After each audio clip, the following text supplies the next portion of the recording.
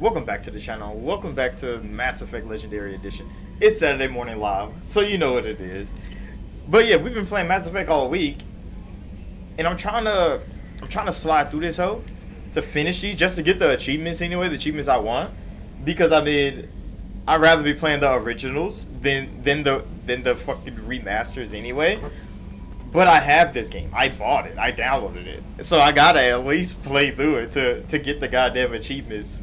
And then I could delete that hoe because this motherfucker's big. 3 big ass Mass Effect games. But where did we leave off on last time? System hacking, Reaper IFF, treason, eye for an eye. So we definitely need to go do fuck. Oh, let's go do Miranda's thing. Cause I think this is gonna be the simplest of the things that we need to do. So we definitely go do Miranda's first. Damn, we got a lot of fucking fuel, don't we? Oh yeah, go here. So let's go do Miranda's thing, and then we can go do everybody else's. So we need Miranda, and I might as well bring Zaid. I'm gonna need somebody good on the team. I can't have just Miranda on the team. Her ass is not that fucking good. 3, 4 is 7. Do I give her fucking warp? They kind of cleaned her up a bit. She still looks strange to me though. Cause you know she's supposed to be like the perfect girl and all, but like the bottom of her head has always got me, bro. Cause I mean it doesn't look as good as Jack's. And maybe because the top of her head is so tall. That like one of them bitches need to be reduced. Either her head needs to be shorter. Because she don't have a lot of face.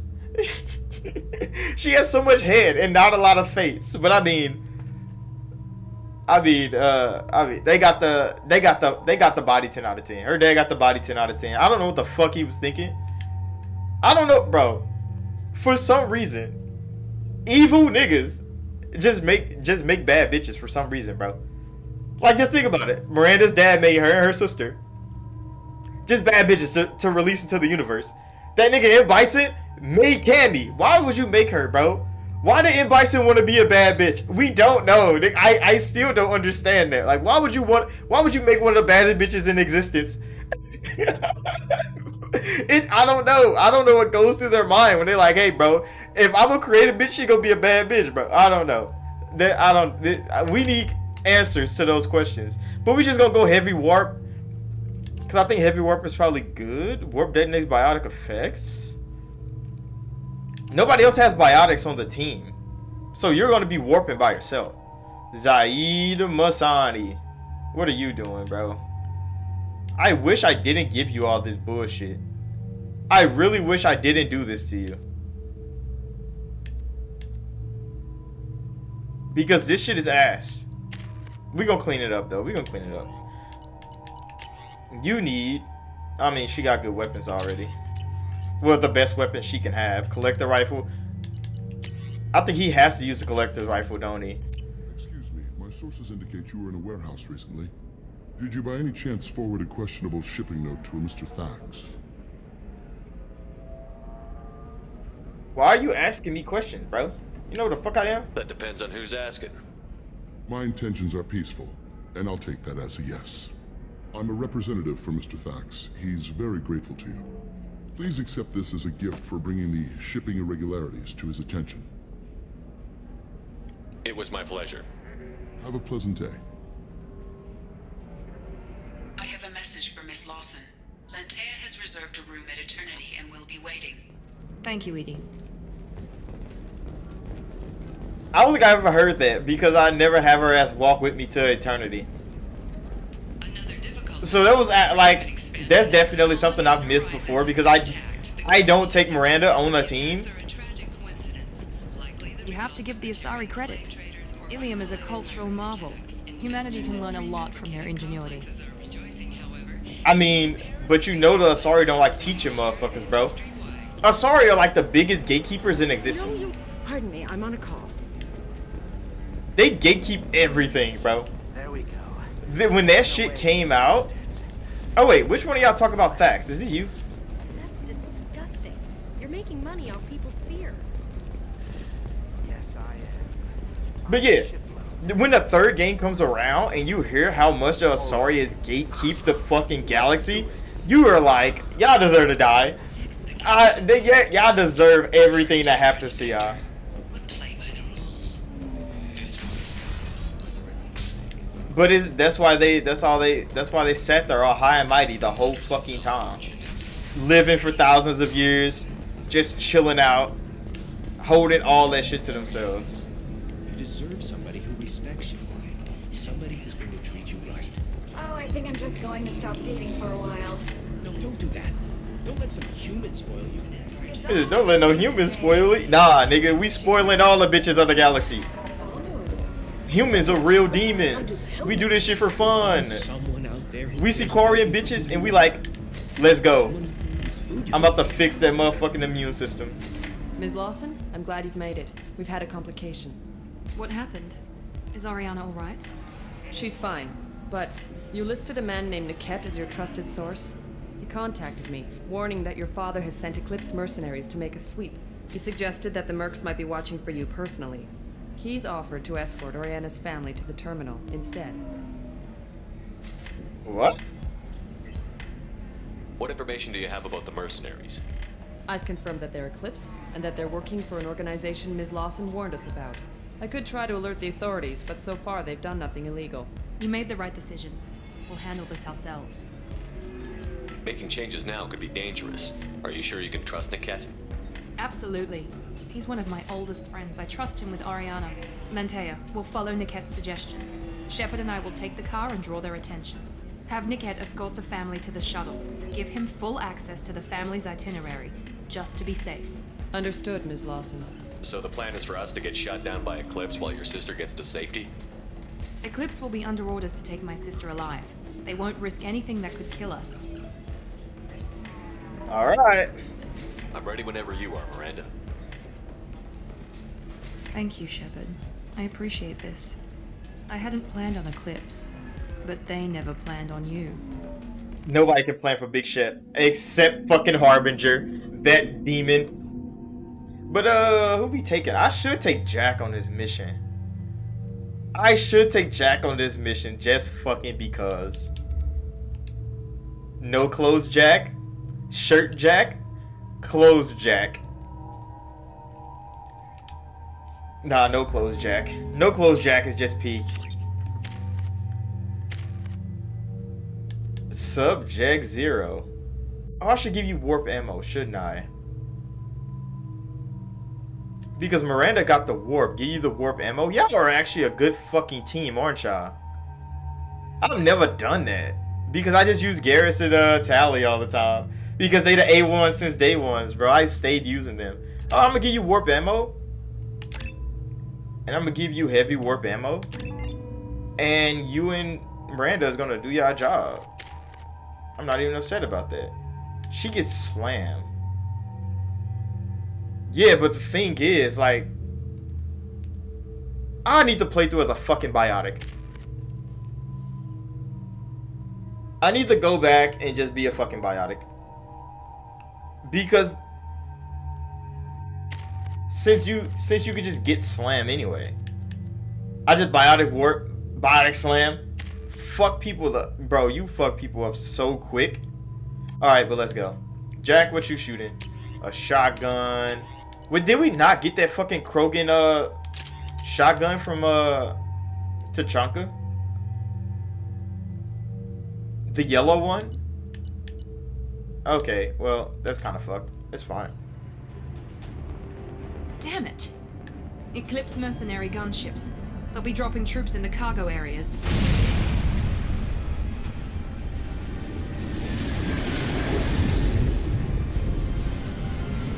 It's crazy that they got gunships in this over. They still haven't done anything illegal. But they got fucking gunships and whole armies pulling up. Put us down in that cover behind them. Let's hope they really do want to take us alive.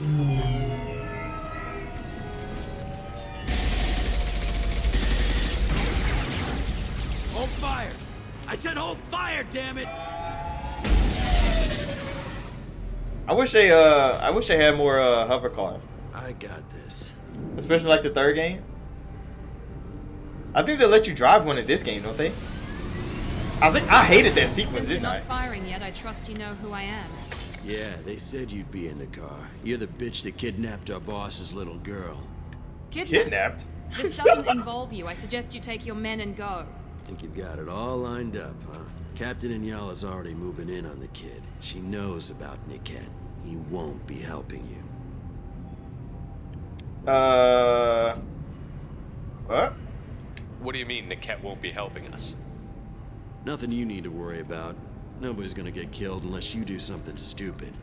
You walk away now, the girl goes back to her father, and everybody's happy. Everybody but my sister. And me. I'm giving you one chance to leave. That's more than most get. Captain Inyala ordered us to give you one chance to walk away. I just gave you This one whole time chance. We've been talking, my men have been lining up shots. When I say the word, we unleash hell on your squad. So I suggest you walk away nicely, unless you... Get the fuck out of here. Broke his fucking neck.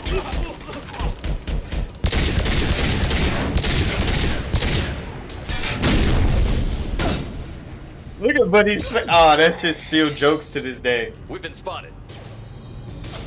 If only I had biotic charge, I would have smoked his ass up.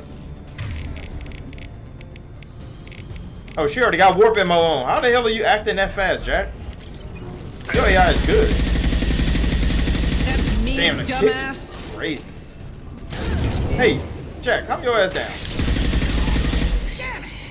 You can't walk in front of my motherfucking rifle and think I'm not gonna shoot over. Come on, we need to get to Niket.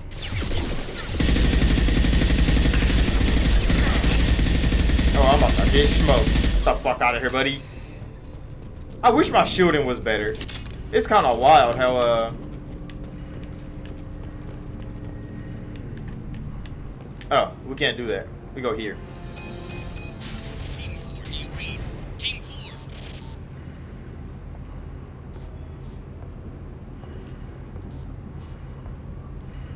They didn't take Hang that on, one I'll get out. one of their radios. I'll patch us in, see if I can get an idea of what we're up against. Shepard. Probably just the third Okay, game one, so the ones they took out. Oriana is my twin, genetically. But my father grew her when I was a teenager. She was meant to replace me. I couldn't let my father do to her what he did to me. So I rescued her. She's almost a woman now. I can understand choosing to go your own way, but you stole a young child from her father. If you knew my father, you would understand. I wasn't the first one he made. I was only the first one he kept. I was brought up with no friends, pushed to meet impossible demands. I wasn't a daughter to him. I don't know what I was. Oriana has had a normal life. I made the right decision. Jack, bully her. Bully her, Sounds Jack. like your friend Niket might be in some trouble. If they've got to Niket somehow, this is going to be harder than I'd planned. According to the specs I reviewed, we'll need to cut through the cargo processing yard to get to Oriana. Can you tell me anything about the cargo processing yard? We'll be moving through conveyor systems. There'll be a lot of movement. Finding targets won't be easy. We'll need to stay sharp. And these cargo transports carry hazardous materials. So watch what you shoot at. What? I'm big shit.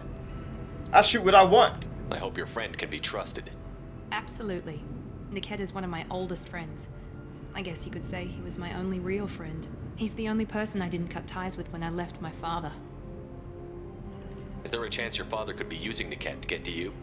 I'm sure he's tried, but Niket's one of the few people who understands what my father is really like. I trusted him with my life when I ran from my father, Shepard. He won't betray me now. Let's go I find mean, Niket and Oriana. you say that.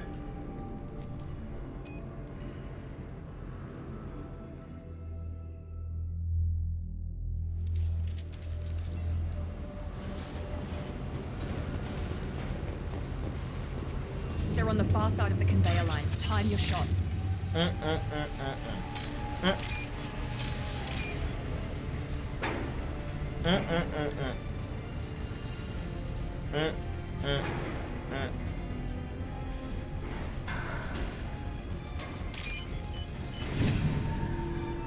I hate how long those fucking hacking sequences take.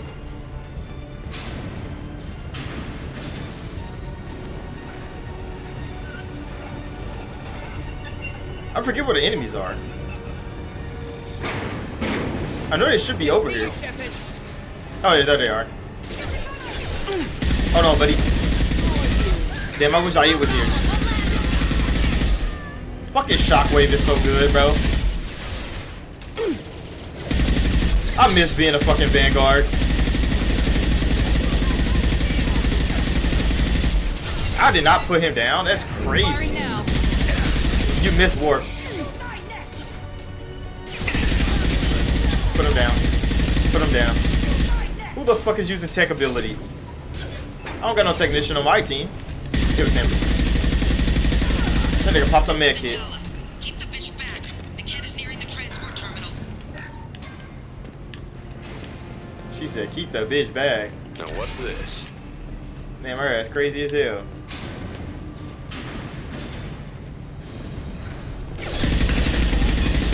A fucking... Hello, dead.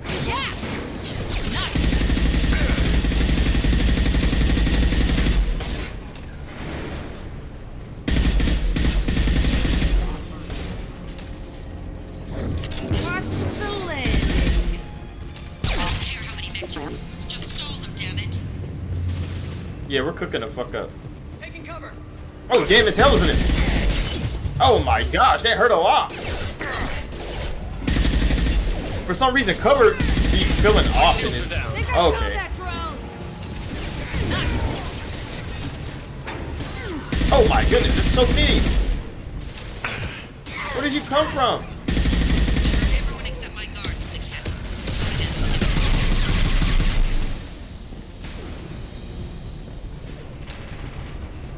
Damn it, I'm not letting her get Oriana. Focus, Miranda, focus. There we go. Oh, good kill. Yeah, not too bad. They definitely improved how much damage they do, I think. Fuck. That one went quick. I ain't got nothing to complain about. Gotta make sure we get that money every time. Ooh, Enemies in front. ah, fuck. Ooh, shit. Nah, fuck this. Nah, where they going? It's bullet time, nigga. I hate how fast they break my shield. They fuck me up so quick.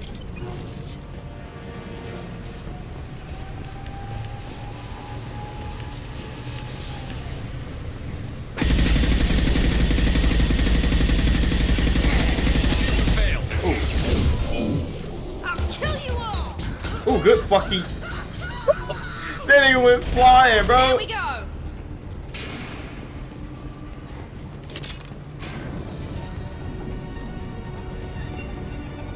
Did they change this layout, kind of? I don't remember having this much coverage.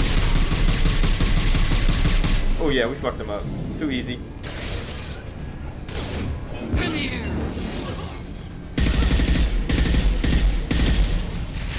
They did not hurt.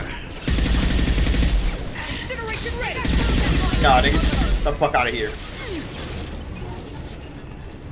We gotta get the fuck around. To the left. We can cut down through the cargo line. Yeah, I remember. Get that nigga the fuck out of here, though. There we go. Get her the fuck out of here. More of them pulling up. Why y'all got so many engineers, though? Ooh, get the fuck out of here.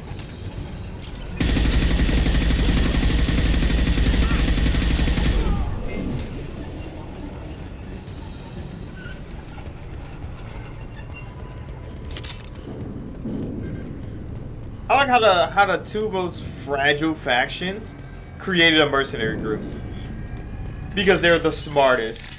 So it's like we could take them. Yo, go over there. God damn. Where this? Yeah, these aren't going too bad.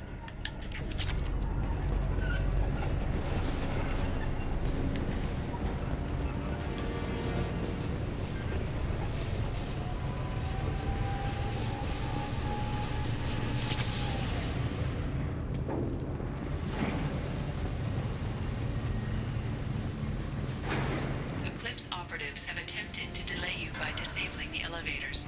I have overridden your lockdown. Hey, hold up, hold this. Oh fuck! Why did I come out of cover? Oh shit, Jack.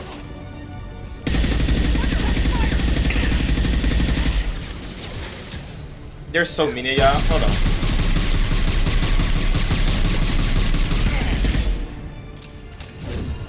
You lived. What the fuck?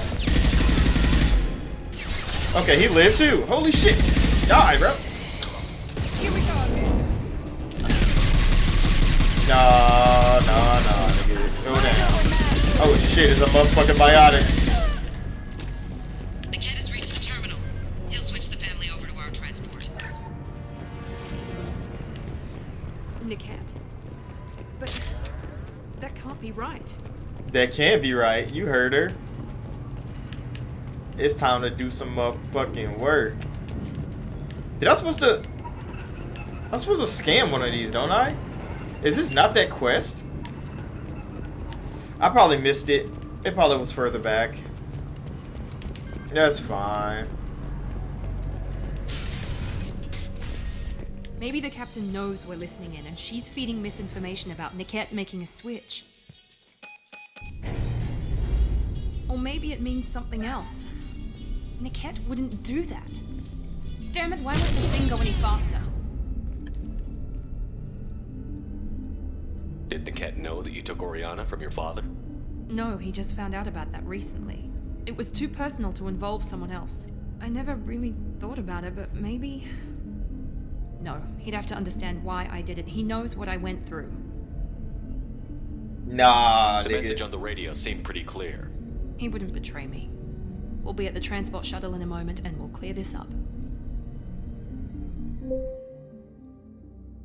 Oh yeah, we got a boss battle this bitch, don't we? Authorization to change their booking. I'm sorry, sir.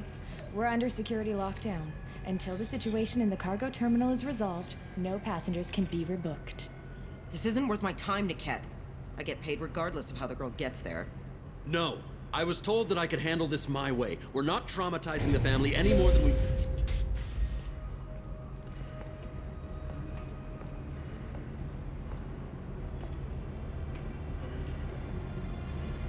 Miri. This should be fun. Why did I pull out the fucking pistol? Look! Niket, you sold me out. Not many civilians around. We can end this here and now. Not before I get some answers. Why, Niket? You were my friend. You helped me get away from my father. Yes, because you wanted to leave. That was your choice. But if I'd known that you'd stolen a baby... I didn't steal her. I rescued her. From a life of wealth and happiness, you weren't saving her. You were getting back at your father.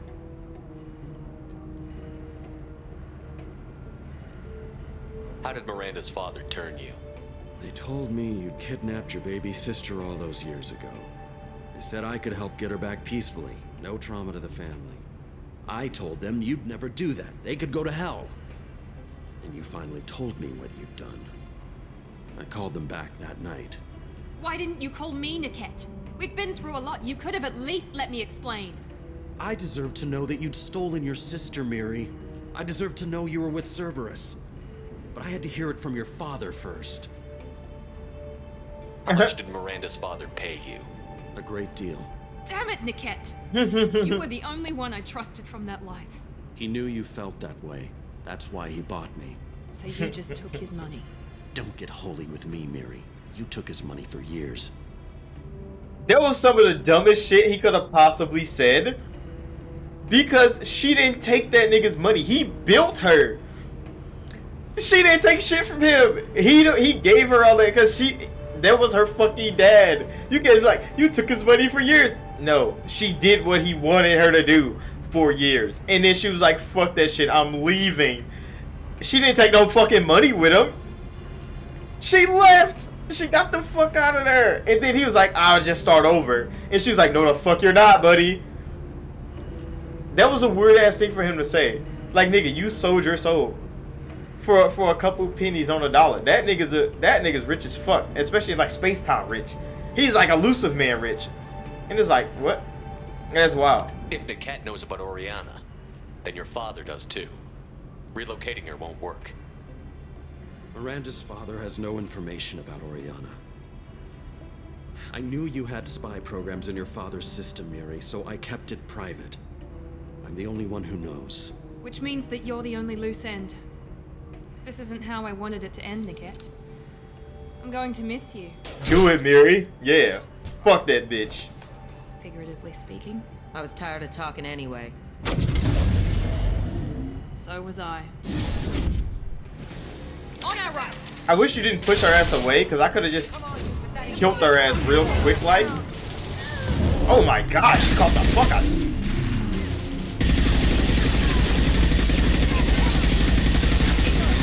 I'm popping the fuck out of you. You're dead. Oh, and y'all, die for me. I ain't got time for your bullshit. Okay, she's dead. Wait, she's not dead. Fuck. They always push me out of fucking cover. Okay, I'm about to die. Everybody calm down. I gotta recharge. Get the fuck out of here, buddy. Get the fuck out of here, buddy. Get the fuck out of here, buddy. Oh, it's a goddamn engineer. Oh no, I got him. That nigga got hella fucking armor on. Damn. Hold on, I'm pulling up. Where the fuck that? No, not you. Fuck out of here, though. Was that a lady? There could be more Eclipse mercs near the shuttle.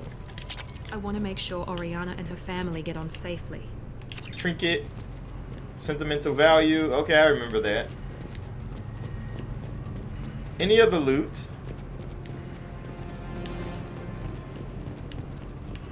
Yep, medkit. Take that loot. I hate that you only get $100 for not having to heal.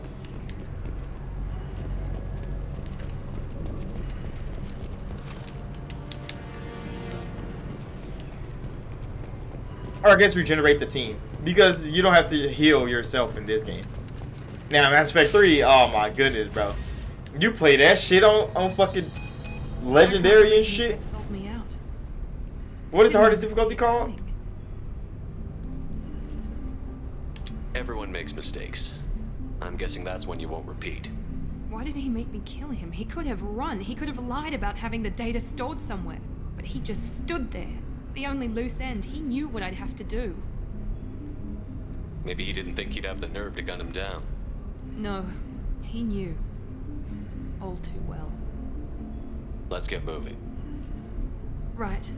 Yeah, we don't soak over that shit. He needed to die. We killed him. No sign of Eclipse. It looks like we're clear. There she is. She's safe. With her family.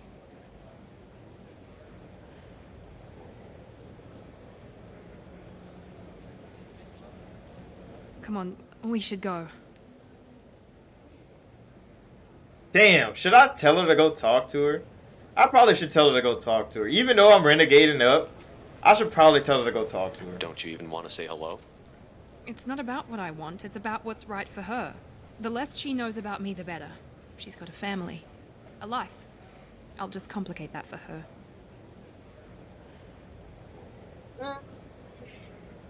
A part of me want to be like, okay, if you say so. But, like, it'd be kind of weird because the whole thing that happens in the next game. So they kind of gotta, you know, get them together. She doesn't need any details. But would it really be so bad for her to know she has a sister who loves her?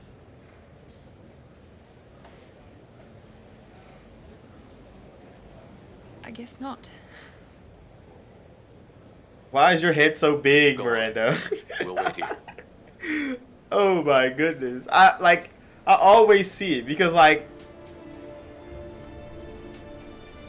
they perfected the fuck out of Jack in this game. And then Miranda was the perfect one, and her head was just so fucking big. I mean, her sister's head was big too, but they're twins, genetically. So it makes sense. But look at Subject Zero. Oh my gosh, they made Jack definitely peak.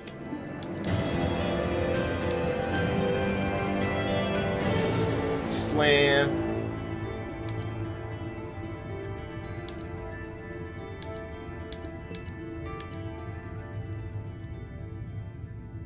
I definitely missed some money in there.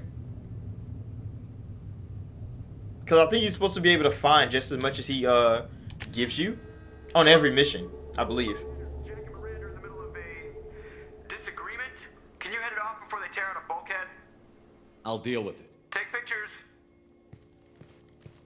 God damn it. These sequences, bro. And I will smear the walls with you, bitch! Enough! Stand down, both of you. The cheerleader won't admit what Cerberus did to me was wrong. It wasn't Cerberus. Not really. But clearly you were a mistake. Screw you! You've got no idea what they put me through. Maybe it's time I showed you. My opinion is the one that matters. You two keep a deck apart at all times. She can't be trusted, Shepard. She'll jeopardize the whole mission. If we survive this, you two can tear each other apart. Until then, save your hate for the collectors. She'll survive. I'll make sure of it. Damn, look at Then fucking Jack, I'll bro. tear you apart myself. You two gonna be okay? It's a good thing you came by when you did. As long as she does They her put job, too much we'll be motherfucking fine. work into Jack, bro. Thanks, Shepard. They hands that they bro. That's you know they took a whole lot of like care, a whole lot of care into creating Jack as a fucking character, bro. Her design is unmatched. Oh yeah, we gotta talk to Miranda ass. That's why we're here. Mary. Thanks again, Shepard. Taking the time to help me with my sister. I couldn't have reached Oriana in time without your help. I'm just a smooth criminal. And you proved yourself trustworthy. Unlike Niket, I'm glad I got to take him out myself.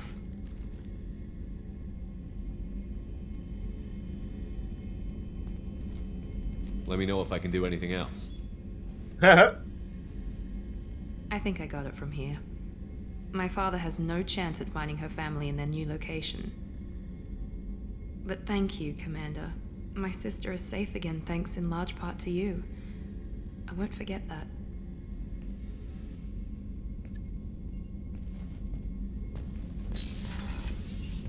Let's go. What the hell was I doing? Next quest. Oh shit.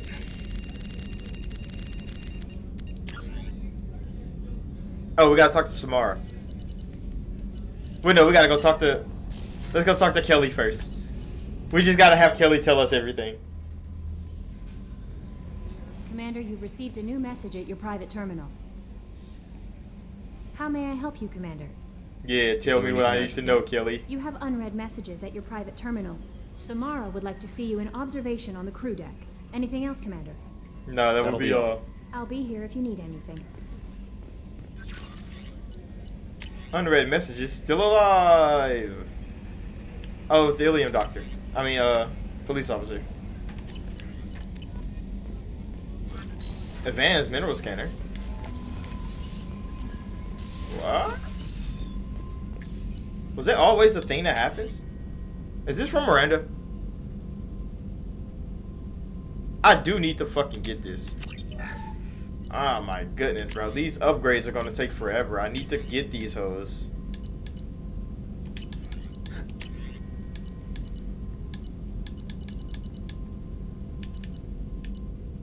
Advanced training. What does this one do? Learn a single bonus power. I need more fucking Ezo, bro. God damn it. I don't feel like grinding right now. Maybe I'll do that after I'm done with all these other things. Samara wants a moment with you, Commander. Oh yeah, I got you. Samara.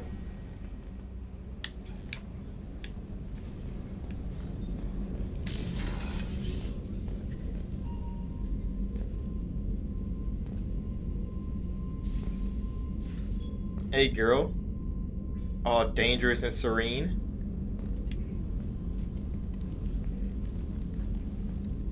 I am glad I joined your team. It has been too long since I traveled with companions. When the time comes, I will do whatever is necessary. You're an important part of this crew, Samara. It is my honor. Also, there is a matter I need to discuss. When we met on Ilium, I told you about a very dangerous person I was pursuing. Using the information you obtained, I have located her. She's been going by the name Morinth.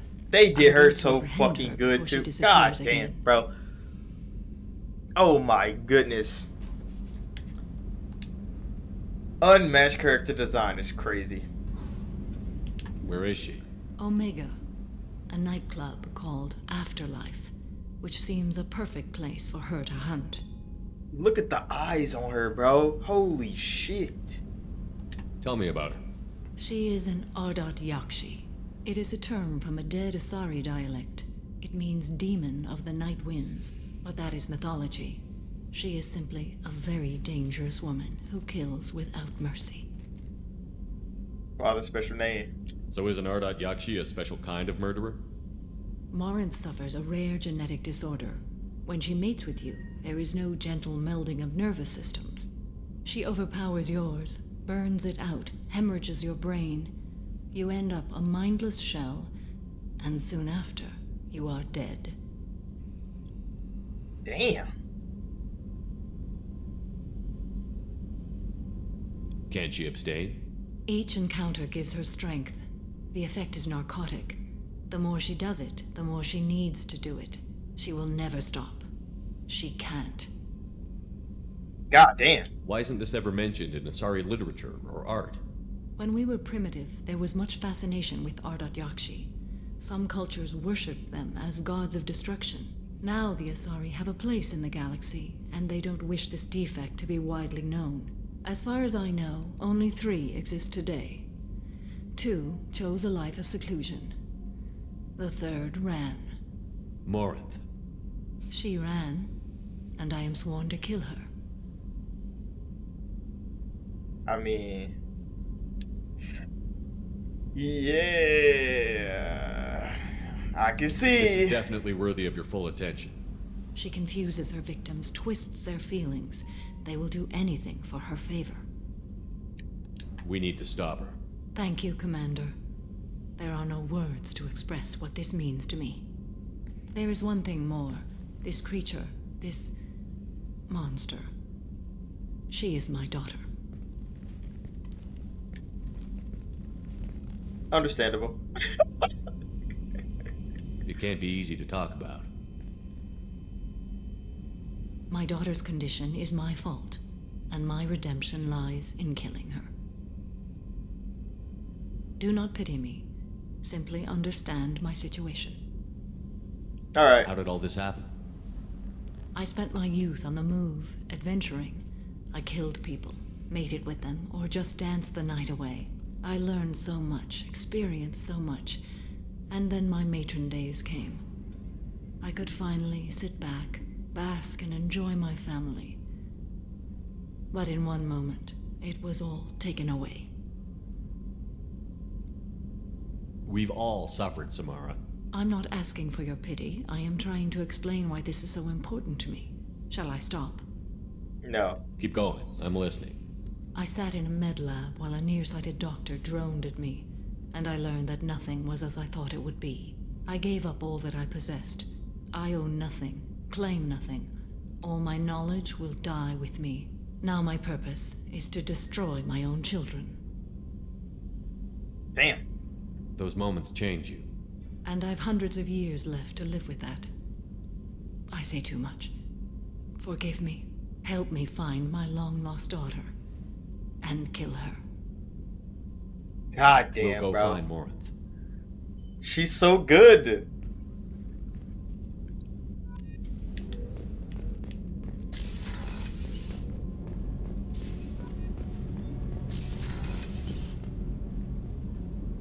I swear, it was like, especially like beginning BioWare. Why the fuck was like the old bitches so alluring, bro?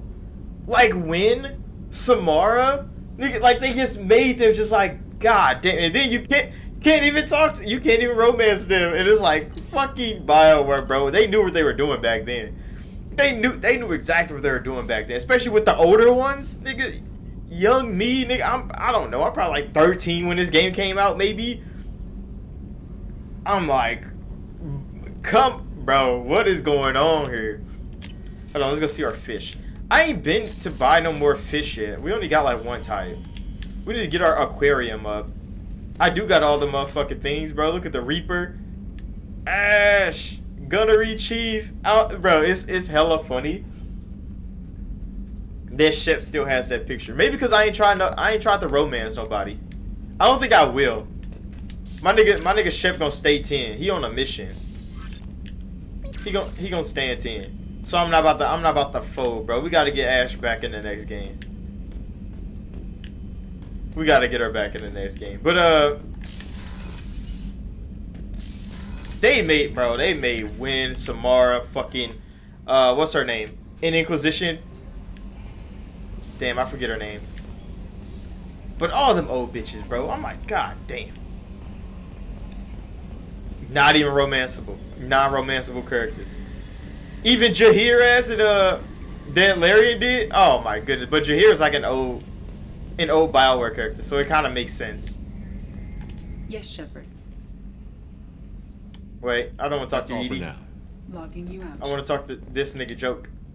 So, Commander, you figure Miranda would ever lighten up a bit and...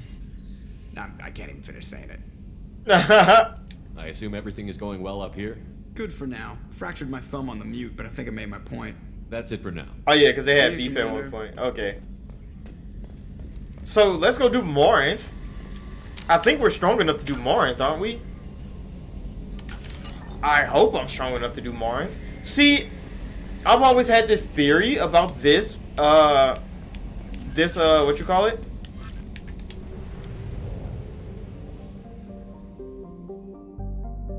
Wait, you know I never, like, did she ever say anything about Samara? How may I help you, Commander? That'll be all. I think I missed that dialogue. But I always had a theory about Morinth in this game. Hold on. We're about to go to Omega real quick. But I always had this theory.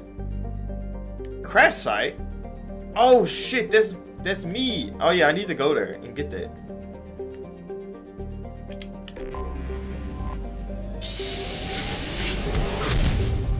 But I'm gonna see if this works out.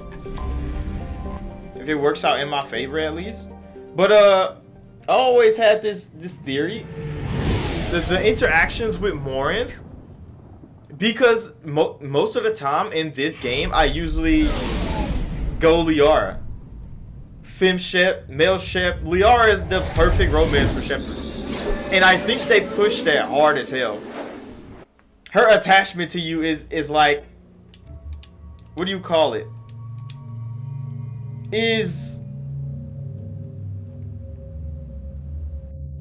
What do you call it, bro? It's like, it's always gonna be, even if you don't romance her, their attachment to each other is definitely permanent. Because of the whole mind thing that you go through to figure out the Reapers are coming. So they're connected on a deeper level than Shepard can connect with anybody else.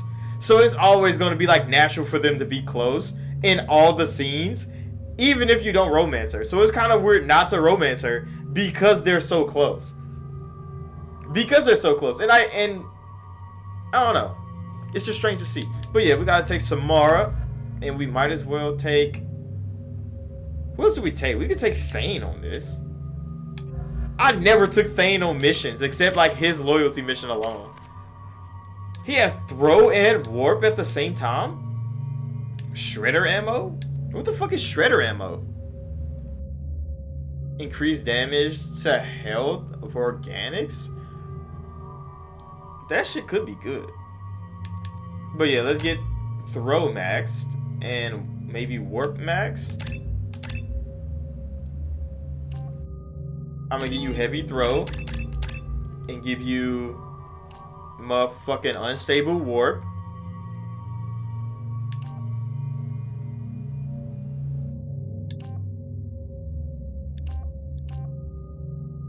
Well, no, it just give you 2 more radius. Never mind. Just do heavy warp. Heavy warp is fine. And then we're gonna save the rest of those. Samara, you got throw and pull. Oh shit, she has Reeve. Oh, I know exactly. I need to go get some Ezo. She looks so fucking good, bro. Holy shit. Heavy throw, heavy pull, or pull field. No, heavy pull. Heavy pull, and then I'm gonna wait for Reeve. Because Reeve is so fucking good, bro. I wonder where I got that from. Because I had that on my Vanguard before. I think it was like a New Game Plus Vanguard. So I've definitely had Reeve before. And I never knew where the hell I got it from. I got it from Samara. Okay. She uses rifle. I need to put Samara on the team more often, bro. I'm usually just using the A1 since day one, so like, it's kind of. The daily death count on Omega is too high for me to pinpoint an Ardat Yakshi's location. However, given the reputation of Ardat Yakshi among the Asari, Arya T'Loak may have tracked her movements. Thank you. Oh yeah, we gotta talk to Arya anyway. Our besto friendo in the galaxy. Can I bully anybody else in here? I feel like I should be getting more renegade points.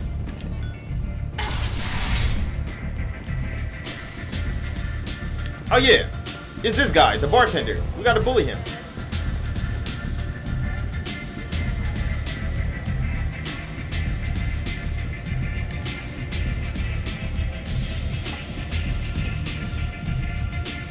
Cause yeah, he poisons us, don't he?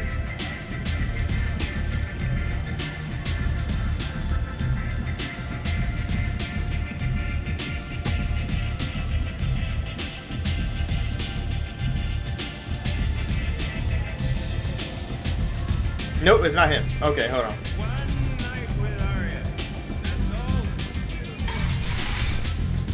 Oh shit, Helena Blake! Hello again, Commander. Oh wait, we already talked to her. I've already been here. You must have more important things to do.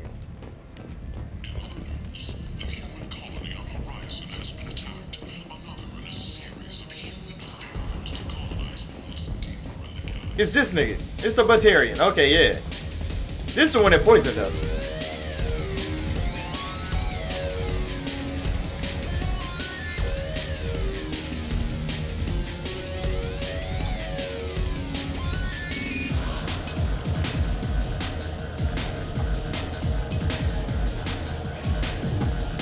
So you knew the gaming industry was going bad when they stopped putting strip clubs in the game. When they took out the strip club, you knew something was up. Clearly a lapse in judgment. I hope it was worth it. How much did I drink? 1 drink. That's all it takes. Racist Batarian bastard. Looks like you broke the first rule of Omega. Don't order a drink at Afterlife if you're human. That bartender tried to poison me? Tried is the word. As far as I know, you're the first human to survive it. Me and my friend Jake went there to celebrate our new shipping business. He got real drunk, and an hour later he was puking blood. I think I'll go give that bartender a taste of his own medicine. He won't be expecting you, that's for sure. Give that Batarian bastard what he deserves. Yeah, big ship coming. Oh, the fucking Vorcha.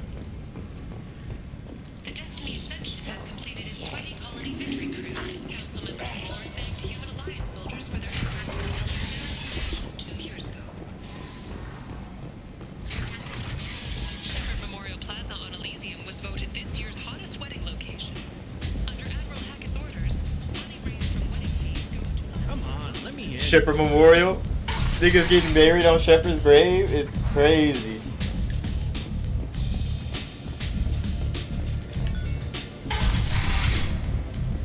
Hey, hey.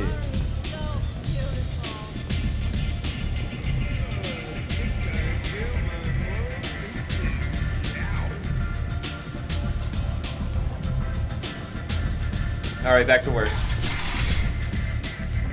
That motherfucking Batarian it. That's why I'm about to go destroy your fucking homeworld. That is kind of wild. This ship actually does that shit, bro.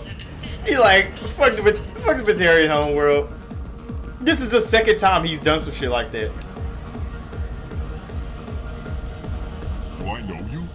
No, you humans all look the same. Here, have a drink on the house.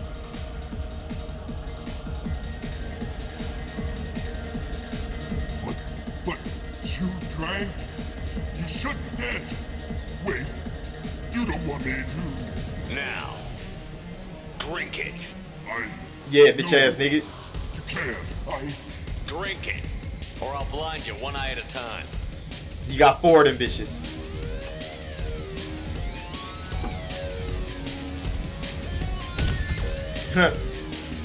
The fuck out of here. Let's go. Now it's time to twerk. She throwing ass, nigga. I'm in here.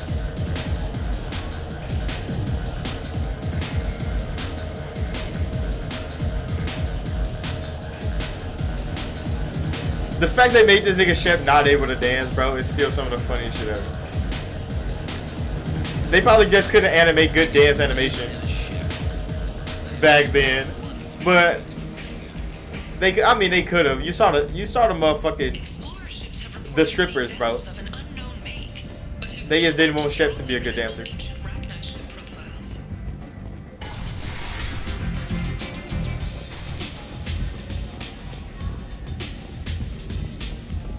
Wait, don't I supposed to talk to you about something? Talk to Arya. No, not you. This might be you. It's Gria's ass. Arya has a job she needs doing. You up for some work? That depends on what Arya has in mind. Arya's gotten word that some blood-packed mercs plan to kill an old acquaintance of hers, a Krogan named Patriarch. She'd like you to keep that from happening. What? What's Arya's interest in protecting him? Patriarch was one of her deadliest enemies back in the old days. Now she keeps what's left of him around as a trophy.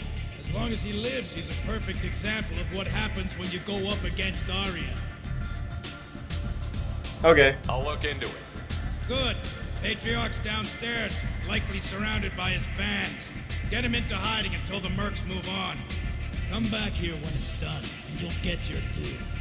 I'll be back when the job is done. Good luck. Patriarch, this motherfucking quest is actually funny as hell. Hello again, Commander. And now you're on Omega. Once a criminal, always a criminal, eh?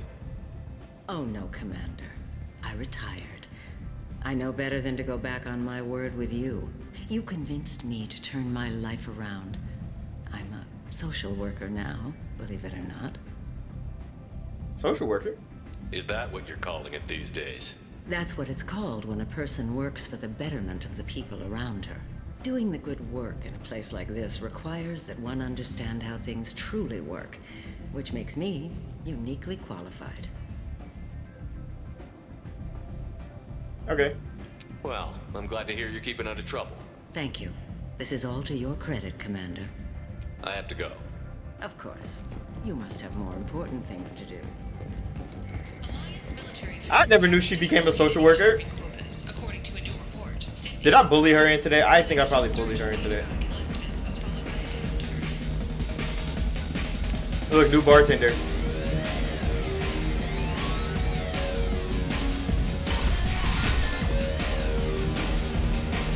Patriarch. Like, just plan for the funeral normally. No, you said he had close family. They'll just want revenge.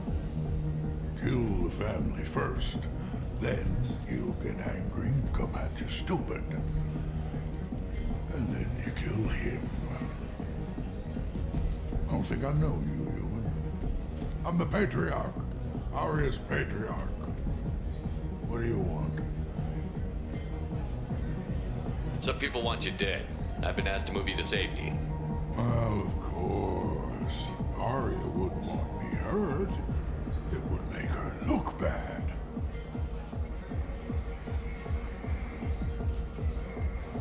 Perhaps Arya's reputation is no longer my concern.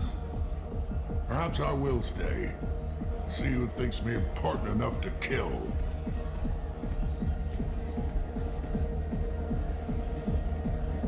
Could you ever get this nigga to not go? Or do you always convince him to leave? Because let us be your muscle, does that keep him safe? Because I've never kept him enslaved to Arya. That would be more evil to do, is to keep him enslaved to Arya. But I need the renegade points. You allow Arya to protect you like you're her pet? I thought you were a Krogan. Arya let me live. She gave me a position of honor as her advisor. She gave you a position of comfort as her trophy. Is that what you want? Or would you rather go down fighting? I wished she'd killed me the day she beat me. That would have been a glorious death. But perhaps it is not too late to die well. Perhaps these assassins will remember my name. Farewell, human. What was your name, bro? You never said it. Thank you. That motherfucking redundant nervous system.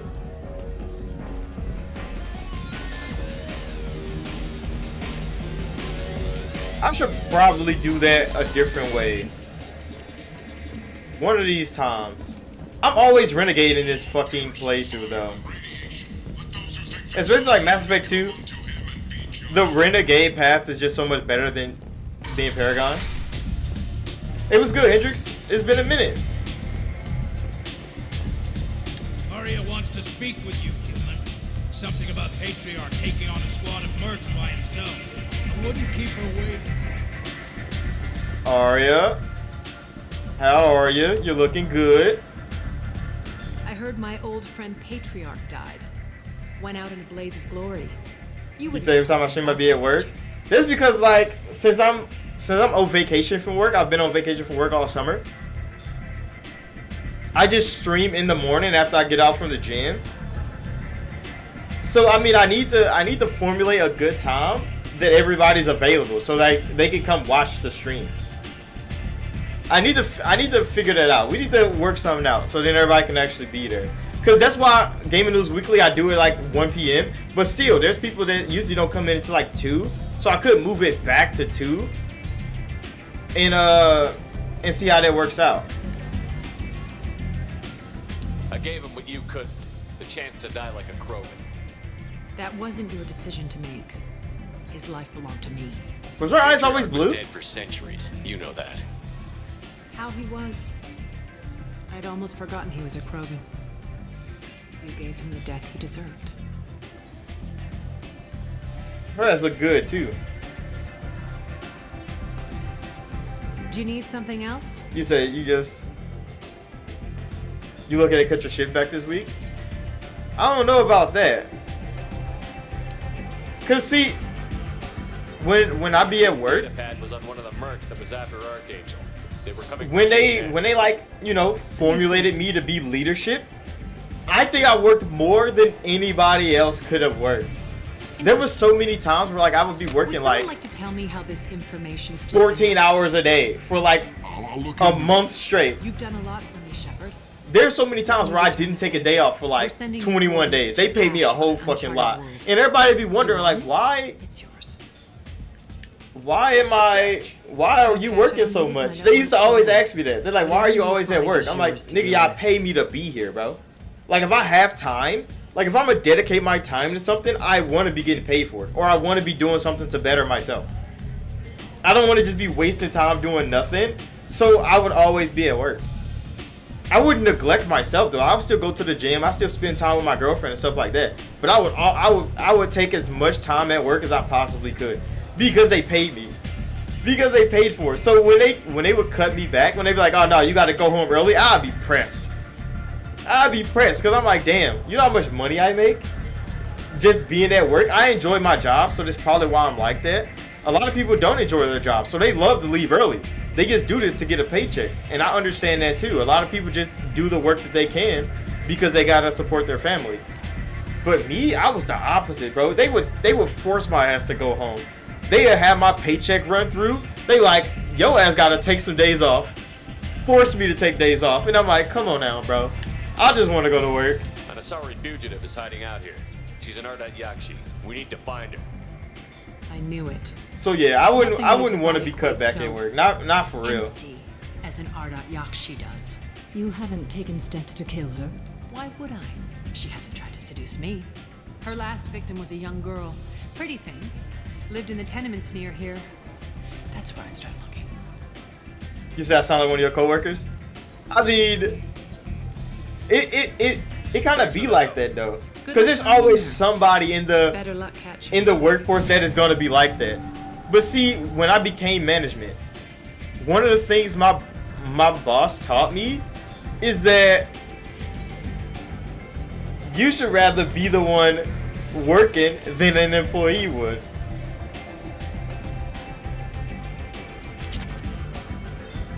You say you remember they walked about the store to make sure you left and went home for the day? That's some shit that happened to me. They be like, yo ass gotta go home right now. They walk me to the time clock. Go ahead and punch out for us. Go home. My boss did that a couple times. But yeah, see the thing about that is when you're in a role of leadership, and employees don't really understand really until it's time for them to get paid and they don't have no motherfucking money. But there would be so many times where I'll walk into the store and I'd be like, what are y'all doing in here, bro? And they'd be like, oh no, we're not doing it, we just chilling. And I'm like, I mean, shit, if you don't want to be at work, you can go home. And a lot of them would be like, all right, I'll go home. And then they go home. And I do that every day. I do it every day. You want to go home early? You can go home. And then they realize, damn, bro, that paycheck come in and they're broke. Now they don't want to go home no more. And I'm like, nah, you can go home, bro. I'll take care of it. I don't need you here. And now all of a sudden they want to work. They want to be at work. Why? Because now they ain't getting paid. And they like, ah, nah, this nigga tricked me. Yeah, because a lot of niggas don't want to be at work. I'd rather get paid than let you get paid and you don't want to be here. So I kind of manipulate the system like that. I would send motherfuckers home just so I can work. I know I'm getting paid. You don't want to get paid. You can go home. And my bosses start to catch on to that. They're like, oh, nah, nigga, you're going home. And they're going to keep the employees in there. And I'm like, why? Greetings. I was hoping I could do it. You know I can work. And this is Sal. You look But they like don't be wanting to pay me that much. You need something?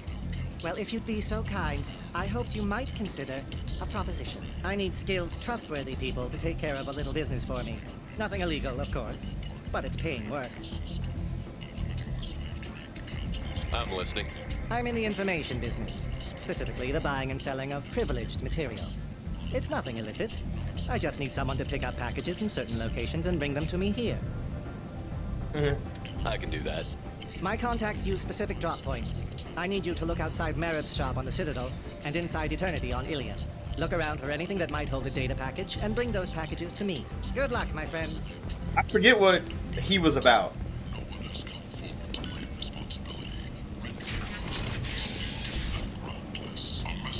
You said asked it on the... Oh, you said you asked them to cut your hours? Oh, you said you didn't ask for it? They did it because they're giving me like 8-hour shifts. Yeah, a lot of companies are starting to do that too, bro. And it's... I think it might just be like countrywide that they're trying to cut everybody's shifts down. They're trying to manipulate the system the best they can to like save as much money as possible. And I'm like, y'all are big ass corporations, bro. I held stock in the corporations that I work for, so I know they have the money. The insider trading is crazy in these corporations, but for some reason they wanna nickel and dime niggas on payroll. They wanna cut niggas shifts Like, oh, we'll take an hour here, take an hour there. Motherfuckers got to make a living. And they'll just be cutting people's time back just to meet requirements, bro. But stretch the fuck out of the workforce. It's so crazy. I kind of hate that they do that shit. But I mean, the power's not in my hands. So I can't really change it. But if I could, I definitely would. At least at my job anyway. But some people made sure I did not get that fucking position. Because they would not be pulling that shit if I was in charge. If I was completely in charge. I have my power, and that, I mean, I'm not going to ask for more. But usually they just give me more. Because they're like, okay, you've earned something, bro. Just go handle this as well. That's kind of usually how it happens. They just pass off duties to me. And I'm like, as long as you paying me, I mean, I get you. I'll get that shit going. A gravitational gun. I've never seen that hoe before. I want this visor, though. Because that shit always clean as fuck. Capacitor armor. That shit never looks good. The hacking tool. Terminus armor. I don't need that either. What do you have here? Strength boost pads. Storming speed boosts. Give me that. Sniper damage. I probably should take those. The fucking Dragon Age armor. This armor looks so good in game. You said the worst part is when they do it, nobody's there to cover the ship. Yeah, that's what I'm saying, bro. They strain the fuck out of the workforce because they want to cut time. And then they don't even patch the schedule. So then motherfuckers be like, so what are we supposed to do for this fucking hole in the schedule? And they like, oh, just make it work. Because they ass not in there working. I used to hate that shit. That's why there were so many times where like I would work open to close. I would come in at like 5 a.m. because that's usually when my shift would start. And I would work all the way into 8 or 9 o'clock at night. It wouldn't bother me because there's holes in his schedule that motherfuckers hasn't patched. And my boss back then, before they had to fire her ass on some controversial shit, she used to love that because she knew there was holes in his schedule. But then, I mean, I would just stay. I'm getting paid. I'm staying. So I'm patching every hole possible, and then I leave at like 9, 10 o'clock at night. I just got paid fucking 15 hours that day. I'm good, bro. I'm eating. So yeah, it's those things. A lot of employees don't care about their work. I mean, they have no reason to because their bosses don't give them a reason to actually care. So when some people do get cut, they do not give a fuck. And some bosses don't give a fuck either because they don't care that they're tarnishing the fucking reputation of the store. Productivity drops, morale drops. So many things happen, especially in a team unit like that. And most of the higher ups, the corporate niggas, do not give a fuck, bro. They do not give a fuck. You go talk to them. Like, you go sit down, have a meeting, talk to them, and you tell them, y'all are the fucking problem. And most of them, they sit there and be like, we know. Nothing we can do about it. Because they just route the chain of command every time. They're like, oh, it's coming from this, it's coming from there. Like, all of y'all are the fucking problem. And y'all all get paid too much to be this dumb. I swear, there's a whole lot of corporate niggas that I've met. And I'm like, y'all get paid too much to be this fucking stupid, bro. To make these type of decisions, you're dumb. You're dumb. I hated so many corporate niggas that I've met, but they're in charge. So I just sit back, let them do their thing. And then when they fuck up, they come to me. They're like, hey, what'd you think about fixing this? I got you, bro. Make sure that payment is gonna be there. And that's all I can really ask for, bro. As long as they continue to pay me, I'll continue to do my job.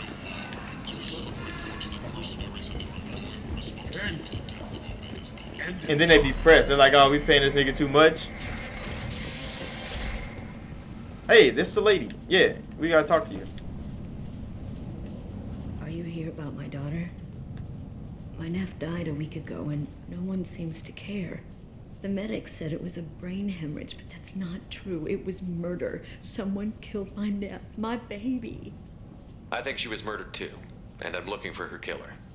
Oh, thank you. It's so hard when no one believes you. I'm all alone now. Are you one of Aria's people? Yes. I'm working for Arya. Are you ready to answer my questions? I don't care if Arya sent you. You're asking about my Neff. That's what matters. No one else on this hellhole station gives a damn that my Neff is dead. If you can do something about it, I'll help you however I can. You said, yeah, bro, because as soon as the little crew leave, this story's going downhill. Bruh. Bruh, that's so true. This is like stepping stones in our career. We're only here to have more money for school.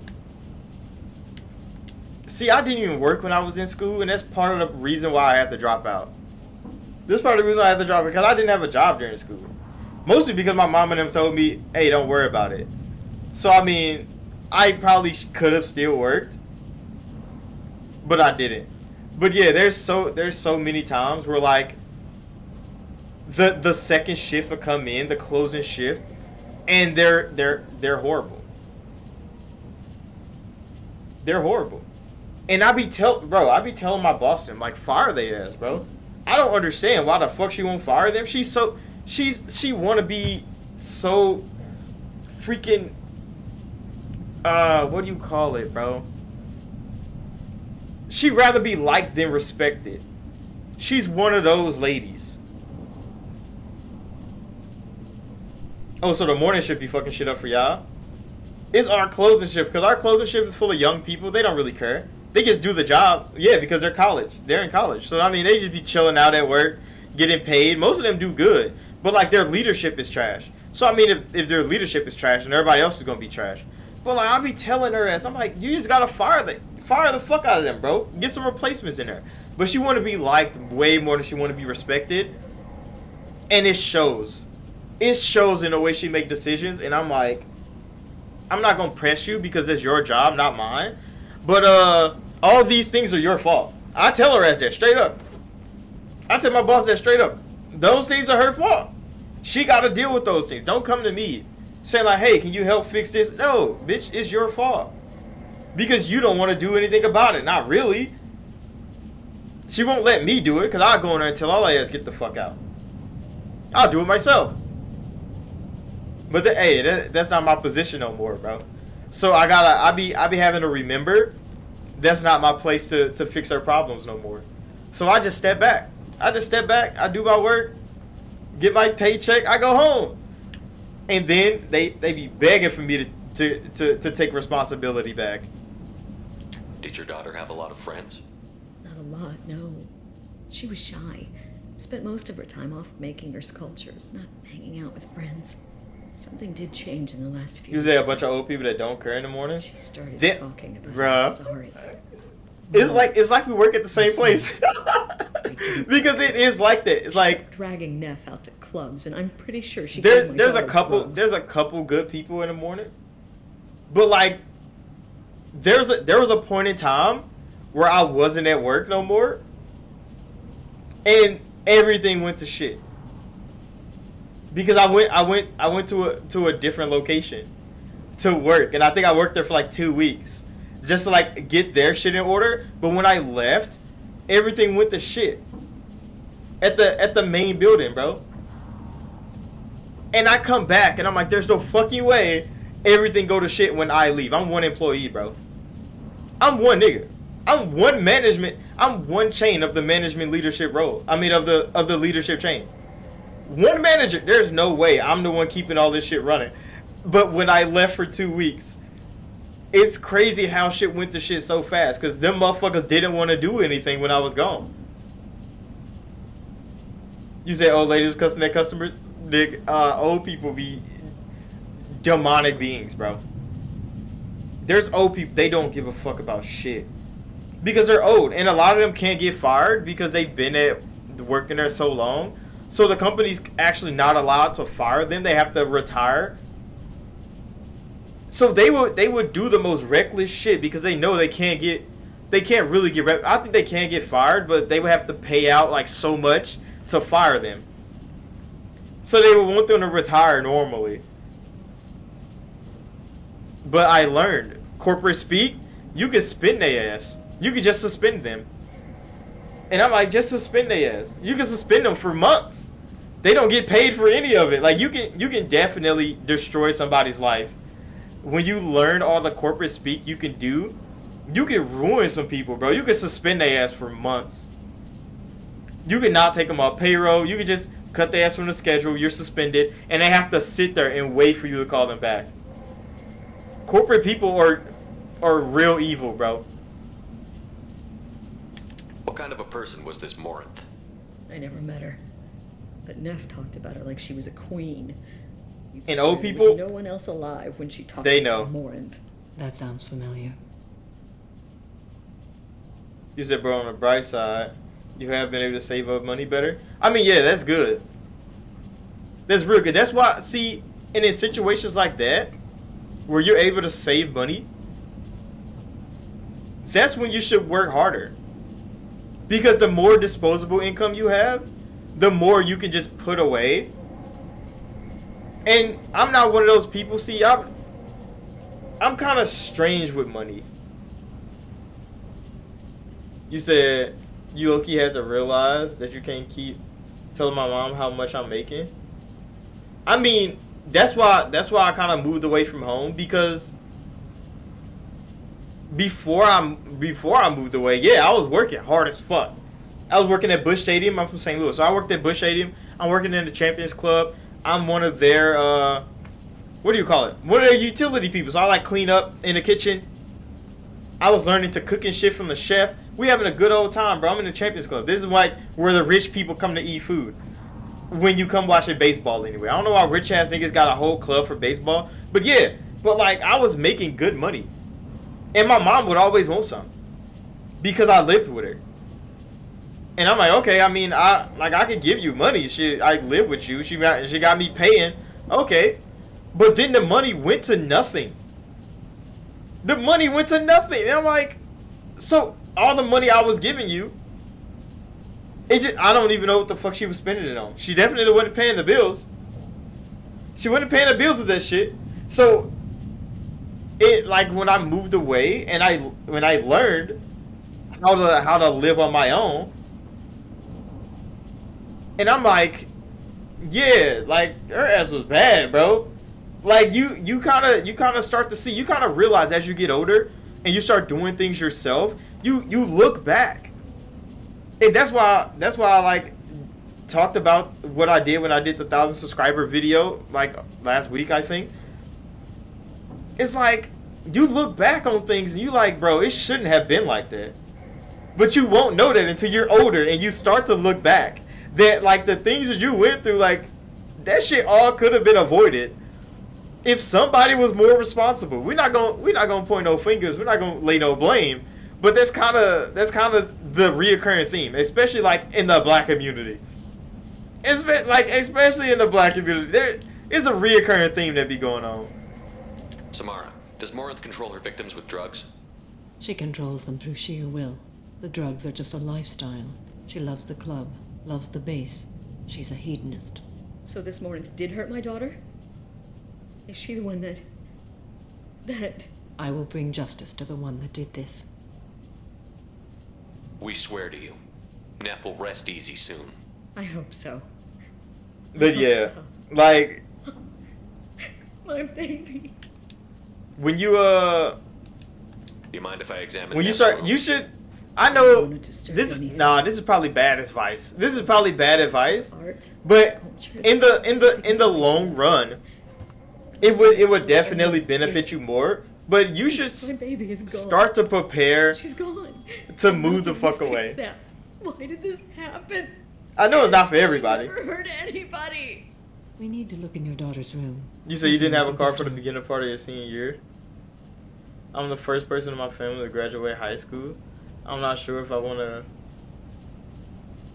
went through. You're not sure if it went through, by the way. What's your graduation? Of course it went through.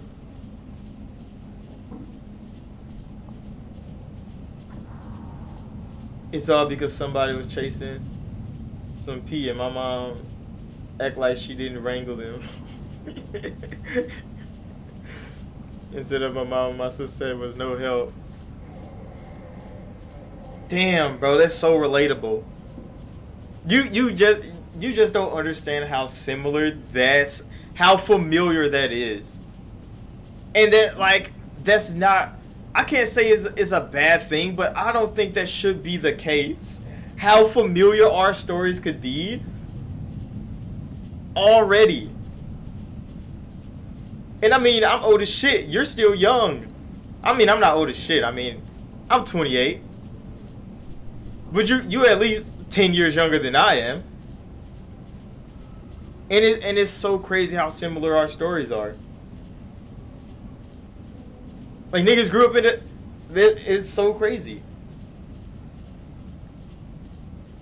But no, like, you should definitely start preparing to, like, just isolate yourself.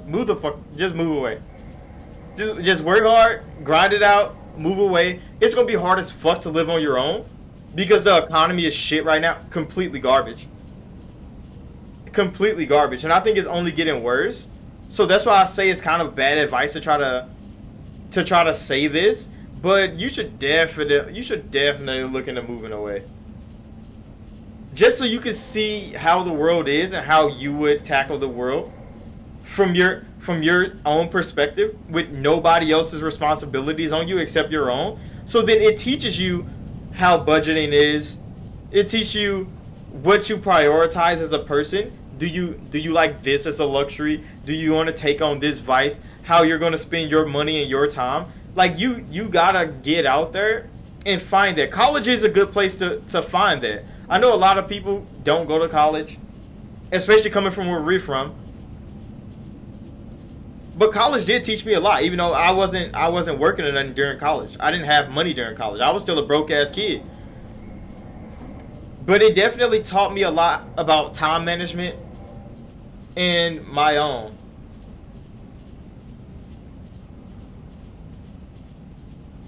You said, like, you had the Uber to school, and that's where all your money was going? You had the Uber to school? Your school don't have a program to pick y'all up?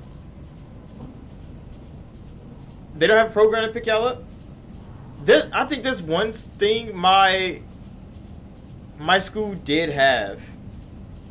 I don't know if it was my school or if it was something set up by my mom then.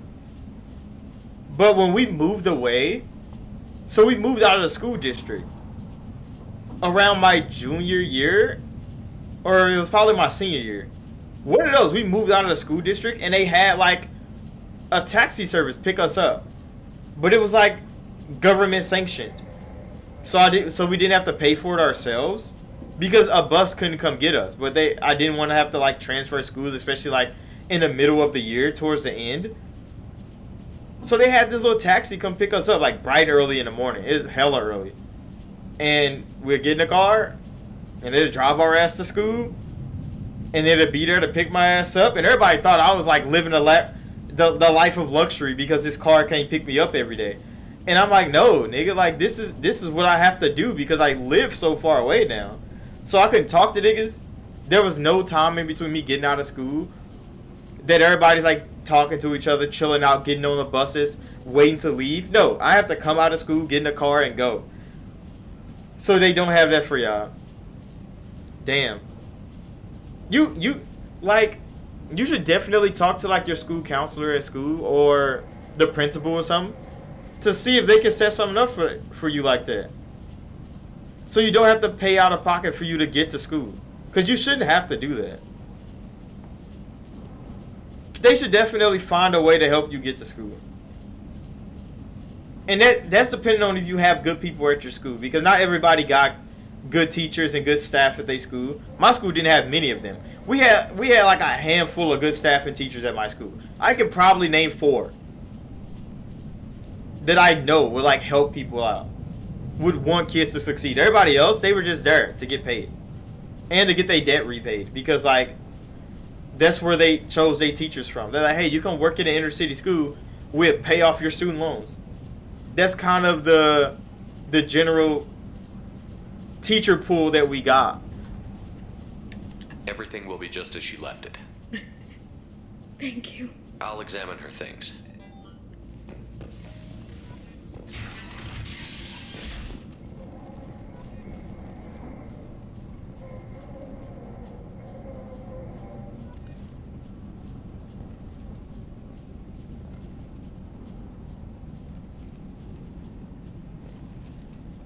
You see, your school kind of messed you up because you told them about the situation. They said, oh, so we're going to help you. Then they didn't help. And you had to pay $80 because of it. And you said you was late so many times.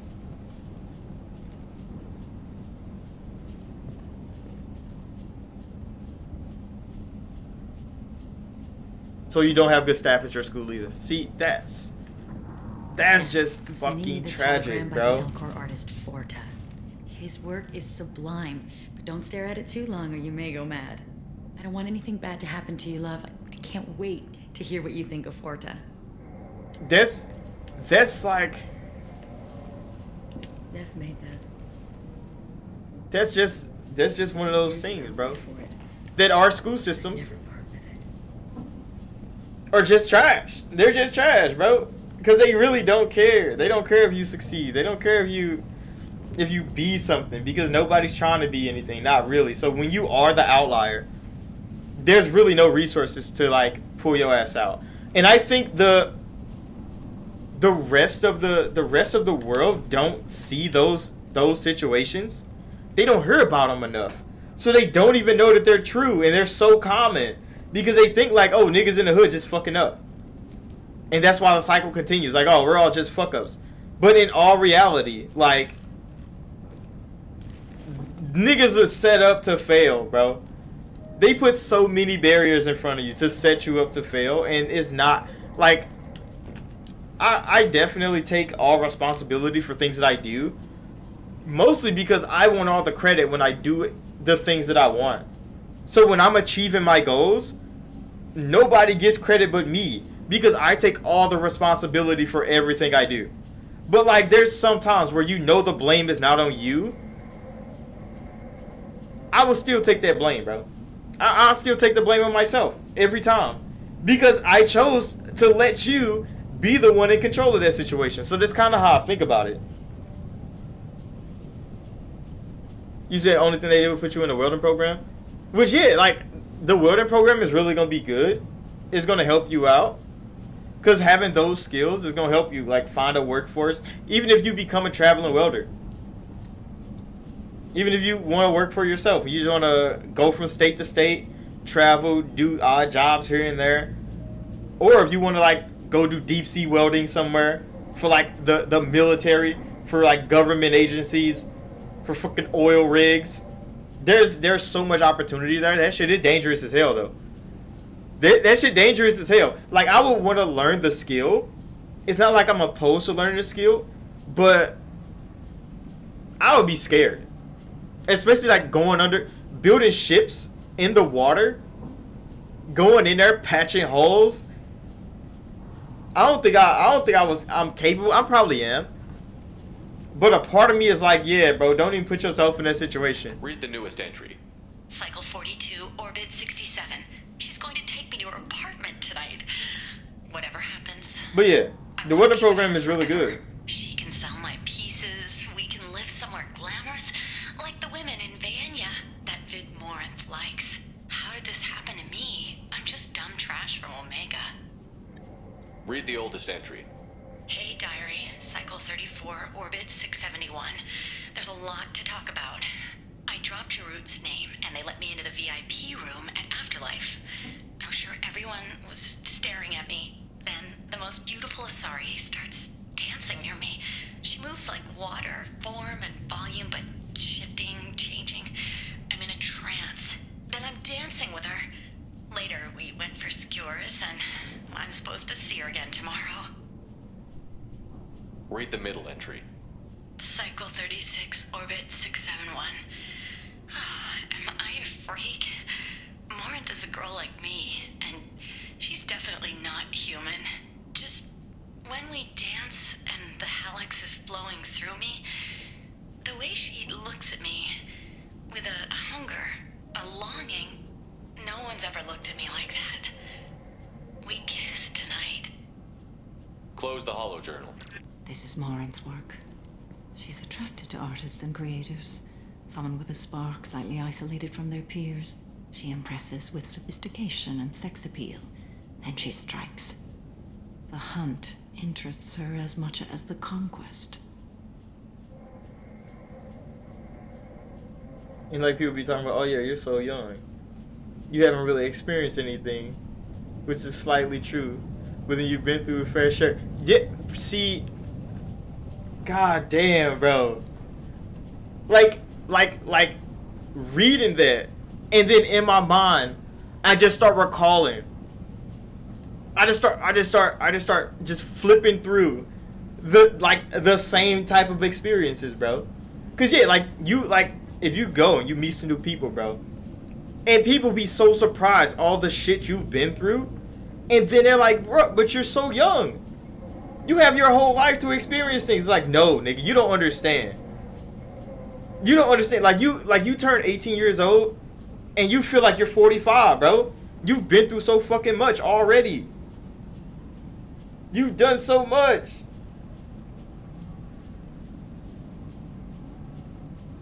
You said you've been stabbed. You've been through multiple life and death situations. 2 car crashes. A tree fell on your house. I remember when you sent me those pictures. The tree fell on your house. Getting shot at by the police. Like real shit, bro. Like real shit. And motherfuckers don't understand. And then you come out of that shit mostly unscathed. I mean, you remember. You understand. You learn and you grow from it. But like, people don't understand. Like, you've been through all that shit. Most people won't even be through one of those things in their whole life. Like, you meet some people and they've never been through anything. Like, I've met some motherfuckers that were like depressed and sad, and I used to talk shit to them all the time because they've never been through anything. What are you sad about, bro? It's because they haven't been through anything that they don't understand that they are not going through anything. Because then you tell them shit like that. Like, you tell them, like, bro, I was just in a shootout. My nigga's dead, bro. He died right next to me. They be like, bro, what the fuck? And you're normal? That's what they think. I'm like, nigga, I'm not normal. Nigga, it's just I've been through that. I've lived through that situation. I've learned from that. And I've grown from it. I wouldn't say that's normal. But most people think like, oh, that shit should have destroyed you mentally. And it's like, you kind of be callous mentally. You kind of have fortitude from being in that environment like that. There's so much shit that goes on all the time that you kind of become numb to the fact that crazy shit is crazy.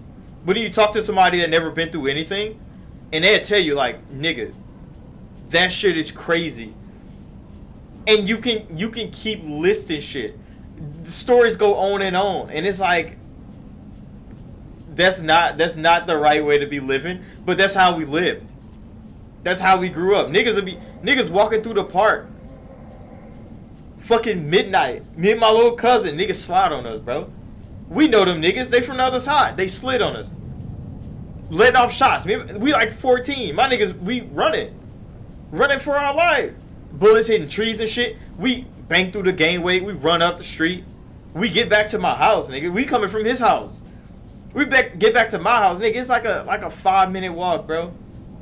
It became a crazy ass death sentence for us. The fuck is going on here? But that's a normal day outside in the summertime in St. Louis. Why the fuck are we up? Why are we out here, bro? Then we get home, me and him laughing and chilling. We booting up fucking Naruto, bro. We about to play the game. Why the fuck were we like that? Because thinking back on it, how the hell could we chill and laugh about some shit like that? Them niggas tried to kill us. But at that time, bro, it's not like, you think back on it, you like, bro, we shouldn't have been like that. What made us like that?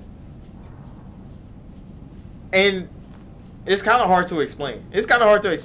But like, you listen to people like Herb, that nigga make music, and he kind of tell his side of the same shit. And he like, yeah, he went to therapy. He had PTSD the whole time. Didn't even know.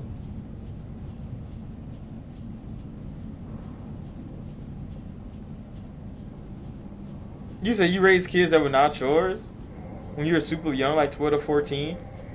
Oh my goodness, bro. Why are we almost the same nigga? We're definitely at least like 10 years apart in age. But how the fuck are we almost the same nigga, bro? How are we almost the same? Bro, there was a girl. I'm like 12. Was she was like my sister's enemy or some shit. Like, she didn't like my sister at all. My sister actually beat her ass. But, like, I might or might not have smashed that girl. And look, it's like 7th grade, bro. So I'm up now. I'm like 12 years old. Her ass got pregnant. Not by me. It wasn't my kid. But it could have been. And we went through that for a little minute. For a little minute. That was a scary reality. Not a scary reality, but that was one of my realities that could have been. And then after that, I'm like, okay, bro, we gotta tighten the fuck up. But niggas don't go through that at 12 for real. Niggas not doing that shit at 12 for real. There's so many of my friends that I learned, like, nigga, they wasn't talking to bitches until they were like 18, 17 years old. And I'm like, what? Like, I know I probably shouldn't have started that young. But it was kind of normal. Nigga, it was kind of part of the territory. It's so strange to say that. But it was like that. And she was like, I think she was a 9th grader at the time. I'm a 7th grader. So she's older. So she was probably like 14 or something. Like 14 or 15. And I'm like, bruh, nigga, that could have been me. You could have been me. You said so many of your friends died through the years. And it sucks, like, recently, my last year, homie had his heart stopped.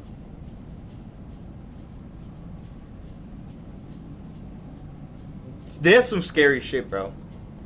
Cause I mean, when my homeboys and them died, like, most of them died like doing gang related shit. Like, my niggas just out here crazy, reckless. You can tell they has to calm down. They not calming down. So, like, growing up, our teachers used to always tell us, like, oh, you're gonna be dead before you're 21 anyway. That was 6th and 7th grade. We had crazy ass teachers. They used to stay saying, like, oh, 70% of y'all are gonna be dead. Like, oh, look at all your friends now because they're not gonna be here too much longer. They used to tell us shit like that. We don't believe them. We're kids, bro. We're just chilling. But then as the years go on, and then more of my niggas start dying. All the way up into graduation. After we graduated, some of us went to college. The ones that didn't go to college, guess what? They start dying. Dropping left and right. And that shit is crazy like that. But the fact that his heart just stopped. That's some crazy shit to think about because that's so random. That's so random. Like, but like he could have just been doing anything. His heart just stopped. And it's like, well, fuck, bro. Now you got to think about that. That's always going to be in the back of your mind. Because it's not something you could have been any help. Like, even if you were standing right there, bro. There's not much you could have done to prevent that. So when I think back, one of my homeboys died. I was talking to him the week before, bro. I don't have my Facebook no more. I lost it years ago. But, nigga, I was talking to this nigga weeks before, like the week before he died, about him coming up for my homecoming, for college homecoming, bro. He was about to come visit me at college, bro, and turn up for college homecoming. Man's got smoked by his girlfriend's cousin or some shit at her house because that nigga came in on some reckless shit and he beat her cousin up. And that nigga left, came back, and shot him. And I'm like, bro, what the? I was just talking to this nigga. You don't understand. I was just talking to this nigga. A week, like, he only had like 3-4 more days. He was going to be up in the college with me, turning the fuck up for the weekend. He got killed right before that could happen. This was my nigga for a long time. I've known this nigga since like 5th grade. And he was just gone. And you know how I heard about this shit? My little sister sent me a fucking news clip, bro. She just sent me a news clip, and I'm like, what the fuck? And like, I mean, I couldn't even be sad. I couldn't even be upset. I don't know why. I was just disappointed, bro. Like, really? This just happened, and it's so crazy that I couldn't even be sad. I wish I could have been. Every time I lost a nigga, I wish I could have been sad. But then I just got to thinking like, damn, the fucking teachers was right, bro. And I just be disappointed. I'm disappointed in the reality that them hoes was right. They were telling us this shit a long time. Them hoes was right, bro. It's reality for us. She kills with sex, and I have no plans to sleep with her. Perhaps you have a right to be glib. But yeah, his heart stopping. Caution is wise here. That's God a speaks to you on many levels. like they ever forgot why, or was it legit just a freak accident that his heart Her just scent evokes stopped? emotions long hidden. Her eyes promise you things you were always scared to ask of another. Her voice whispers to you after she is done speaking. She sounds like my kind of Asari. You joke, Shepard, but for all your might, you will be in great danger. Storming her den would be a mistake. She will have 100 escape routes planned. She will go to ground and disappear for 50 years or more. This is the closest I've ever been. You sound like you're working your way toward an idea. Afterlife's VIP section seems her preferred hunting ground. You must go there alone and unarmed. Time Let's for go. wasting. Let's get over there. I agree. We can talk more once we're there.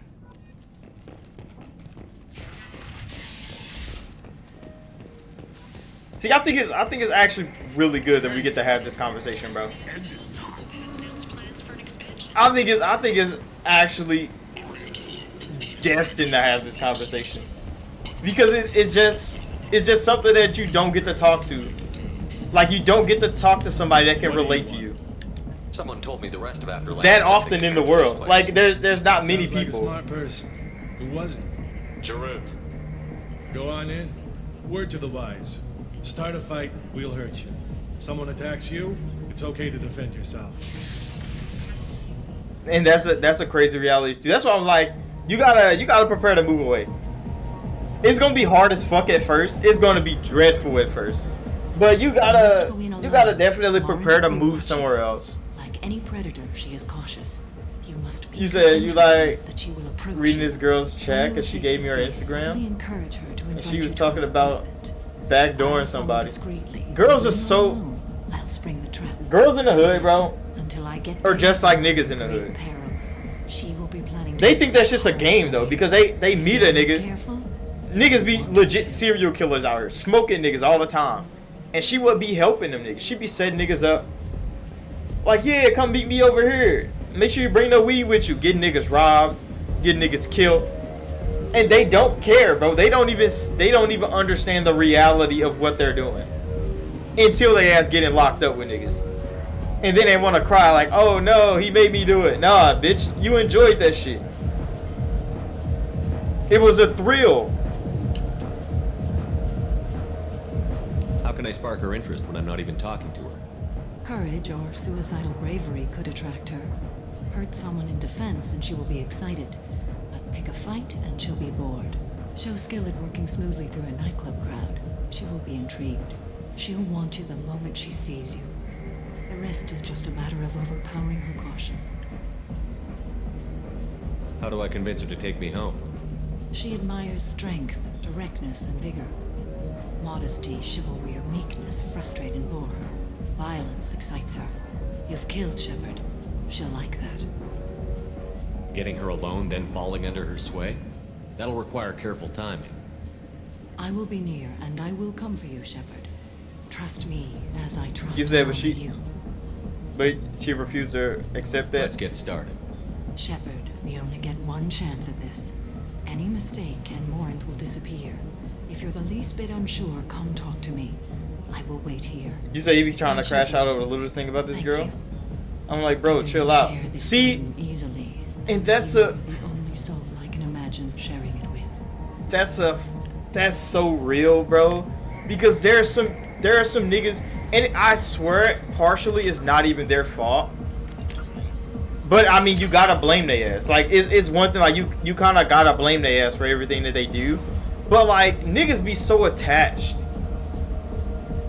And a part of me wish I knew what that felt like, because I've never had any genuine attachment in my life. I've never been attached to anything. But like, there's people that get attached, and they don't want to lose that. And it's like, bro, stop, nigga, let that shit go. And they don't see it the same way you do, because they're blinded by something.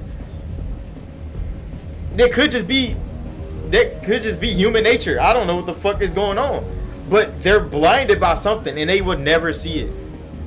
And when you see it and you try to explain it to them, they don't even see what you see. And that gotta be a hard part, because it's your bro, and you don't want to leave them behind.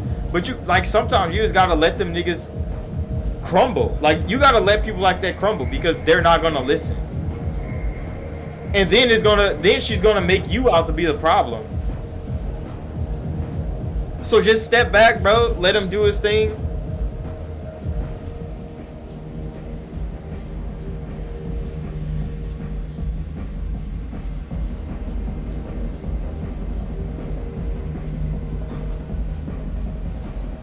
You said like your mom raised him to be her second husband, so she raised him.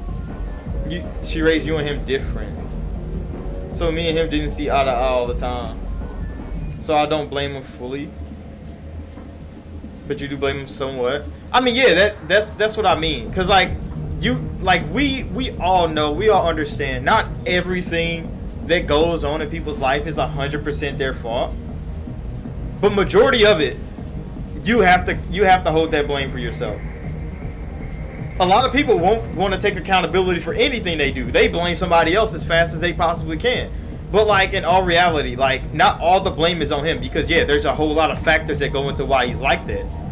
But he's still deciding to be like that, even when you tell him what's going on.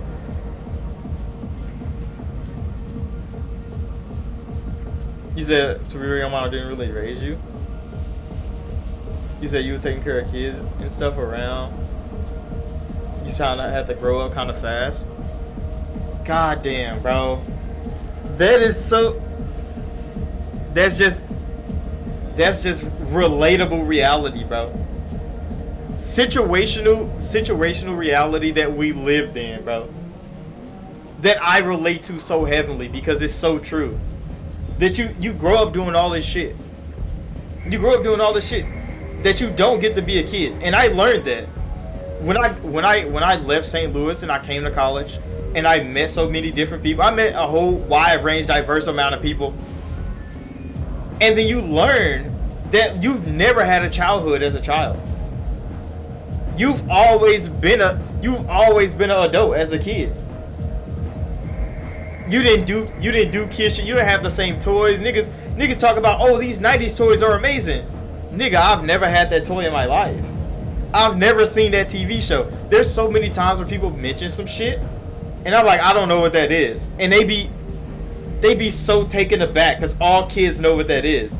And then you realize, I was never a kid, bro. I was a young person, and then I was an older person. That's why I always refer to myself. It's like, when I was young, because I was just a younger version of me right now. Like, I've always been like this. It's just, at one point, I couldn't do anything about it. And then when I got old enough to do things myself, I started being who I am right now. But when it was out of my control, legitly, I was just too young to be in control of my reality. Is there somebody at my door? Hold on, bro. I think there's somebody at my door. I'll be right back. I'll be right back.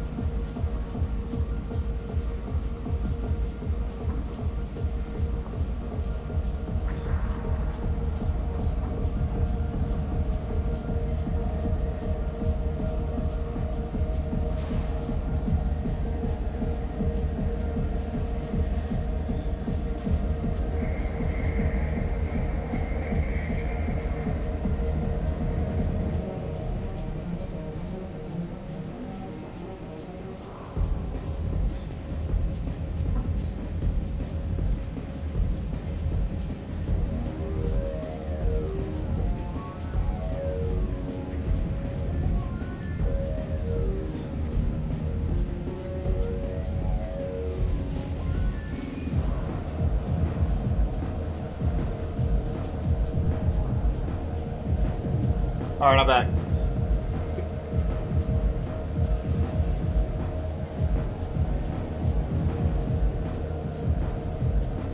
You say like you kept getting pulled into adult situations or whatever.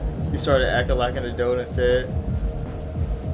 In my opinions, it would be, oh, stay in a child's place, bro, nigga. You like when reading "Stay in a Child's Place," I just hear my auntie and my mom saying that shit over and over again, bro. Over and over, like I could hear their voice. I ain't talked to them in years. At least I ain't talked to them in at least like 6 or 7 years. Well, I talked to my mom like last year, maybe. But it's been a minute, and that shit crazy.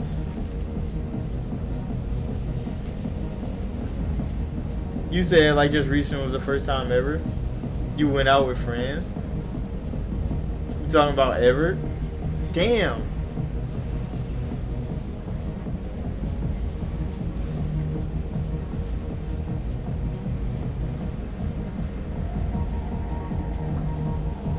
Sometimes you feel like you're 45. In our reality, you 18, bro. That's what I'm saying, bro. Like you turn 18 and you definitely feel like you've been through so much, and you feel like you're 50. That's why people. So when you meet people outside, like, so if you do choose to go to college or you go move somewhere and you do the welding thing, whatever you choose to do, you're gonna meet people. Different people outside of the reality that you've lived in your whole life. And when you just talk to them about this type of stuff, when you see the reaction they give, don't take it too personal, because it's definitely going to be hard for you to get accustomed to the way people react to the shit that you've been through. But like a lot of people are gonna think you're definitely gonna be fractured. They're definitely gonna think there's something wrong with you, and there's nothing wrong with you, for sure. They're gonna think that, or they're gonna think you boring as shit. Because yeah, you're 18. You've been through so much. Yeah, you feel like you're 45 now. So when you turn 21, and you meet other 21-year-olds and they're all wild and crazy, and your ass is chilling in the back, they're like, "Hey, bro, why ain't you trying to do wild and crazy shit with us?" And it's like, "Oh, nah, bro, like, I'm cool." They gonna just think you're odd. They like, "Oh, this nigga lame or something." And the whole time, like, no, nigga. Like, that part of you came and went. Probably when you was like 15 or 16 years old. You probably wanted to do all those things. You probably got over that already. But they've just reached that point. For us, like, time is accelerated so far. But time is how you perceive things. I think time is experience-based, high key. Because yeah, when you could say, "I feel like I'm 45," you're 18 years old. A lot of niggas felt like that. A lot of niggas felt like that. And it's so real, because you've been through so much that you feel like you've lived 60 years. Because of all the shit that has happened. But that shit has happened months apart. Real niggas living in dog years, bro. Because every 6 months is a year to a dog.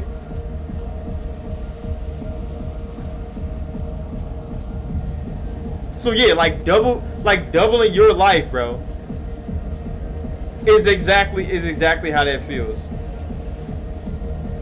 Or I think is it every 6 months, or is it every 4 months is dog years? I don't know, I forget. Now I need to fact check that. How long is dog years? Because that's why it feels like that. Because legit, you're like, we age a lot faster than anybody else because of the experiences we've been through.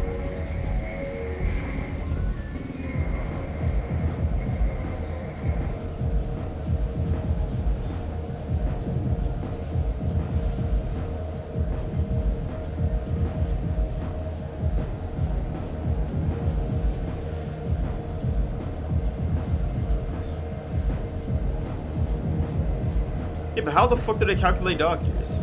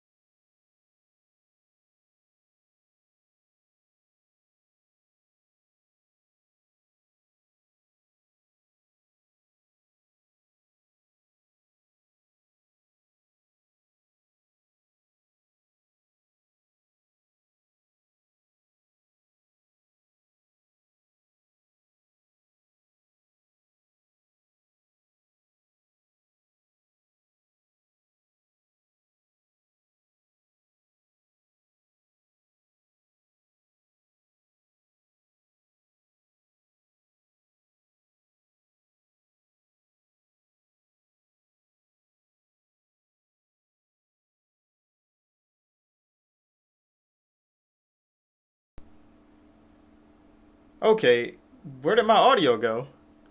Why did everything break so fast? It's so...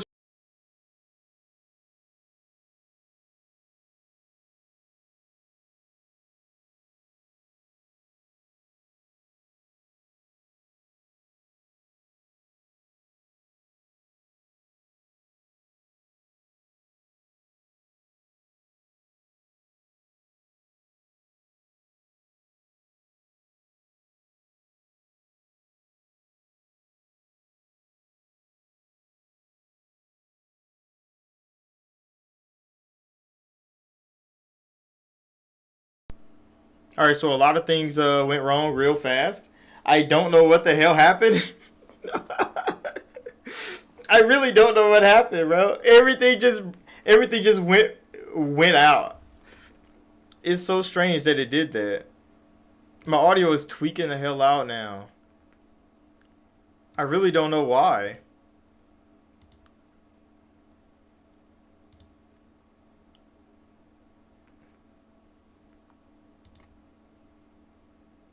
Okay, camera, focus.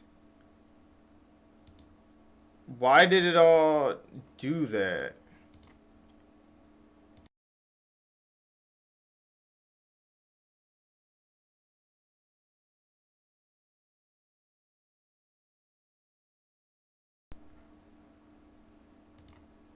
Yeah, everything's tweaking the hell out.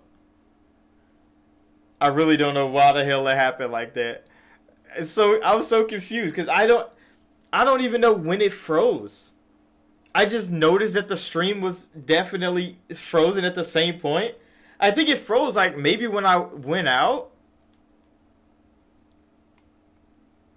But it was frozen for a while and I was trying my best to like get that mode working. Now where the hell did we leave off on? Alright, we can go back to the game.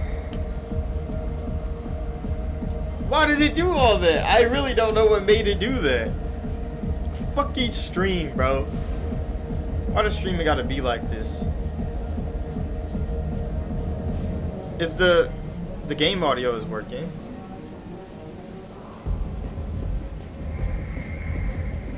That's fine. This is fine. Okay. I mean, at least we're back up and running now. That was so weird. That's so strange. But hopefully it doesn't happen again.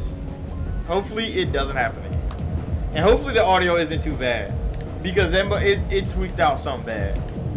But we were definitely going to get more fast. Hey, do you know where to get tickets for Expel 10? I heard this amazing Asari say they were her favorite band.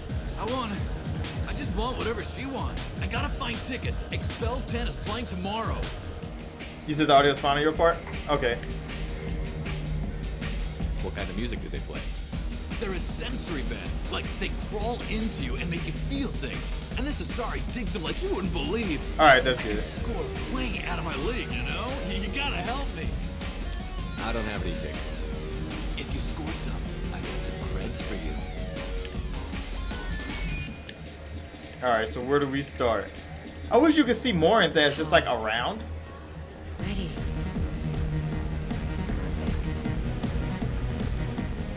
Wait, did you hear her? The music here used to be avant-garde.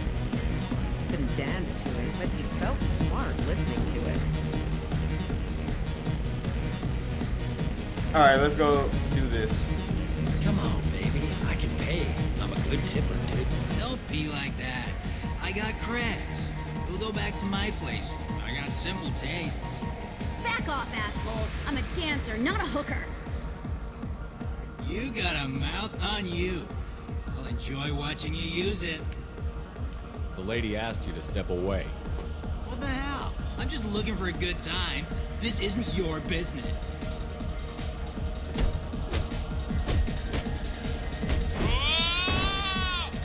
Good times are over. Thanks for that. Security was asleep. GG. I wish you could find more of that.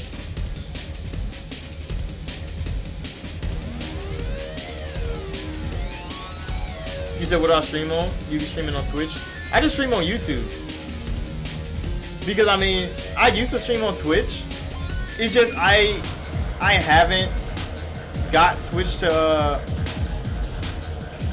work with OBS because I use OBS on PC. But when I do stream on Twitch, it's usually from my Xbox. I just stream straight to Twitch, and I used to do that a lot. Everybody tell me I should probably stream on Twitch more, but I mean, I started doing YouTube, so I just kind of like stuck to the YouTube thing. I should stream on Twitch. I know Twitch is a better platform for streaming. It's just this is where I kind of like built my start, and I don't want to just like kind of break up the two communities into like my streaming community and my YouTube community. I don't want it to be like that. And it'd be kind of hard to manage. Cause I know at any point I could just go live and it goes straight to YouTube. But I do need to upgrade my YouTube stream though. I do need to make some upgrades. Hey. Hey! I'll dance next to you. If you want to think we're dancing together, go ahead. I do want to think that.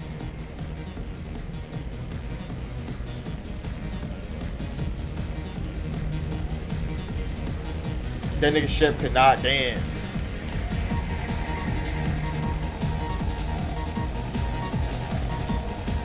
Oh. Are you still here?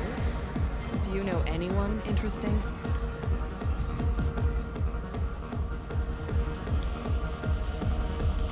What'll you have? These are good people, but they look bored.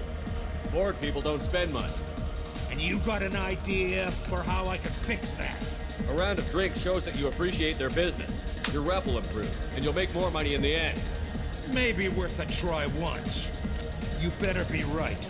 Listen up, everyone! We love having you here, so a round of drinks on the house! My name is Morin. I've been watching you. You're the most interesting person You said, how do in you this fix place. coming off as I've got a boring? booth over here in the shadows. Why don't you come sit You know with my me? hobbies are pretty simple. Like anime, Some gaming, nights I come here and streaming, there's taking no one pictures of interesting to sunset talk and to. stuff. Bruh, I got Some those same nights, hobbies. There's just one Is person. those hobbies Tonight don't it's you. Why is those that? hobbies don't make you boring, bro. It don't make you boring. It's just there's people out here that's seeking thrill, excitement.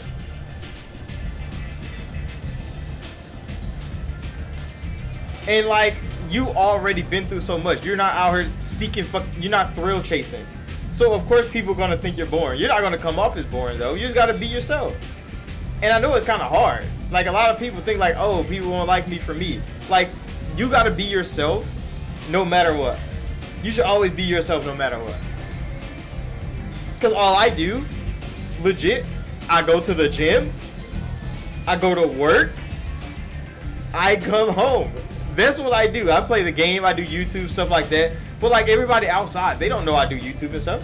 I'm not just walking around saying like, hey, I'm a YouTuber, I'm a streamer. Like, I go to work. You just gotta be comfortable enough to be yourself.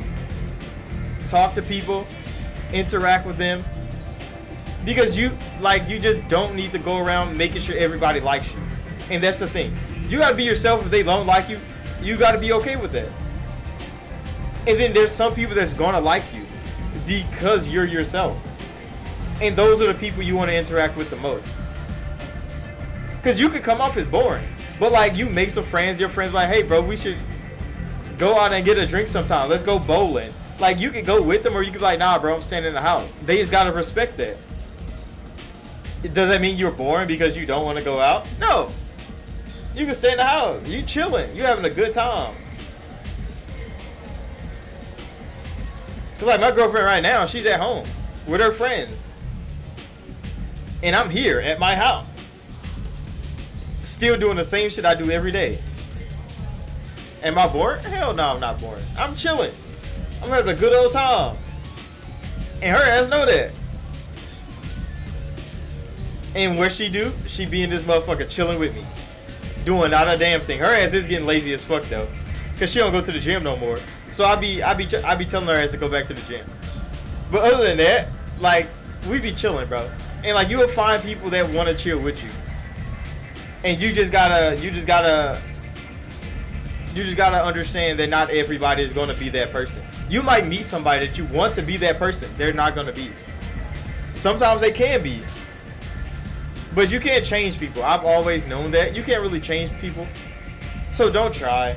Like if somebody and people try to change you, leave their ass in the past, bro. Because you gotta be yourself before anything. You gotta be true to yourself before anything.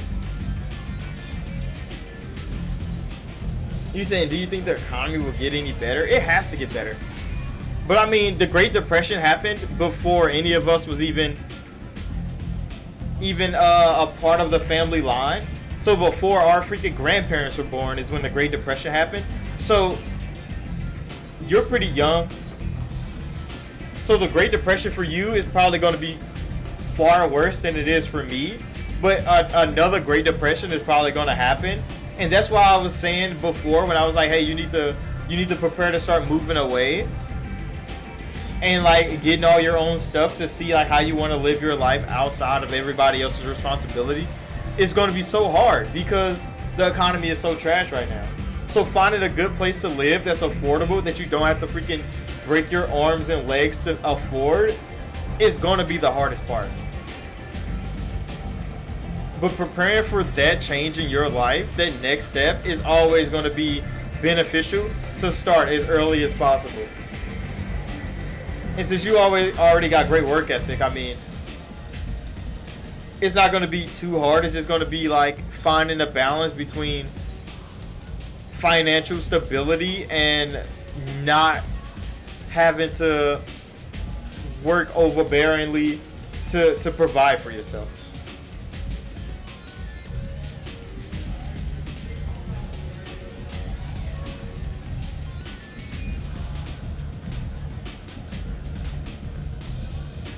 You say that's why you left your ex, because she was trying to turn you into her ex? Then I realized that the nickname she wanted you to call her was the one her ex gave her. Yeah, it's good that you dropped her ass then. Because that's a weird attachment to hold on to. That's a weird attachment to hold on to. Cause why would you try to recreate that nigga if y'all broke up? That's a weird thing, and girls are like this. So you gotta leave their ass alone. You gotta leave their ass alone, because like that's some weird ass shit. I know what I like. Do you? I've traveled all over the galaxy. It changes you, doesn't it? Real travel means going to dangerous places. Where you can see and do things most people can't imagine. Yes. When I travel, I find myself drawn to dark, dangerous places. Violent places? Violence is the surest expression of power. Violence is a means to an end. Power is that end. But violence is such a charming way to reach that end. Do you know anything about art? It speaks to the darkest places in me. What about you? Do you know the artist Porta? I didn't think anyone around here knew him. He's sublime. Art comes in many varieties. I've seen vids that were more powerful than a sculpture sitting in a gallery. Do you know Vianya? My favorite. The two actresses on it are so glamorous. I'll have to watch it. Maybe we could do that together. What do you think of the music here? See, that line right there, Shep almost threw. Violent pulses. It stirs something primitive in me. What about you? I'm curious about a band called Expel 10. They get in my head and tear it to pieces. They're in concert soon. Maybe we should go together. You can lose yourself in the music here. There are ways to enhance that, you know?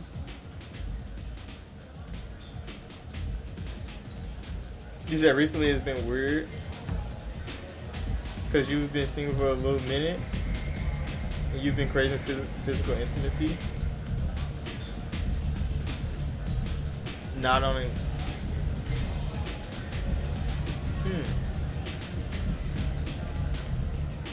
not only like a perverted aspect, like you want to go out and date, actually hold hands with somebody and do romantic stuff, not just, but I mean, yeah. And a lot of relationships now, I know it gotta be fucking dreadful for younger people. Because like, since everybody live on the internet now, and I think I kind of got out of that for sure because I didn't have the internet. So a lot of niggas couldn't live on the internet back in the day when we were coming up. But since so much shit is lived on the internet now, I know it's strange as fuck talking to people, bro. I know it has to be weird as fuck talking to people. Because now everything is so just hit and miss, bro. People don't actually get to know each other no more. Listen, one of my homeboys is still single. That nigga's still single, and we like, how? It's because hoes nowadays, they really just want to fuck. That's it. They're not trying to tie anything down because it's a strange power dynamic going on in society that things like, oh, like legit sex is power, so they think they're powerful because they can just have sex. And it's like, what the fuck are y'all getting out of that though? Nothing. But that's what's kind of pushed onto the young people. Like, this is what you should be doing. And yeah, so then you go around and you wanna find somebody to be with. You want a relationship. And it's like, that's not what the universe is providing. Humanity has definitely changed from the romanticized like relationship building that it used to be to now everything's so casual and formal. Like legit niggas could just go smash their friend and then come back and they just hang out. Like, oh no, it's cool, bro. We just sleep together sometimes. No emotional attachments at all. And it's not like I have those. I don't even have emotional attachments. But I kind of understand that like duty, honor, and integrity are lost in a lot of relationships, bro. Because they think it's all about just sexual encounters and like being together for people to see. And it is deeper than that. What do you think of Hallex? Do you want to get out of here? My apartment is nearby and I want you alone.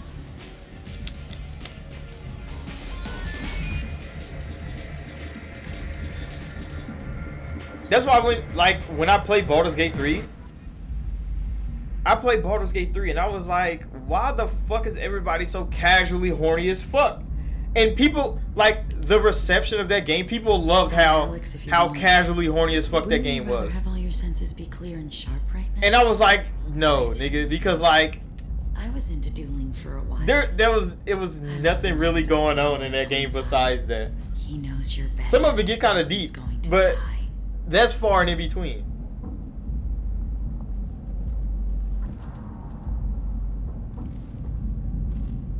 And see, you learning that so young. A lot of people don't learn that until they're like 30. And a lot of girls out here don't learn that until they're like 30, which is the scary part. Because yeah, you know that now because you've already been through that shit, bro. You had your random encounters. You had your getting a hoes phase. Everybody had cousins. You go talk to your big cousin, bro, and he tell you like, hey, bro, let's go talk to some bitches, bro. Y'all go to the park. Niggas chilling. You spitting G to some hoes.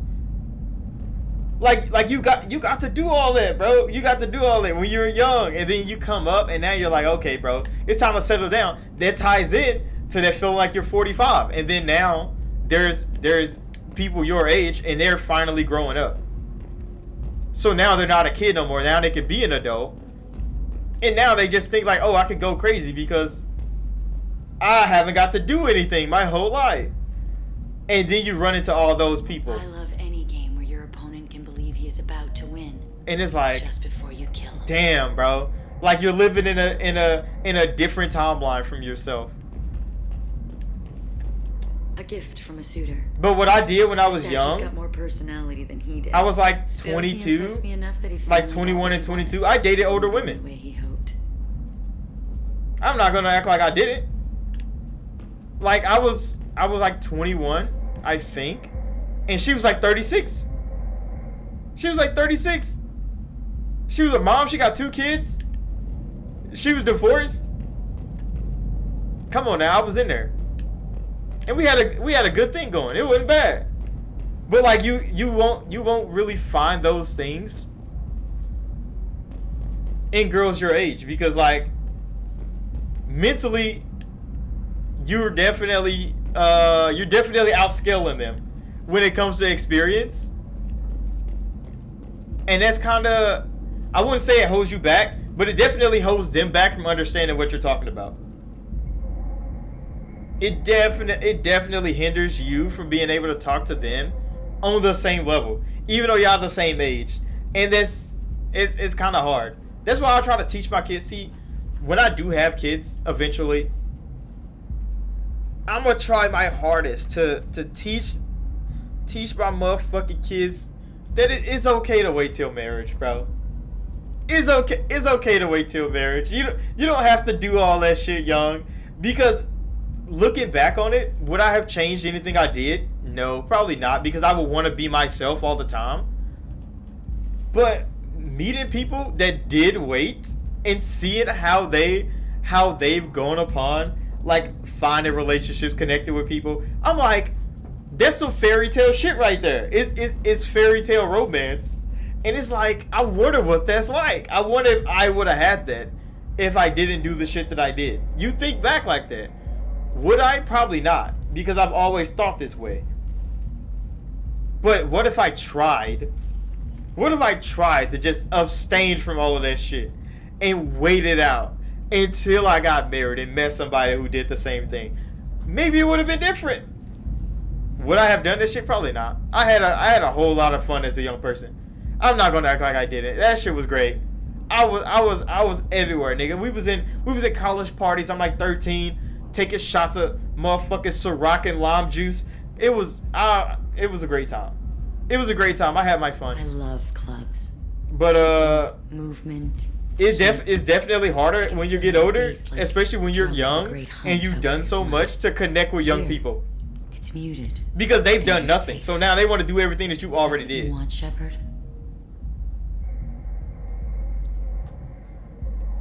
Hold on, what did she ask?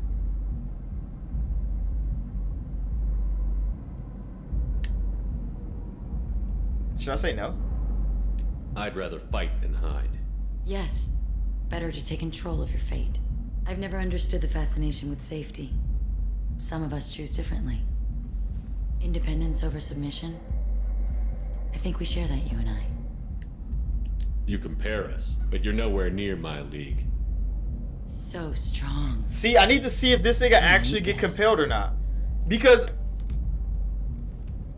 you could do this early on. Look into my eyes and tell me you want me. Tell me you'd kill for me. Anything I want. So it is just a renegade level thing.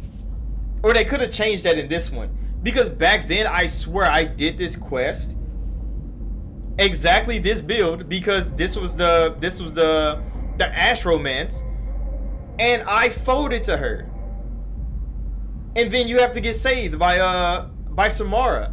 But I did this same quest as my Vanguard, the Liara romance, and I passed this shit with a breeze. And I always thought to myself, like, I wonder if it's the fucking Asari connection thing.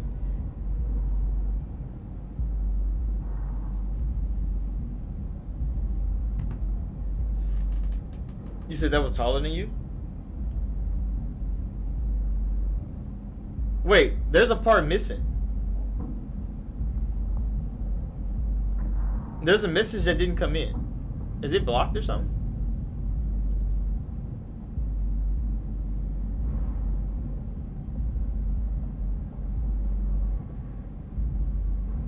Yeah, I think one of the messages did not come in. Because all I see is that was taller than me.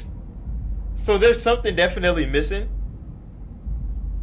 It might be the loading of the chat. So I might just have to wait for the other part to come in. But yeah, you gotta cook our ass. You were hoping for. But you... Who are you? Oh no. I see what's going on. The bitch herself found a little helper. Yeah, a powerful one. There she is. Marin. Damn. Mother. Do not call me that. I can't choose to stop being your daughter, Mother. You made your choice long ago. What choice? My only crime was being born with the gifts you gave me. Enough, Moran! Catfight! I am the genetic destiny of the Asari, but they are not ready to reveal this. So I must die. You are a disease to be purged. Nothing more. I'm as strong as she is. Let me join you. I am already sworn to help you, Shepard. Let us finish this. This is like this choice being in the game is wild as hell, bro. Why would they even have it? But it's cool that they did. But yeah, Morinth, you gotta go, buddy. Samara's just a bad bitch. End of the line. I mean, y'all are twins. Y'all look exactly the same.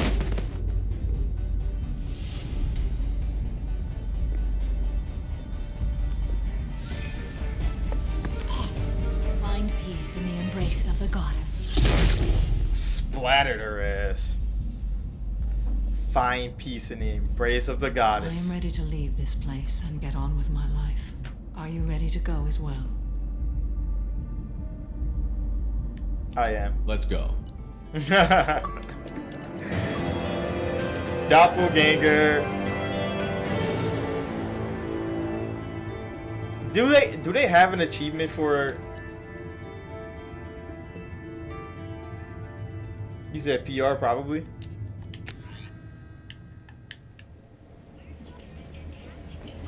I got 30 fucking Paragon for that?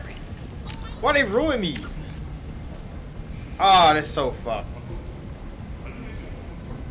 I should probably get level 4 adrenaline. Reaction time and stuff 11.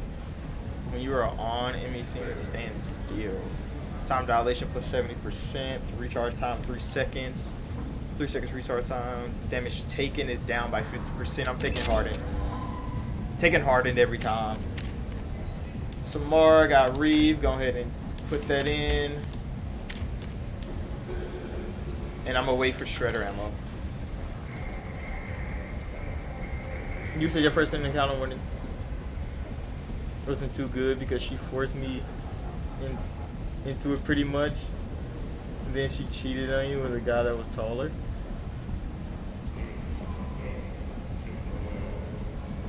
So you were assaulted. You were assaulted. I've been there. I've been there before. I know what you mean. It was good, right?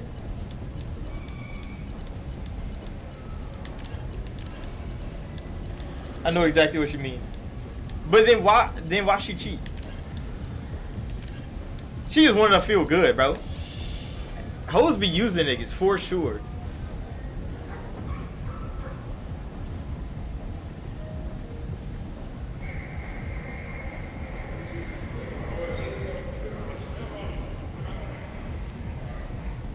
You said they weren't trying to give you nothing except renew your what? Yeah, I know. That's good, bro. Cause you gotta make sure you're definitely the what do you call it? What am I trying to say? I'm not trying to sound like a horrible ass person, but I am. But like you gotta make sure that the relationship you find benefits you in the maximum capacity it could. Like everything in your relationship should go your way. I know this sounds selfish as hell. I know it sounds selfish as hell. It sounds kind of deviant, but like you gotta know exactly what you want out of things, and that's all you want from anybody else. Like, don't let them try to change what you want from them. No.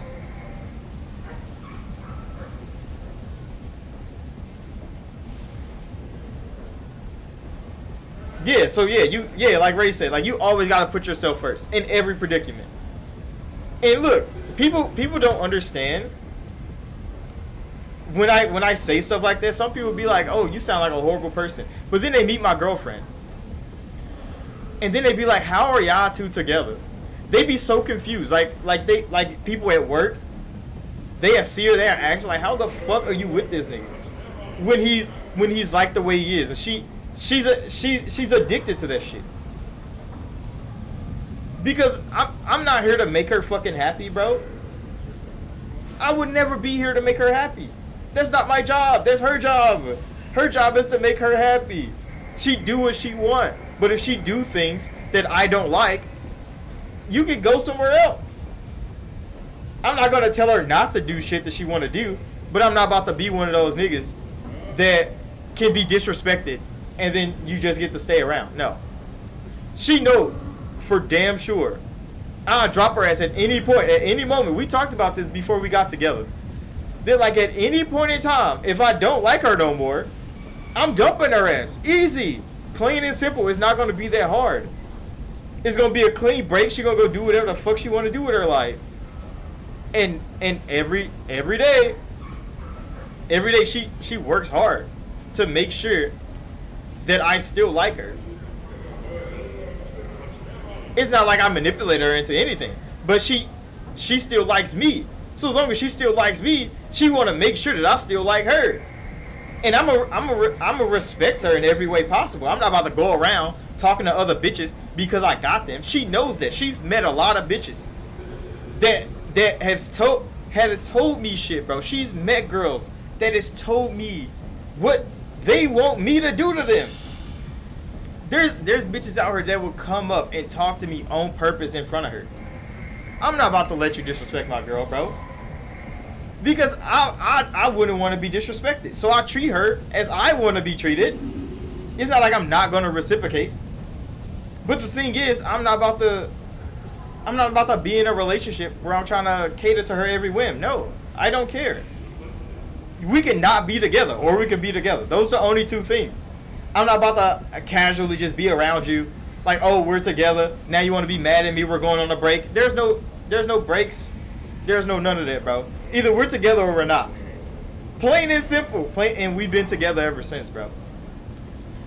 And everybody be wondering, like, how is your relationship so successful? I don't argue with my girl. We've never argued. Ever. See, Ray understands. Yeah, I've never argued with my girl. Not a single time. We've never had a disagreement. We never had an argument about anything. We talk to each other all the time.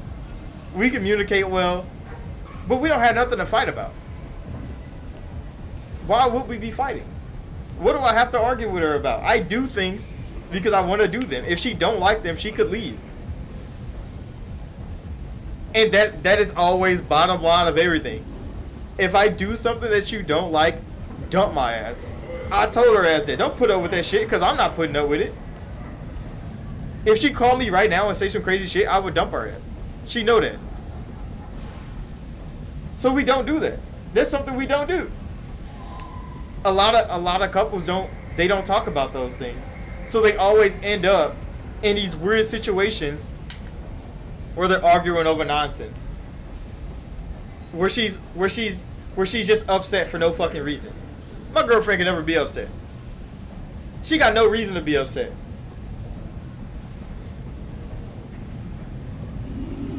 Yeah, it's a great mentality to have because we're only together because we want to be. And a lot of people don't understand that when they hear me say these things, they don't understand it. But then they see us together and they like, how the fuck is that working? And why is she so happy living in that predicament? Because a lot of people think they gotta be together. They put up with things because, oh, I like this person, so I got... No, you don't.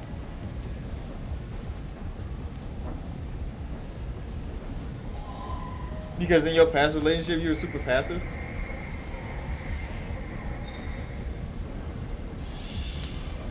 Yeah, like you gotta actively understand where you stand all the time. They don't mean like ask, like, hey, what are, like, none of that. Because like my girlfriend asked for this relationship. I didn't ask her to be together. She wanted to be with me. So I gave her the opportunity. I gave her the best of opportunity because she wasn't the only girl I was talking to at the time. And she knew that. But she wanted to be the one. So I'm like, okay, I'm gonna give you the opportunity to be the one. Let's see where this goes. And we've been together ever since. And people be like, how the fuck is that even possible? Because I said so. This is exactly how it was. It's because I made it possible. She wanted to be the one. So I put her, you're the one now. What are you gonna do with that position? And then she had to perform. You asked for this. You act, and I mean, she's done great this whole time. She's good. We're great. We have a good old time together. But it's like, at any moment, that could go away. I was just talking to a friend of mine, because she's going through a whole lot of things right now, because she's looking to get married, and the person she's with don't know if you want to be married or not. And I told her, dump his ass. And she's like, oh no, but why would I? And I'm like, because if you want to be married, go find somebody who's trying to marry you. Don't just be with him because you like him. No, y'all don't like the same. Y'all don't want the same things. It's cultural things that is conflicting with them because they like each other. They've been in this relationship for like some months. But I'm like, but he's not rushing to get married like you are. So if it's a cultural thing that's bridging them, that's blocking them from being together, you gotta dump his ass and go find something else. I told her that straight up. She didn't want to hear it, but I'm like, that is the only way you're gonna live your life and be happy. Because you can always wish what could have been, but no, you gotta go for what is. And what is it right now? Like, if your family is trying to arrange you a marriage, and that's the type of thing that you want to be into, then go to that.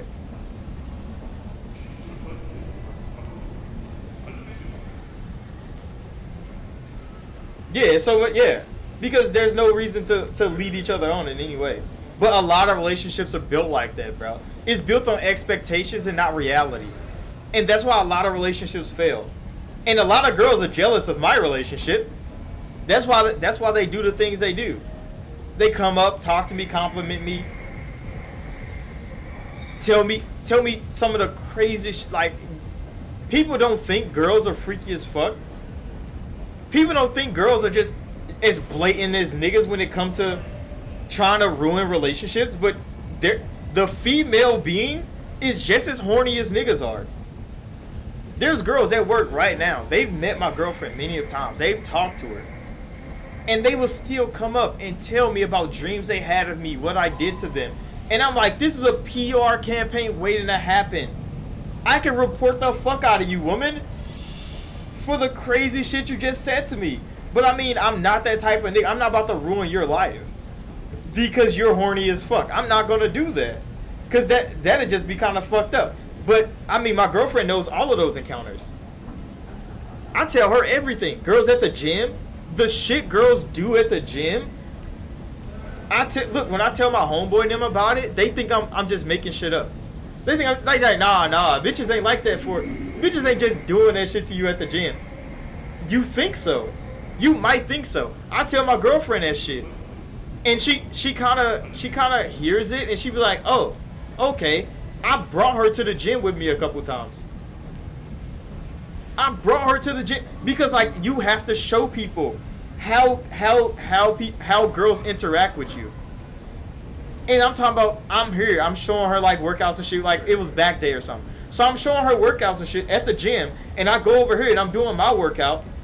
One of the girls at the gym that I told my girlfriend about, she gets off the squat machine and walks over. I'm walking up to my girlfriend because she needs help doing like lateral pull downs or something. She's kind of short, so like her arm's not long enough to like grab the thing when she's sitting down. So I was coming to help her because I saw her over there. I was lifting. I'm coming to help her, and she walks up. She cut me off from walking up to go to talk to my girlfriend, bro, to ask me to come help her with the squat machine. Bitch, we've been in the gym. We come to the gym at the same time every day. I know for a fact you know how to use that fucking squat machine. But she came up to do that shit because my girlfriend was there. Because she wanted that attention. And I told her I don't use that squat machine. And then I walked over there and I helped my girlfriend with the lateral pull down thing. And my girlfriend seen that shit. And she's like, nigga, this nigga was serious. That nigga was serious. And I try to explain that to people, bro. Like, bitches be on that shit. And they definitely be on that shit when you're happy and you're chilling out because they want to be a part of that so bad. They want to be a part of that so bad. But you gotta guard yourself from that. Because some niggas, they find happiness and then they let that shit corrupt them. Because now they got all this female attention. And they start abusing the fuck out of it. Then they start cheating on their girl. Why are you cheating on your girl, bro? You should never be a cheater. Never. You shouldn't be lying. You shouldn't be cheating. Those are two things I won't be doing. Because I'm better than that. And like, there'd be girls, they'd be talking to you. And you tell them like, nah, I'm not that type of nigga, bro. Like, I could definitely be fucking many of bitches right now. Will I? No. Because I choose not to. And they'd be like, oh, but you think your girlfriend would do the same? I mean, if she fold, that's fine. She's a hoe. I'm not. I'm not out here hoeing. So that doesn't apply to me. And then they hear that shit and they be like, fuck, this nigga's for real. I'm standing 10. I'm always stand 10. Because if she had thought, I'd send her ass to the block. What do you mean? Her ass would be homeless today. So I'm not too worried about that. I only got to worry about me. And I know I'm not going like that. That's not the nigga I am. And it's not like I don't have opportunity. I have ample opportunity, bro. There's so many bitches around that they just be throwing shit. And I know a weak-willed nigga is catching. A weak-willed nigga is catching every time.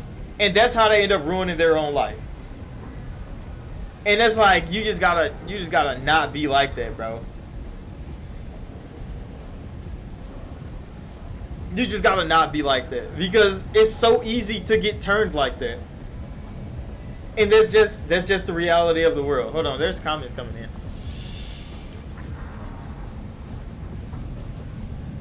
You said the marriage thing was a big thing and why I ended one of my relationships. Is because I'm not trying to get married just yet. You trying to force me into it. I'm good. She got mad. And yeah, that's understandable. Because if you're not up for marriage, then y'all have to talk about that. And it's good you talk about that early. And then you break off right there. Because that's not where you want to be. And if she wants to force you into that and you're like, no, then yeah, y'all just got to break up. But there's a lot of people that talk about that.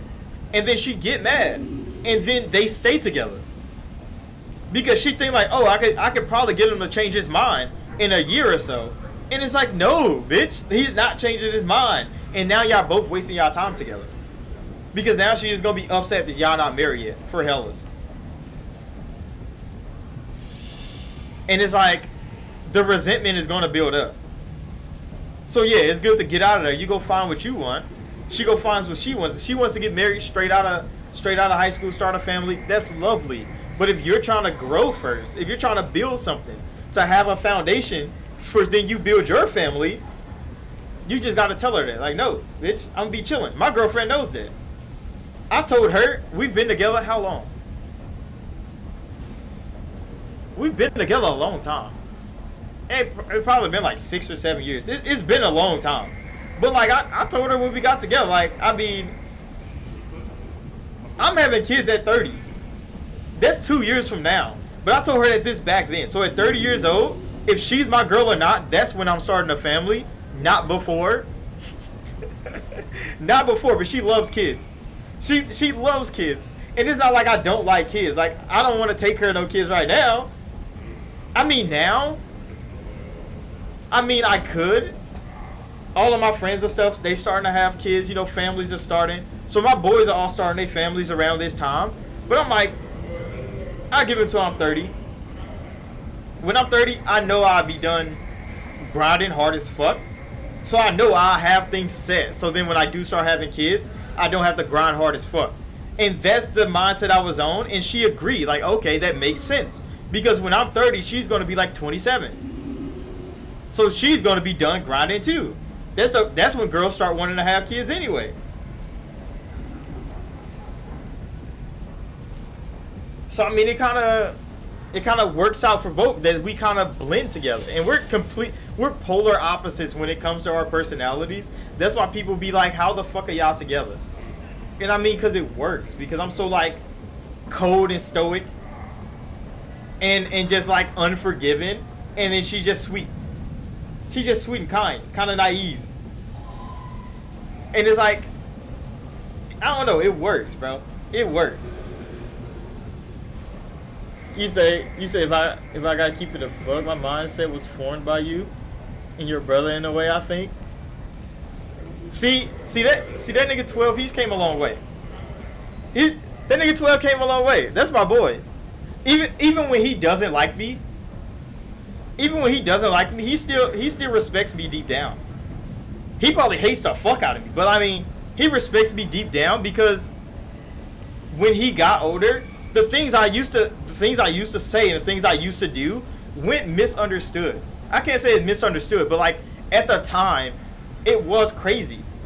Kind of. Like it was outside of the norm. But as he gets older, he starts to realize the things that I was doing and the things that I was saying starts to make sense to him. And then he comes to the terms of like, that nigga was right. He probably hates that. And I don't blame him, because I wasn't the best older brother you could possibly ask for. But I mean, I was just being as authentic to myself as I possibly could. And that did cause a whole lot of problems, especially between me and 12. It caused a whole lot of problems because we were two different types of niggas.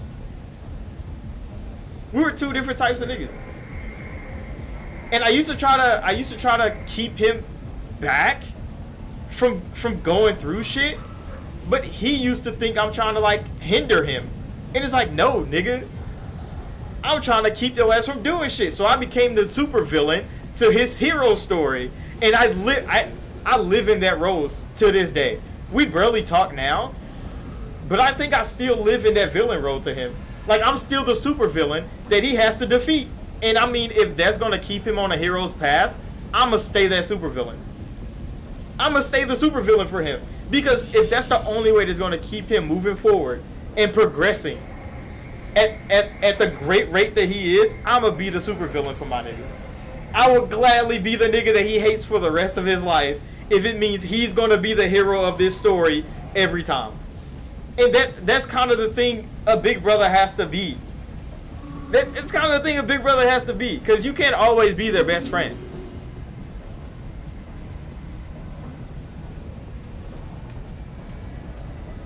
You said your dream life is to live comfortably, have a girlfriend, maybe your wife, go to work, come home, just relax. You know, go out sometimes. That's a good life to want. But you gotta understand, Hendrix, like, that life is getting harder and harder to obtain. So you gotta be ready and willing to grind hard as fuck to have that. That's like when I was saying, like, hey bro, I was working fucking open to close for like weeks straight because I was just making money. At that time, my girlfriend was here. We weren't living together or nothing like that, but like, we were together. We lived apart, but she knew I was grinding all the time.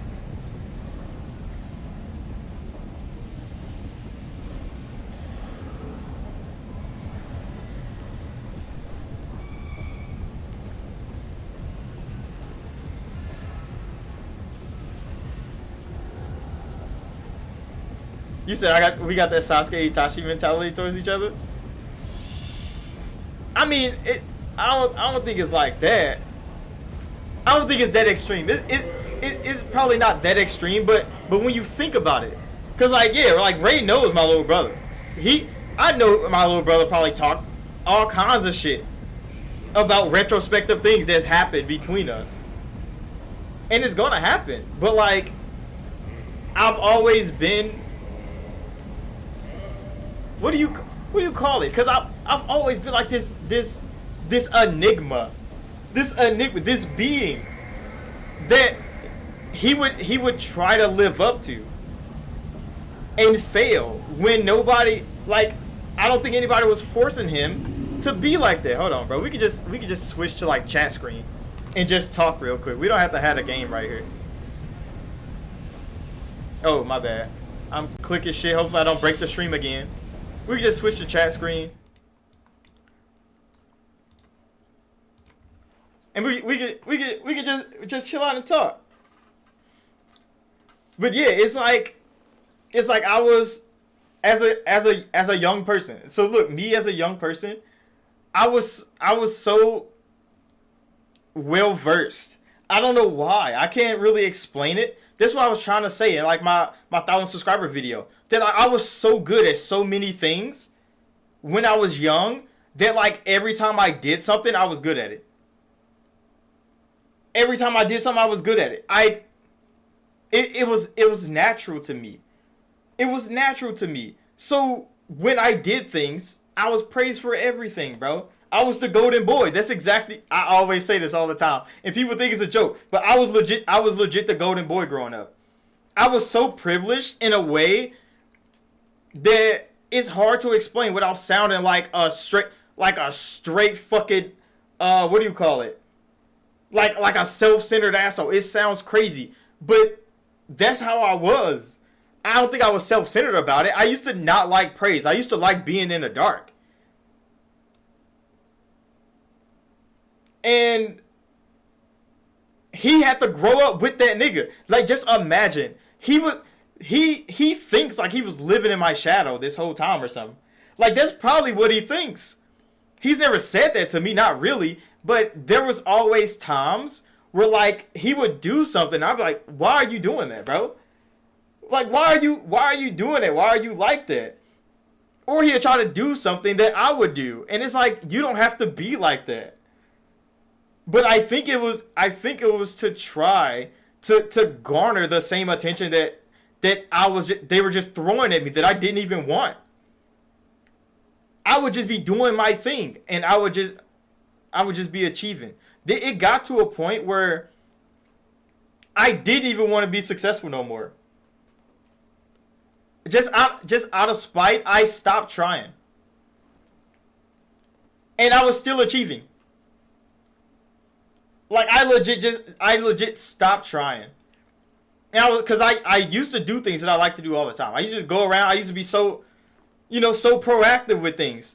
But then I started doing less of that. Just to, like, fall back some, just to see. And, I mean, I was still the golden boy. I could do no wrong. So, growing up with all that, like, most people would grow up and they'd get, like, a big head about it. They're like, oh, yeah, I'm the best. But for me, it was only expectations to meet. That's all I got out of it. Because I was thinking on a different wavelength of everybody else. So everybody's think like, oh, this nigga's overconfident because he's getting so much praise. It's going to go to his head. And no, to me, it was just expectations I had to meet all the time. Like, people put more expectations on me than anybody to achieve more. Like everybody, my peers, my teachers, my parents, my grandparents, my cousins, everybody, because they saw something in me. And they're like, you're gonna be something, and I have to achieve. Like that is how our life went. So when 12 would do something and he'll fuck up, and they'd be looking at him like, oh yeah, like, he's a fuck up, and they'd be like, oh, you should be more like your brother, because you see that on TV, but that used to be him. So I understand why I'm the supervillain to his hero story. I know why I'm the supervillain to his hero story. Because that is exactly what I would see myself as if I was in his shoes. But he's become a great person out of it. And I'm like, I wouldn't take that away from him. I wouldn't want to try to turn that around. It's like, no, nigga, you were the villain the whole time. No. Like, he's the hero of this story, and I'm going to be that supervillain. And that's kind of how we got to live. And I think I'm happy with that. I'll be that. You say you listen to both of us, our different perspectives. From others, I think it's a different way. You understand both of you? Yeah. You say you grew up watching 12, and really I started watching you. It's kind of unique perspective scene. You guys both talk about things. Yeah, I mean, we've both been through all kinds of shit. We've been through all kinds of shit, but like, since I was like lacking expressiveness, growing up, I never conveyed to people. I never really tried to convey to people that like I was good. I never tried to convey to people that nah, like we're good, bro. Like it's all right. Like I like you. Like I have to tell people that because I don't give off the expressive like nature of like, hey, I'm happy around here. And I'm like I couldn't express that. I couldn't express if I was angry. I wouldn't be upset. Like I wouldn't be upset. I wouldn't be happy. I wouldn't be sad. Like that was me. I was kind of just blank like this all the time. This is exactly how I am all the time. I never change. But 12 was on the other side of that. He was expressive as hell. When he's mad, you know. When he's happy, you know. When he's upset, you know. He was expressive as hell. And he would try to suppress that because people liked how I was. Because nothing could alter my state of being. I was always content all the time. We could be starving, no food in the house, bro. I'm chilling. We could be going out to eat. I'm still chilling. Like nothing excited me, nothing like sparked me to be, to be happier, sadder. Things could be going crazy. I'm losing niggas left and right. We talked about that earlier. Like I'm losing homeboys left and right. I can't even be sad. 12 was on the other side of that fence, bro. Every time something happened, he expressed himself. And me, I was part of the problem. I'd be like, why the fuck are you reacting like that? Because I didn't understand why he was expressive. I didn't understand that people expressed themselves. I just didn't have that in me. So when he expressed himself, I'd be like, nigga, shut the fuck up. Like, calm down. So he tried to suppress that, and it just turned into a cannon at certain points. He'd just turn into a cannon, just explode a little bit. And I'd be like, nigga, calm down. Calm down. But he understands what I was trying to do. I probably didn't go about it the best way. I mean, we're young. He's only like 2 years younger than me. So it's not like we're hella years apart. Like we literally grew up together. You say it's similar to you and your brother's relationship, except it's vice versa. I'm the villain in his story because I grew up differently. Didn't have the same expectations that he had. I mean that's on the parent side too, kind of. Shit, almost therapeutic listening to y'all actually. I mean, yeah, because like you don't get raw like the raw side of the real shit that goes on in the world. You don't get that from people in general. Like people come on to the internet and try to convey a persona. Everybody has a persona. It's not like they don't, but like they not authentic to themselves. So you see a lot of content creators that come on here and they talk about things, but they're not being realistic about it. They're not talking to people genuinely. They're just talking to people so they can get something out of it. They want to feel sympathy. They want to feel happiness. They want people to corral around them. And I'm not trying to be a person that just try to corral all these people, trying to benefit off the community. Because no, I'm here to like tell people like, hey bro, it's okay that you've been through some shit. That's fine. People have been through some shit. Not everybody goes through it. But if you have, and this alters you as a person, you're fine, bro. You can still achieve great things. Even though you've been through some shit. You can still achieve great things. This is going to take some hard work. And that's kind of why I'm like here doing this right now. Even though I'm just playing games and talking shit on YouTube, like it's a lot more than that. That's why I try to interact with as many people as I can. Because I wouldn't be doing this. Not actually if I didn't want to anyway. I would legit be sitting here doing nothing, playing the game still, not saying anything to anybody. But I'm like, if I could share what I've been through and somebody else can hear that and realize like, damn, I've been through some shit too, and I can grow and I can achieve still with all this shit on me. At least I helped somebody. That's why I was so happy with 1,000 subscribers, bro. Like niggas, there was somebody that came in the chat like, how you only got 1,000 followers? And I'm like, that's a lot, nigga. Like, do you not realize that's a lot of people I could interact with? Some people don't see that. And like 12 got like 20 million, like he got like 20,000 or something like that. Cause he's been grinding hard. But like, that's a lot of people. 1,000 people is a lot of people. If I can help 1 out of 1,000, I'm cool with it. I've done something. You say, like, I'm surprised that your brother kind of hates you. Is why he does. You grew up differently than you did. Didn't have to worry about some of the stuff he didn't. Perfectly fine with that. I had to tell him cold hard truth a couple times. Why does this kind of cut off? What the? And it made it hate you? But it made him move forward? I mean, yeah, that's kind of... Sometimes you kind of gotta do that. Like, you gotta rip the Band-Aid off. Because you can't just coddle people. Even though you want the best for them. You want the best for them, but you kind of gotta tell them, especially when they're kind of fucking up, and they not gonna like it, especially when nobody else is telling them those things. So if everybody tell them like, oh, you're doing great where you are, you don't need to do anything else, and you come and tell them like, hey, bro, no, you need to shake the fuck up. Like, what are you doing, bro? You could be doing so much more with yourself.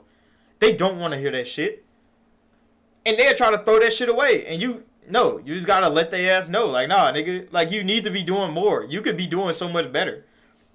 Because you only want better for them. And if they gotta hear it like that, they gonna hate it. But, I mean, give it some time, bro. They'll think about it. They'll realize, they'll reflect, and then maybe they come back around. Who knows? But you gotta keep moving forward, too. You can't just hold on to that either. Like, if they gonna hate you, you gotta accept that they don't like you. And you gotta keep going. Somebody's going to like you. Somebody's going to like you for being exactly who you are, your authentic self. But there's people that want everybody to like them. And I think that's where a lot of people go wrong.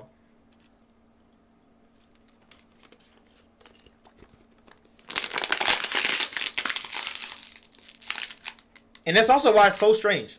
When I see content creators and they be like sad and shit,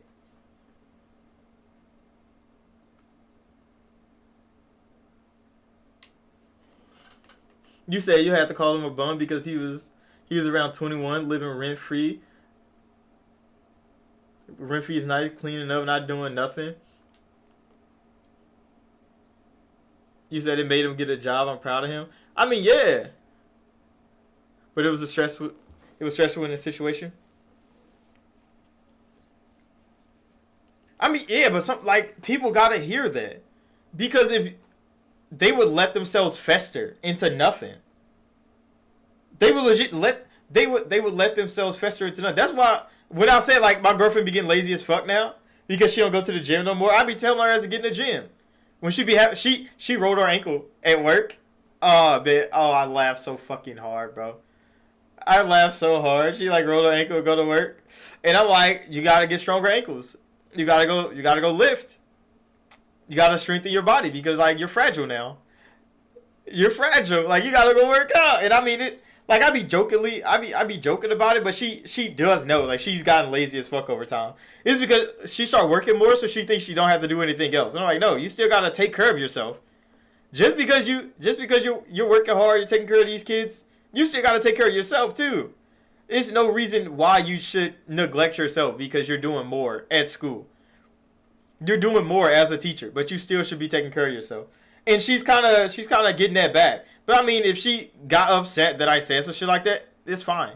You're gonna have to hold that because like, it's the truth. And I'm gonna tell you the truth before I lie to you any day. And she knows that. I'm not about to lie about anything. I'm gonna tell you that's the truth every time. So if she don't want to know, she won't ask. Because she know I'm gonna tell the truth every time.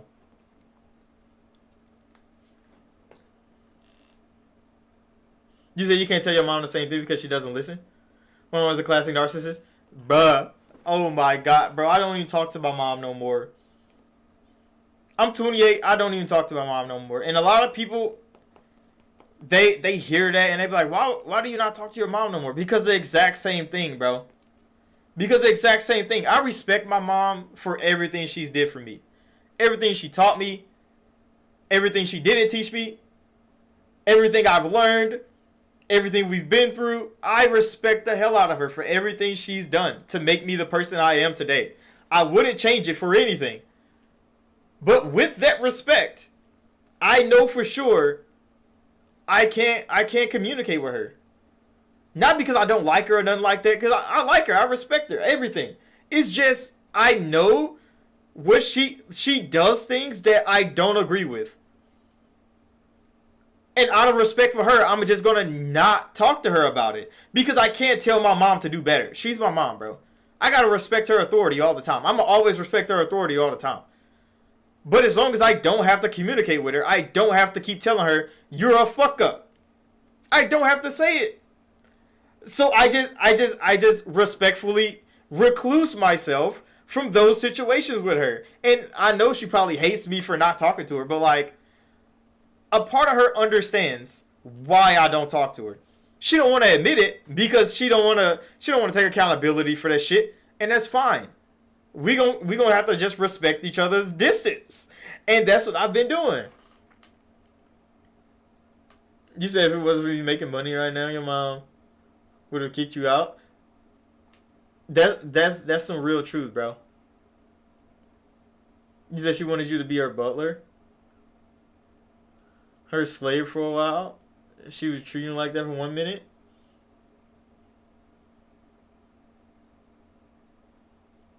It's kind of wild. When my mom had her husband was enslaved, I respect the fuck out of that nigga too, bro. That nigga taught me so much.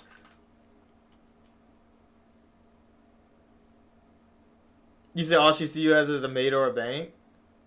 I don't still remember when your mom said she didn't want you. She think you forgot. She said they wasn't go graduate high school. See, that's kind of wild because like my girlfriend's mom, her ass hated me, bro. Her ass hated me. She was kind of racist. It's fine. Like she can hold that shit. She's kind of racist. I don't care. But like her mom used to legit tell her that her ass was not gonna finish college. She used to tell her as like, oh, you're just gonna give up, and then you're just gonna come back and live with me. Like she used to stay saying that shit to my girlfriend, and I made sure her ass grind hard, bro. Cause I'm like, your ass is not dropping out of school. You're gonna achieve your goals, bro, and I'm gonna make sure you achieve them fucking goals. I've wrote a couple assignments for her ass. Her ass passed out. She fell asleep up studying and shit. I wrote a couple papers for her. I'm not gonna act like I did it. I wrote a couple papers for her. And then she wake up in the morning, she see I wrote like 3 pages, and she like, what the fuck? This nigga wrote my assignment, and I might not go through it and alter what you need. But you gonna get that shit, you gonna get the work done. I wasn't gonna let her just fail because her mom kept telling her like, oh, you're not gonna achieve anything. No, you're gonna achieve everything you want. And she's been achieving. She's still achieving to this day. And I'm like, I mean, I'm not gonna, nah, your mom's not gonna ruin your self-esteem because her ass didn't achieve much. Fuck no. You're not about to be with me and have low self-esteem. There's no fucking way. You're gonna be proud. You're gonna be true, you're gonna be proud. You're not gonna be anything else. And I think that's why we work so well together now. Cause yeah, her ass did pass out a couple times. We were in there studying.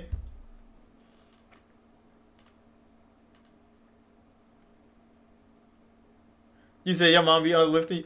Yeah, but it depends on the environment y'all grew up in.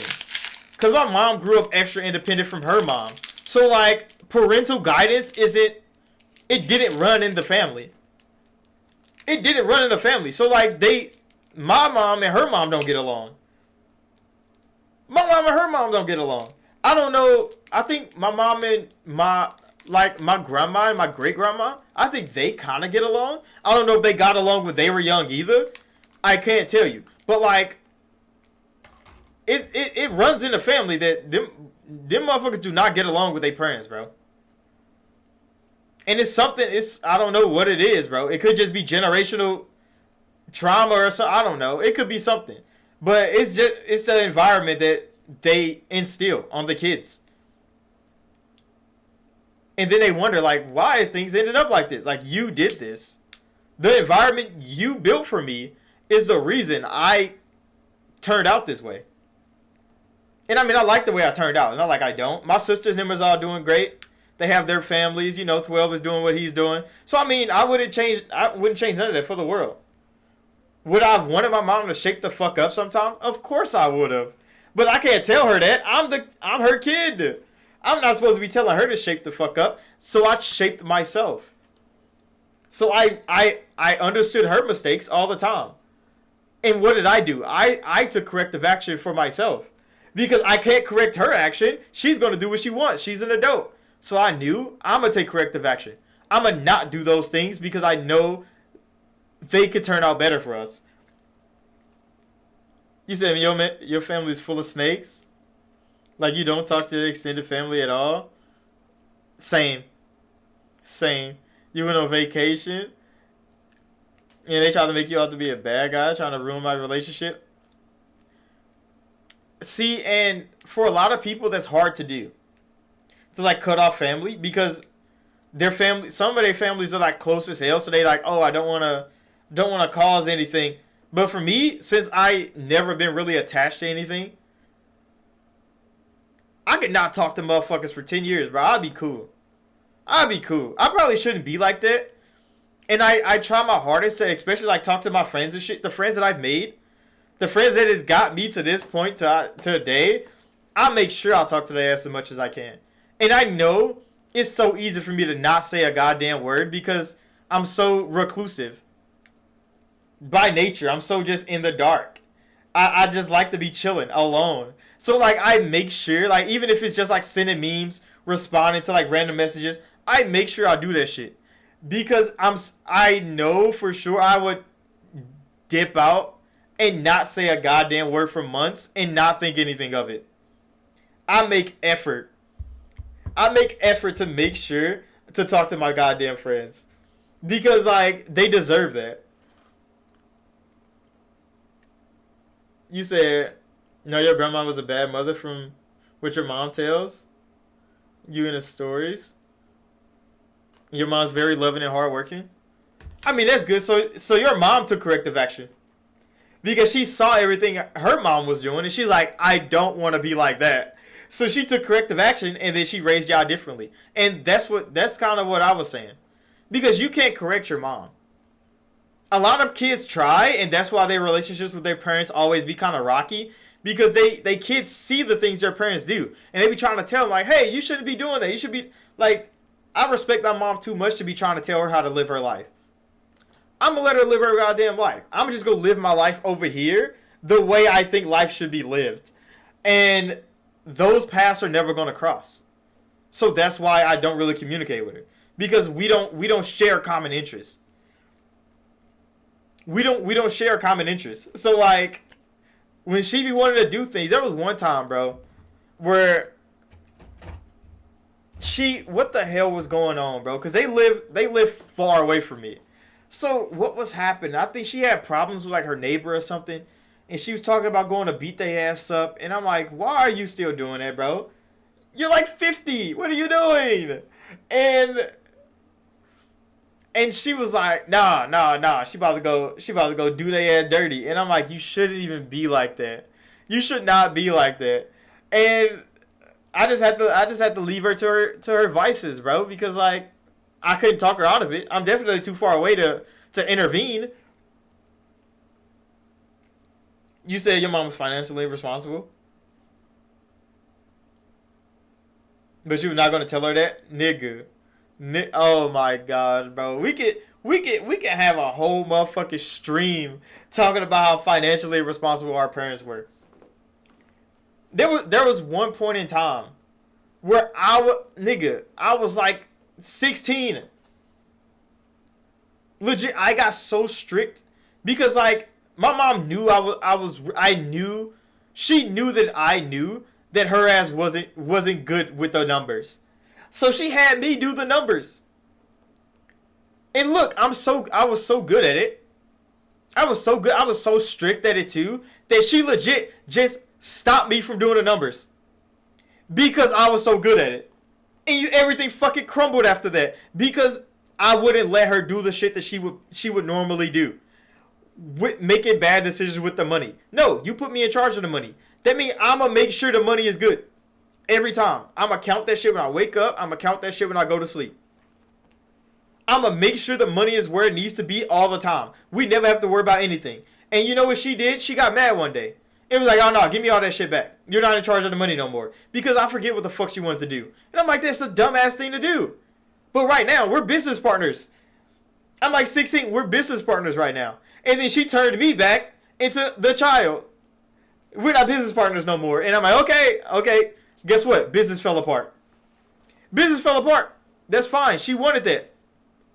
I'm cool. I'm going to just stand back. But that's kind of...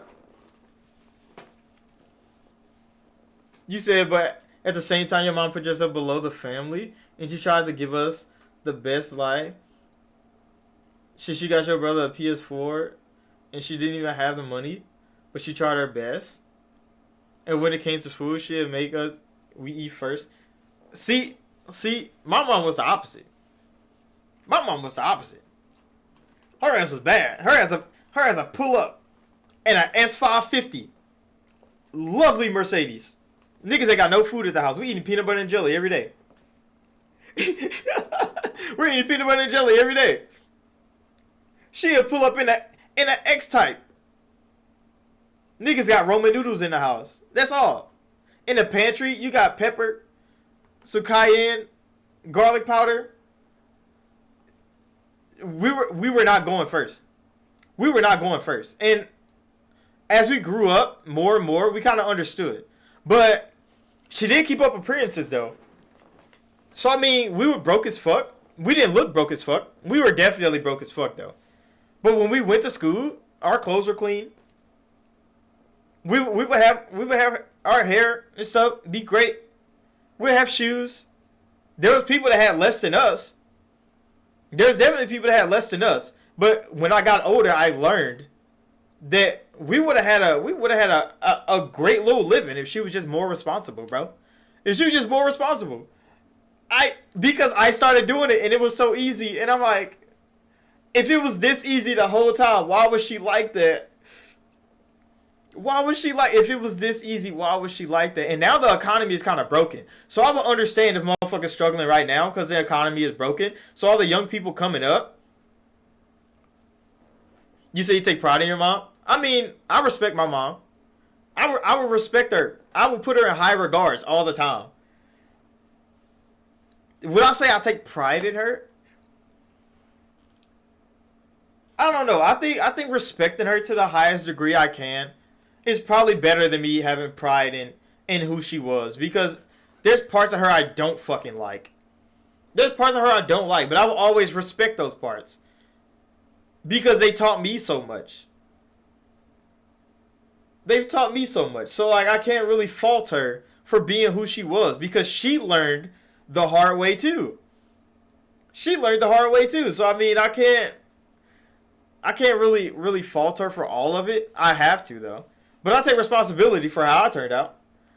Because I saw, and I'm like, okay, I like the work ethic. I like the mindset. Don't like the actions you're taking. And I kind of, you know, worked out my little blueprint to get through. You say you give me for the exact same way? Yeah, she buy new clothes and new shoes. Yeah, like it's like I was like, bro, you can go buy a couple meals, bro. But I mean, when it was like holiday time, I mean, she shows up when it's like holiday time because she got to flex. It was all about flexing for her, I think. So she had to flex when it's holiday time. She flexing hard as fuck. And I mean, we were eating good. We were eating good when it's holiday time, but then like a random Wednesday in fucking in April, we're starving, bro. Hungry, poor. But let 4th of July pull around. We're up, nigga. We're up. Niggas clean as fuck. Fireworks stacked up high. Niggas having a good old time. But let the 5th of July come. We ain't got shit, nigga. It was one of those things, bro. It was one of those things. You say your mom made you do your own laundry? You started making you cook? Yeah, bro. Like I've learned a whole lot from having to do all that. And there was one point in time we didn't have no laundry. Like we had to wash our shit in like the sink and in the tub. So I learned how to wash my clothes in the tub, hang them up to dry, iron them bitches out. And I'm a middle schooler. I made sure we had to stay clean. So she's taught me to take care of myself at a young age, and I like that. I like though, like not the way that it went about, not the circumstances around how I had to learn, but I like that I learned how to take care of myself young. So when I got older, taking care of myself was the easiest thing I could do. The simplest thing I could do. I had to always clean up the house and shit. We always had to clean up the house. All the time. No reason. Like, we'd just wake up one Saturday, and her ass was like, oh, we're cleaning everything. And it's like, okay. So now I clean my house all the time. My girlfriend bought me a robo vacuum, so it just drives around and cleans my house periodically. And sometimes I go use the random vacuum I got in my closet, and I just clean shit myself.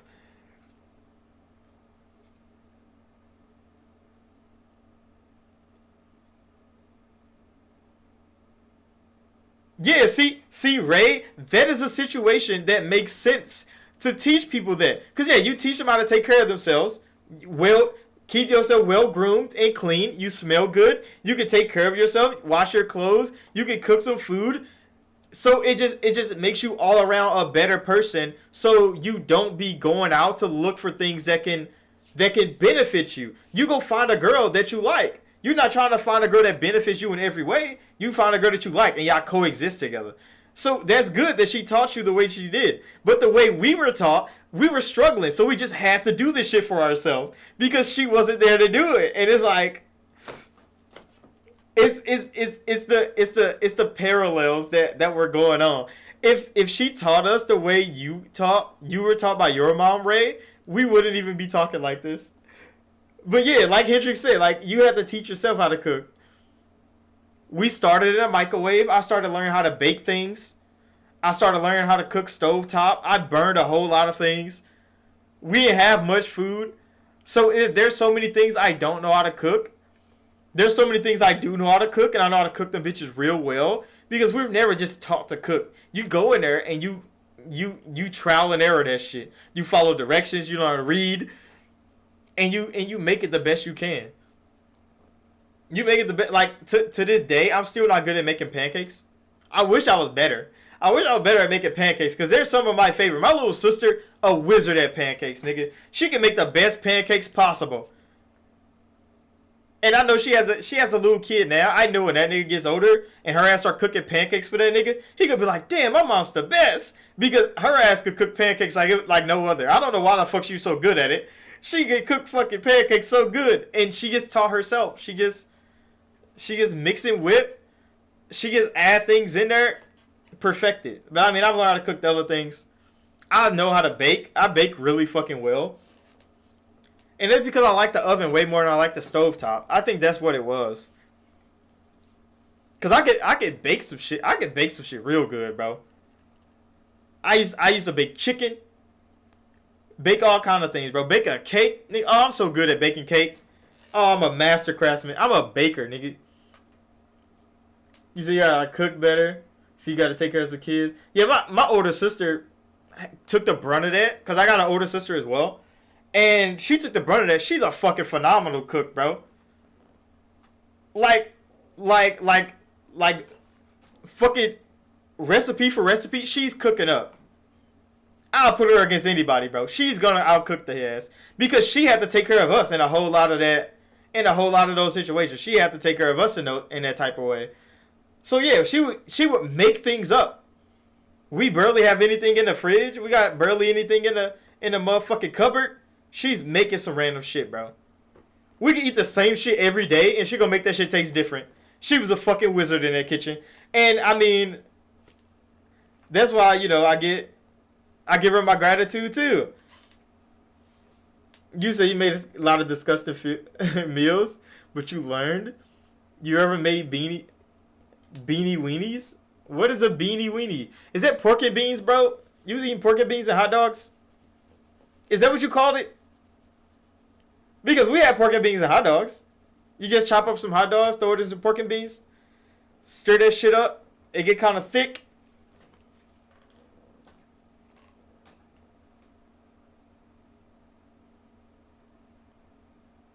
You said she taught you how to throw shit in a pot while y'all cook. If you know how, should it be?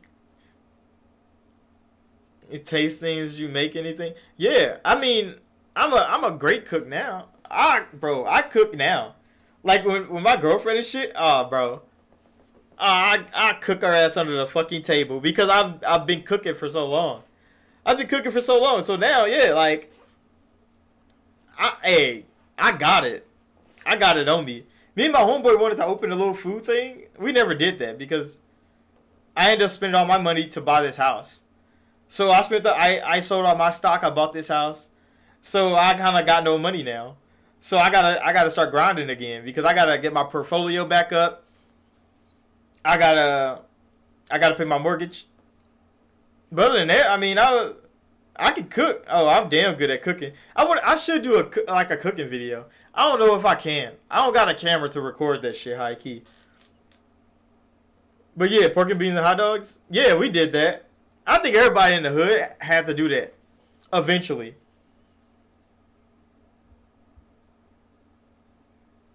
You say you cook a lot of meal prep meals? She put peanut butter in a pot. She put peanut butter on some chicken? What? Oh, that's actually not as strange as I read that. Because I used to do that. That's a Japanese thing. That's a Japanese thing, and it is actually really fucking good. It is actually really, like, when I read it, I was like, she put peanut butter. I thought it was like in a pot with like some other shit. But like, if it's on chicken, it's actually really fucking good, bro. I know how to make a Japanese peanut sauce. I got the recipe in my brain, bro. I can make that motherfucker right now. I mean, I ain't got the ingredients right now, so I can't, like, physically. But like, if I had the ingredients on me right now, I can make that shit easy, bro. I can make that shit easy. Put it in a blender, blend that shit up. Creamiest sauce you ever, and it's so good. And it sounds so weird to say, but it's actually really fucking good, bro. It's actually really fucking good. Peanut sauce is really fucking good, bro. Throw some motherfucking sriracha in there with some sesame seed, and nigga, it's definitely it's a peak sauce. So yeah, I understand that, Ray, for sure. When I first read it, I was like, why she put peanut butter in a pot? I thought she was like melting it down. But I mean, it would make sense to melt it down because peanut butter is thick as fuck. You said she never learned how to cook. She just threw shit together. I mean, hey, she discovered something that's peak, because that's an actual recipe that exists.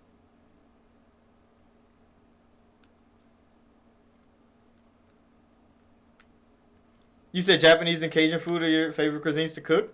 I like making pasta, nigga. I like making pasta. But I know every time, like, I be cooking pasta, bro. I be making bread bowls and shit. Lovely. I be crafting in the kitchen. But I gain so much fucking weight.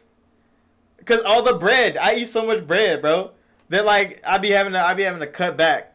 I be having to go on a diet to cut some weight. Cause I be eating a hella pasta. I be cooking up pasta hard as fuck. But then I be in the gym lifting. That's why I be getting so bulky. And I be having to, like, trim. Cause I would be getting fat, I don't think. But I be bulking the fuck up. Cause all the carbs just flowing through my blood. Muscles be tight as shit all the time. And I'm like, okay, bro, I need to go slim some of this shit off a little bit. So you gotta drop a couple pounds of muscle. I mean, losing weight isn't hard.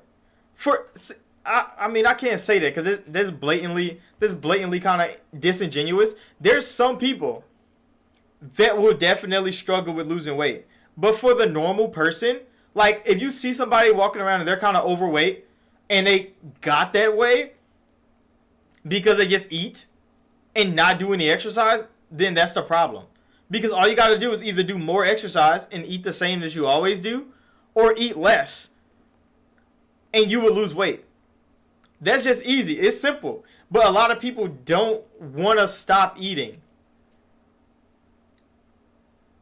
You said you lost 36 pounds in 4 months? Yeah, because if you want to do it, you can do it. A lot of people lack the motivation, the discipline, the determination to do those things. Because it's so easy. You legit, you contain yourself. If you want to eat your favorite foods, eat your favorite foods. That's fine. Just eat less of it. If you want to eat McDonald's and Burger King, you can eat McDonald's and Burger King. But you gotta work those shits into your routine. So you can still have the things that you want to eat. You don't have to stop eating food because you want to lose weight. No. But if you know you're going to go get a motherfucking Bacon King meal, I get them bitches all the time. That shit's like 1,700 calories. You better be damn well ready to work your ass off. Because you only get like 2,000 something a day. And you can limit yourself too. Limiting yourself calories is actually really good for losing weight. You said it's all about the calorie deficit? Yeah. Like limiting your calories is always the best way. And I've learned because I was like 215 at one point. I think that was some years ago. I was like 215 at one point. And then I was at my friend's wedding. This is a while ago now. And I saw a picture of all of us together. And I was so motherfucking yoked. But like, I mean, I was a strong ass nigga. Like I was a big strong ass nigga. So it's not like I was just fat as fuck. But I was massive. And I saw that picture, and I'm like, why am I so motherfucking bulky in that picture, bro? Like, even in my suit, they had to give me an extender for my fucking collar because my neck was so big. And I was like, I definitely need to go exercise. So in like, I think in like a month and a half, I say like a good like 5 weeks, I lost like 30 pounds. Easy as hell. Because I just stopped eating things real quick. That's all I did. I just stopped eating things real quick. So like all the things that I used to just come home, I just eat like Jimmy Dean's and all that. I used to just throw shit in the microwave to just heat it up and just eat it real quick because I just got off work or I'll be coming home from the gym. I just stopped doing that. I stopped buying shit that I just warm up in a microwave and I just start cooking for myself. Well, start cooking more because I used to cook, but I just cook every now and again because we have things we just throw some Hot Pockets in a microwave or in the oven, just eat those. I just stopped buying that shit. So if I wanna eat a Hot Pocket, I would make that motherfucker. I would just make that motherfucker. And I started doing it. So tacos, burgers, all that, I would just buy the ingredients and just cook it myself. And it was the same food, but the calories were so much less. I just started losing weight rapidly, just fast as fuck. I started losing weight so fast that I got down to like 150 in like 2 months. Like I lost weight so fast, it was strange.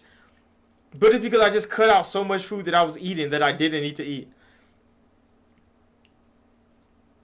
And I just start eating the alternative. And I won't eat no trash shit, bro. So people are like, oh, you should try these protein things. No, that shit's garbage. I tried it. It's trash. I'm not eating that shit. So when I recommend food to people, it's food that I will eat, bro. It's not going to taste garbage. I want to eat food that tastes good. So I'm not about to eat no trash shit. Would you say you're bulky? But you got muscle and fat. I mean, everybody got fat on them. It's just how much, like, how the fat is compositioned on your body. Cause like I got fat on me. Like I'm fucking 180 something, ain't I? But like, do I look like a fat person? No, I'm real deal like solid mass. But I still got like 20. I'm like 20% body fat, maybe like 17. I have fat on me, and then like. I always, like, genetically, I'm always going to have lower stomach fat. Like, right at the bottom. Because I think my dad is like that. It's genetic. He told me that. I was, like, 16. So, like, if you want to keep abs, you got to work hard for that shit. Because genetically, I'm always going to be fat just on the lower half of my body. I mean, on the lower half of my stomach. And that's just normal. So, I'm like that. Even though I still got abs on me, I still have these little, like, pockets of fat down there. And I'm like, that's a genetic marker.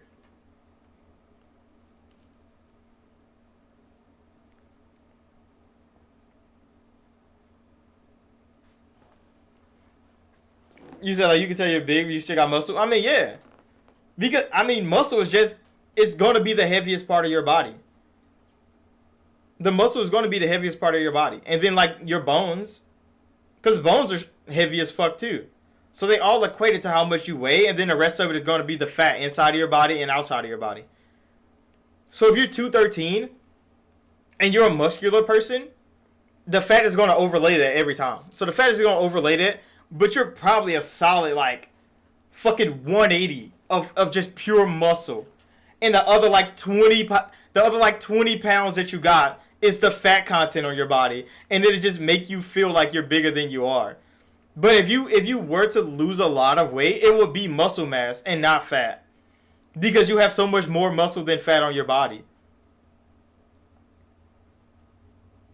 Cause like me, when I was losing weight, I think I lost a whole lot of muscle mass. Cause when I was big, when I was bigger at least, because I was lifting heavy every day. So I was trying to gain more muscle on my body. I was trying to get bigger, and then I got so big, and I just need to reduce this. So I just start eating less, start doing more cardio, and I lost a whole lot of muscle mass and a whole lot of fat content, and I got down to like 150 something. And then I'm like, oh, I lost too much motherfucking weight now. So then I start progressively getting bigger. And now I'm at like 180. And I mean, I feel good at 180. I'm still pretty springy, bouncy. I might cut down to 170 high key. Like I might just cut down. Because I think I have like 150 pounds of muscle on my body. So I could probably lose 10 pounds of muscle. I don't need more muscle on me. But I had to strengthen my legs because I did have a motherfucking Achilles injury. It wasn't a tear or nothing, so I didn't have to get surgery. But my Achilles was like stretching out because my calf muscles and shit was overburdened. So I did have to start doing more leg workouts. And I definitely my legs got fucking yoked. You said you fill out a large shirt and look big, but you happy? I mean, a large shirt isn't that big. I wear a large shirt. What do you mean? I got a large shirt. I got an extra large shirt in there, and I'm kind of big enough for an extra large shirt, but I'm not too solid. But I have broad shoulders, so like an extra large shirt it just flows well on me. But like this is a large shirt, I think, and that motherfucker tight as shit. But like, this is my bicep in there. We just start hitting double buys and shit. Just being here, just fucking flexing. And yeah, it depends on how your muscles insert too. It all depends on, you know, how your body composition is. Everybody's genetic markers are going to be different.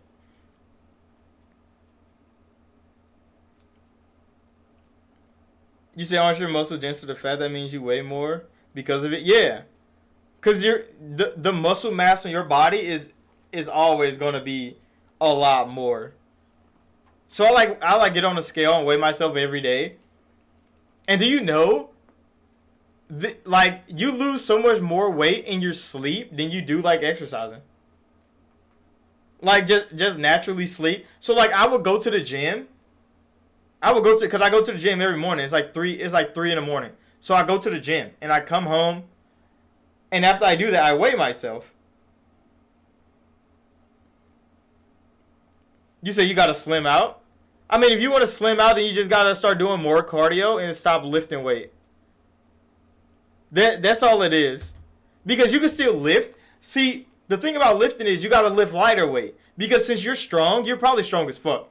Because you're 213, you're probably strong as fuck. But like, you should probably lift lightweight. Just go in there, do lightweight for some reps. I do a whole lot of drop sets. So I would go do a machine. So I did chest today. So I would just start doing drop sets.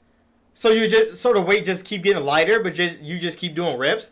So if you go and do like 20 reps at like 90 pounds, and then 20 reps at 80 pounds, then 70 pounds, then all you're doing is exercising the muscles. Lactic acid and shit is flowing. And your body's just getting tired. So it's working hard to repair that muscle. Instead of you just building it to be stronger, you're kind of like trimming it down. That's what I do anyway. I don't know if it works the same for everybody. But yeah, I definitely do that a lot. You said like you want to go back to the gym, but you don't have a ride to get back there. It's too far for you to just walk. I mean, you can always just jog around outside, do push-ups and stuff. I like going to the gym in the morning because like there's so much equipment there that like I get to learn about. Because yeah, like I do push-ups, I do sit-ups, I do like variations of push-ups. I try to do at least like 300 push-ups a day, 400 push-ups a day, something like that. Just to like keep my body moving around even outside of the gym. And when I say that, people be like, 400 push-ups, that sounds like a lot. Like, you know you can do 50 push-ups in like a minute. Like, doing 50 push-ups is, like, you do that shit fast. Because you could do 5 variations of push-ups and do 10 push-ups each. That's 50 push-ups.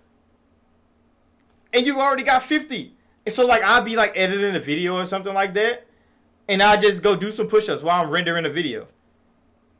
Do some push-ups while it's uploading. And you will knock out 200-300 push-ups in a matter of minutes.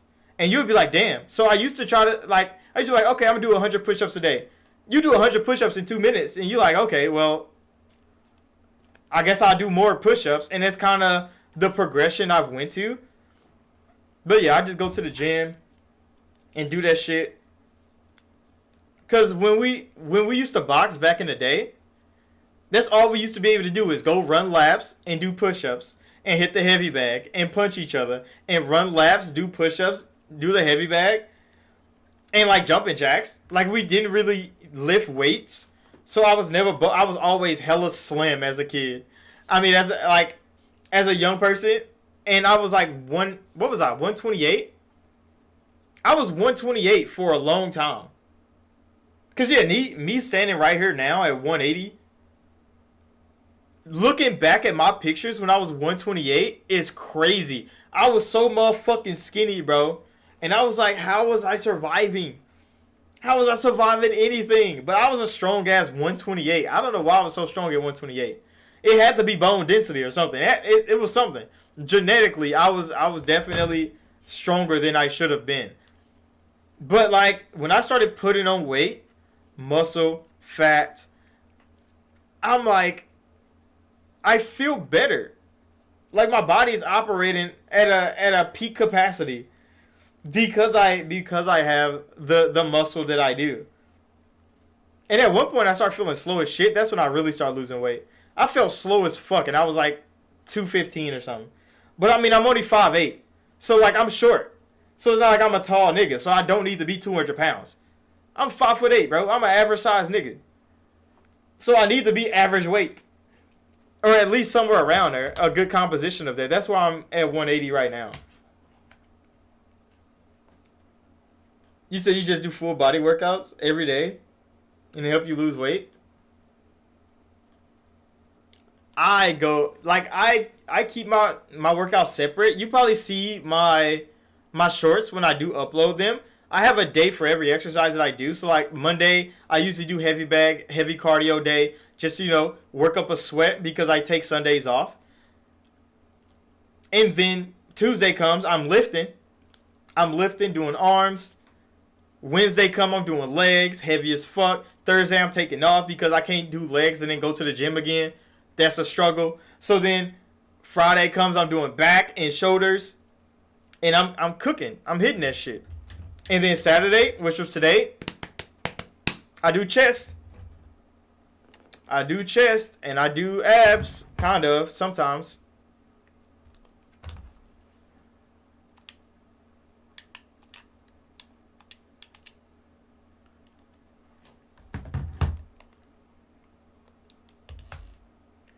So yeah, so I don't really do too many like full body workouts. Except when I like play Ring Fit or some shit. Cause if you got a Switch, Ring Fit is a peak game, bro. It's so fun. You got that little ring thing that you like play the game with, and that shit get your ass working. It'll definitely get your ass working, and it's hella fun.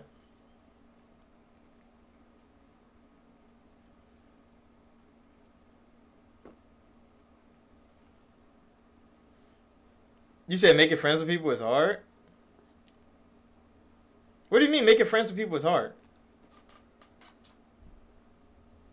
Like, what is your... Like, how do you go about trying to make friends? Because I think that's where the problem might stem from. Because most of the people that I've met was just organic chemistry, I guess. You could just call it organic chemistry because, like, we met, we talked, we had interests, and then we went apart. And then we came back together again, and we talked more. We had more interests. We started playing games. We start interacting with each other in the same realms, in the same spaces. We've learned from each other. We talked to each other, and then we became friends. That's kind of how it goes. I don't just walk up to somebody like, hey, I want to be your friend. Because I actually don't. I don't want to be your friend. What are you talking about? But, like, you can go talk to somebody, have a genuinely great conversation with somebody. And you can just leave it at that. Y'all don't have to be friends now.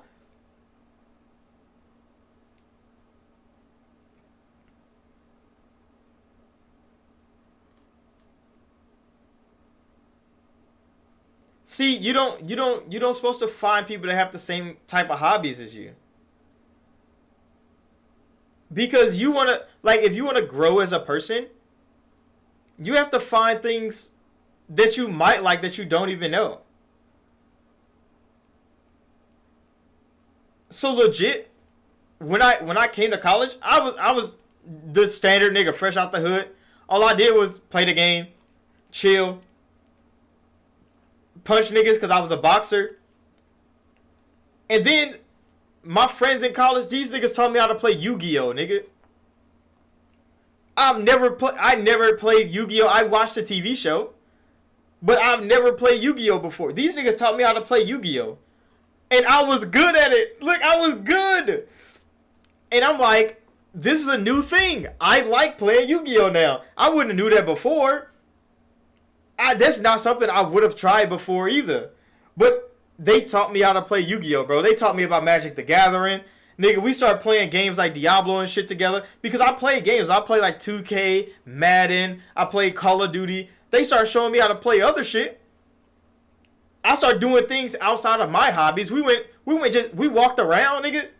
Have you just went on walks? I didn't just go on walks with niggas. I didn't want to be outside. I wanted to be inside. But then, like, I started going on walks. And I found new people that way. I met a girl. Her ass taught me to play tennis. I'm from the hood. We play basketball, football. This bitch taught me to play tennis. So I'm playing tennis with bro, nigga. There's like, now those are my hobbies. Now I can show those hobbies to somebody else. I went to go play volleyball with some bitches. I used to help the volleyball team in high school, so I'm pretty good at volleyball. So I'm just serving at these hoes. They don't know what to do. They can't return because I'm just kind of good. But yeah, I'm playing volleyball with bitches. And then there's friends with the similar interests. You know, my homeboys and they play basketball. I play basketball. I'm kind of fractured and shit. So like I'm not that good. But yeah, we have common interests. We play 2K, all that. But like all your friends can't be the same because you wouldn't find new friends. That's all I'm trying to say. You say you want to get into stuff like D&D, Yu-Gi-Oh, Warhammer, but you don't know your social skill. You don't need social skills to get into that. You just gotta put yourself in that situation because those fans are not trying to keep you out. The fans of Warhammer, the fans of Yu-Gi-Oh, D&D, they're not gonna keep you out. So all you gotta do is go to them. There's always little social events going on. I don't know what city you're in. But like there's always small little things. Like there's Magic the Gathering tournaments that I learned about. Because a dude talked about, hey bro, I do Magic the Gathering tournaments. You go in there, motherfuckers playing Magic the Gathering. They would teach your ass how to play. Because they want to play against more people. And that's kind of what those hobbies get into. Because I didn't know shit about Yu-Gi-Oh! Outside the TV show until they gave me some cards. And it was like, hey, let's try to play Yu-Gi-Oh! I played. I'm enjoying this. Then I start getting good. And then I start winning. And that's where the turning point happened. Because when I start winning, I'm like, this is actually something I want to do. And I start playing Yu-Gi-Oh, bro. And it just you got to be organic about it though. You can't try to force yourself into something. Like if you're interested in Warhammer 40K, you should go try to interact with them.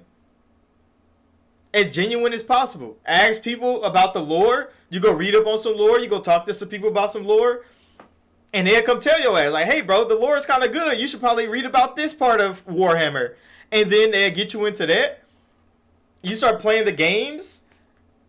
Their fans kind of come over to you and tell you, like, hey, bro, this is what I like about Warhammer. This is what I don't like. Y'all trying to build a discourse like that. And it becomes your genuine friendship and interest. You can't just go in there with the mindset that, hey, I wanna join this thing so I can make friends. Like, no, you wanna join a thing because you like it, not because other people like it and you want them to like you because you like it. Like, no, you gotta want to enjoy yourself, because people like when you enjoy yourself.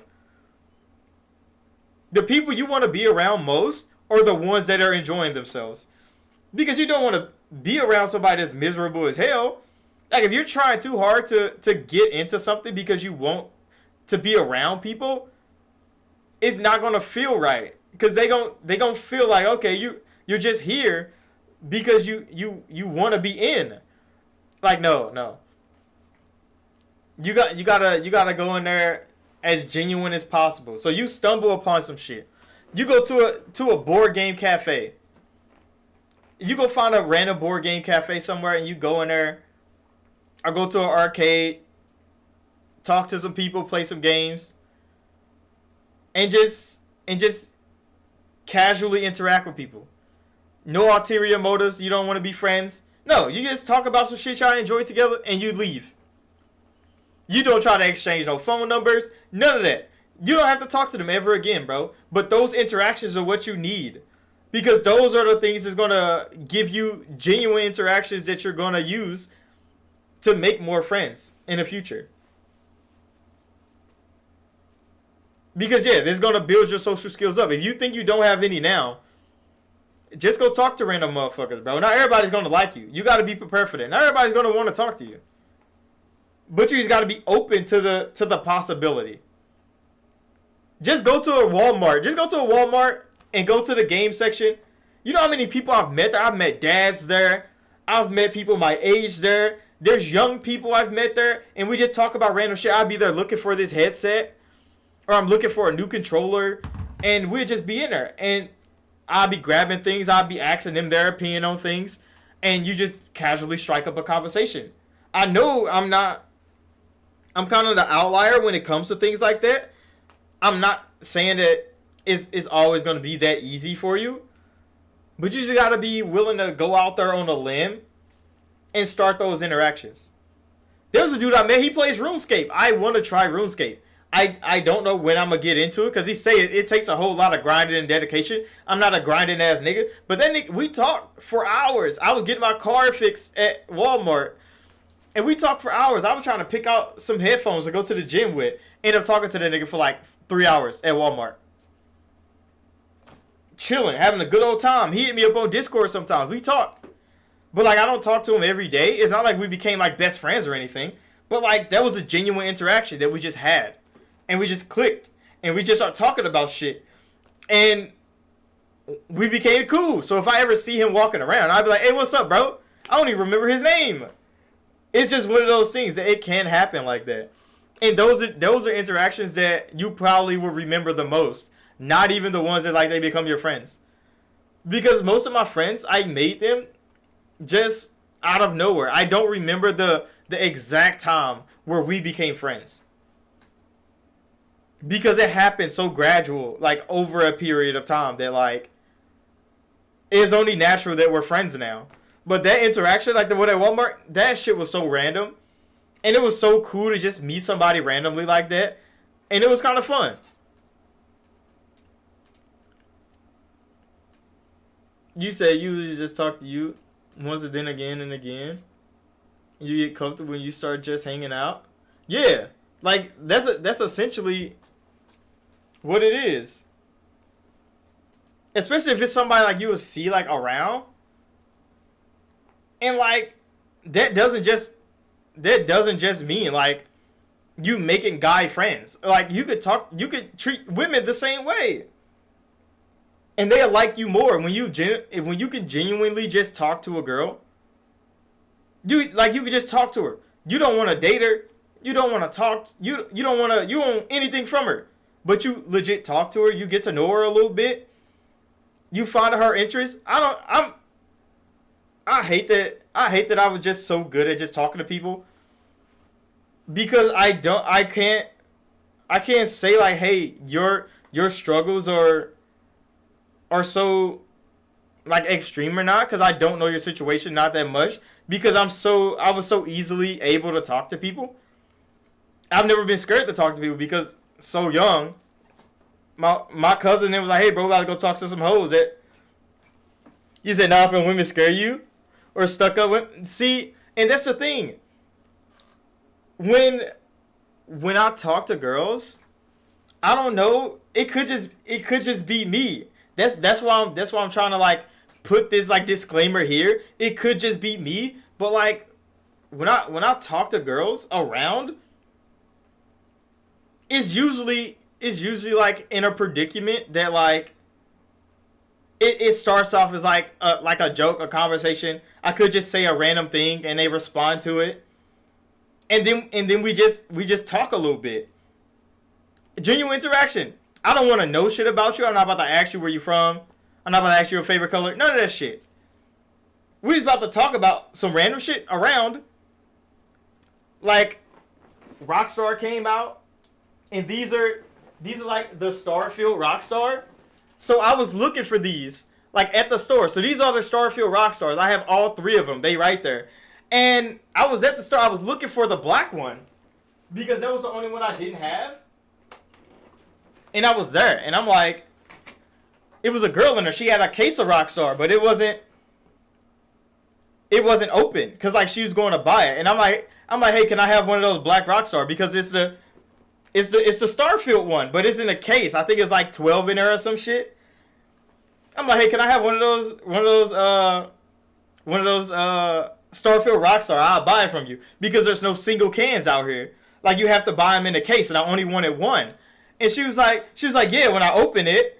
And I'm like, oh, so when you go open it? I mean, I'll buy that motherfucker from you right now. And then she just laughs, and I mean, we just talk about.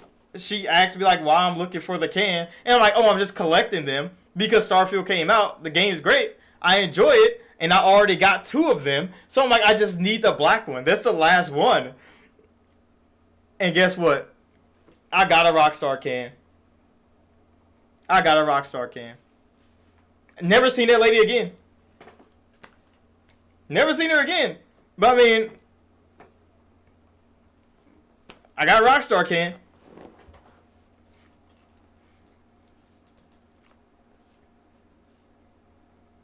You said, but the jokes were out, you gotta want to dip. I mean, no, cause like the thing I learned as a young lad coming up is girls love to talk. They love to talk. So you don't have to say much. They will enjoy themselves so much more if you just get them to talk about themselves. Because they have plenty of shit to say. Girls have like mountains of shit to say. So you like, if you could get her to just start talking about some shit, especially some shit she enjoys, and you just interact and respond to the things she say, that is gonna be the way that she remembers you. Cause you don't have to say shit to her. I've came into work a couple times, and like new girls come to work, and I'm in a leadership role, so it's not like I can't not talk to them. But I would go in there and I would talk to them. They're new to work. I'll be showing them some stuff, and they'd be just telling me where they used to work at, experience they have. They'd be having a good old fucking time. They'd be having a good old time.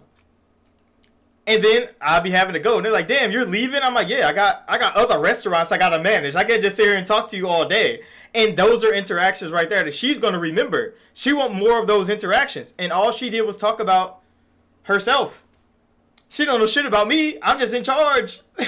I'm just a nigga in charge. And yeah, so you get them to talk about things that they like. And if you like some of those same things that they like, you tell them that. Like, oh shit, I've seen that before. I've watched that movie. I've seen that TV show. Y'all talk about it. She's gonna tell you what she thinks about it. You tell her what you think about it. Genuine. Cohesion. And it kind of just flows like that. You don't have to think of any, you don't got to think of any witty jokes. You don't got to be trying to use no pickup lines. None of that, bro. Just genuine conversation and interaction. And that'll get you so much further than you hitting her ass with a clean ass pickup line and asking for her number, bro. Because the fact that you don't want her number, she's going to want your motherfucking number. Because she's like, wait, why this nigga don't want to talk to me more? Like, nigga, you had a good time talking. And then you can tell, like, oh, nah, bro. Like, I'm not trying to flirt with you or nothing like that. Nigga, I just wanted to talk. You said, where did I get the headband from? Because you need one for your dress? Oh, this is a hachi, bro. This is Japanese. So it's a hachi. I got it from work, nigga. I got it from work because when I was sushi chefing it up at a Japanese place, we had hellas of these. So I have this one.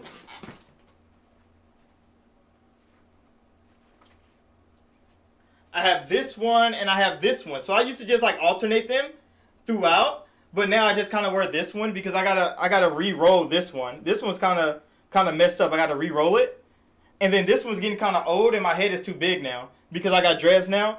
At first I had a fro and this can just go around my head, but now this one is the one I need to re-roll. But yeah, I got those bitches from work, bro. They Japanese. They're hachi maki. I don't know if you can buy them. Can you buy hachis?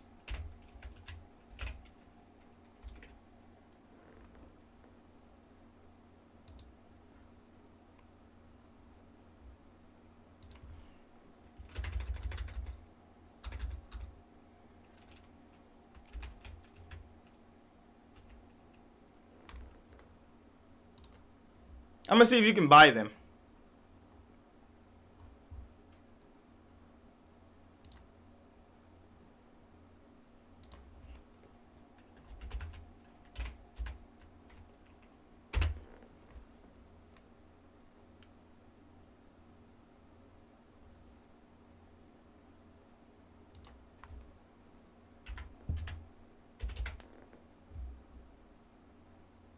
Hold on, I'm about to look up some hachimaki.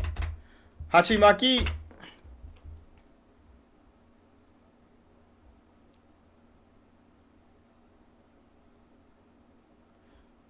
Oh, you can just buy some on Amazon. They're on Amazon. You can buy some. Let's go to amazing.com. Amazing.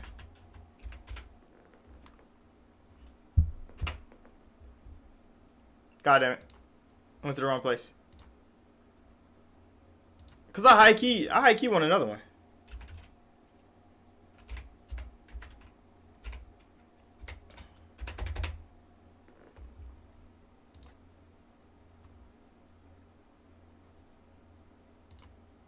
Hold on, let me pull it up. Let me pull it up so y'all can see what I see.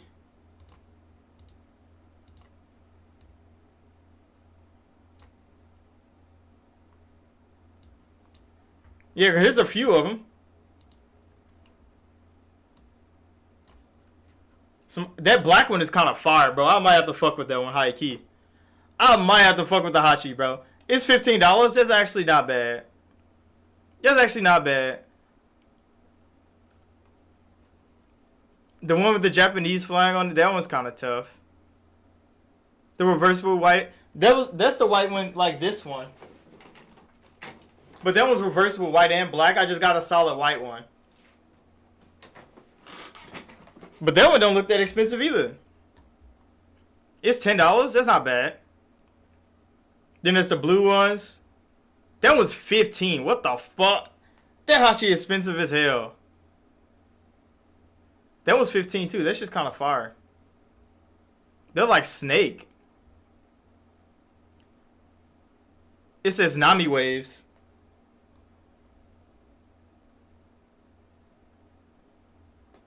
You said, should you buy a laptop? You should definitely buy a laptop. Well, it depends on what you want to do with it. Because right now, I'm reading chat off my laptop. So, because like sometimes chat don't pop up on screen. So the chat is kind of bugging out for me, so that's why I'm using my laptop to read chat. But yeah, I use I use my laptop for a whole lot of things. The thing is with laptops, you got to know exactly what you want from a laptop, so you don't overpay for a laptop you don't need. Because right now, I have the Asus VivoBook. I'm a fanboy of a lot of things. I'm a fanboy of a lot of things, and I know a lot of people be like, "Oh, damn, you a fanboy?" Yes, bro, because there's some things that I'm always gonna do. So BioWare's on my wall. I fuck with BioWare games heavy. So I'm gonna play them bitches when they come out. If I like them or hate them, I'm gonna have to determine it. But I'm getting the game when it comes out. When it comes to PC hardware, in general, I fuck with Asus heavy, bro. So I got an Asus VivoBook. It's not that expensive.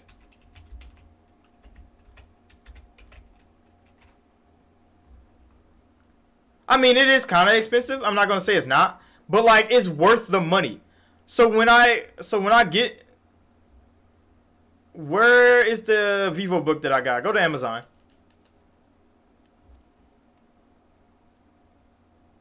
What is this one? This one doesn't have enough motherfucking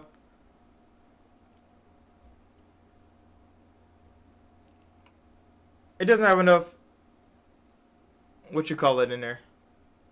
4 gigs of DDR4.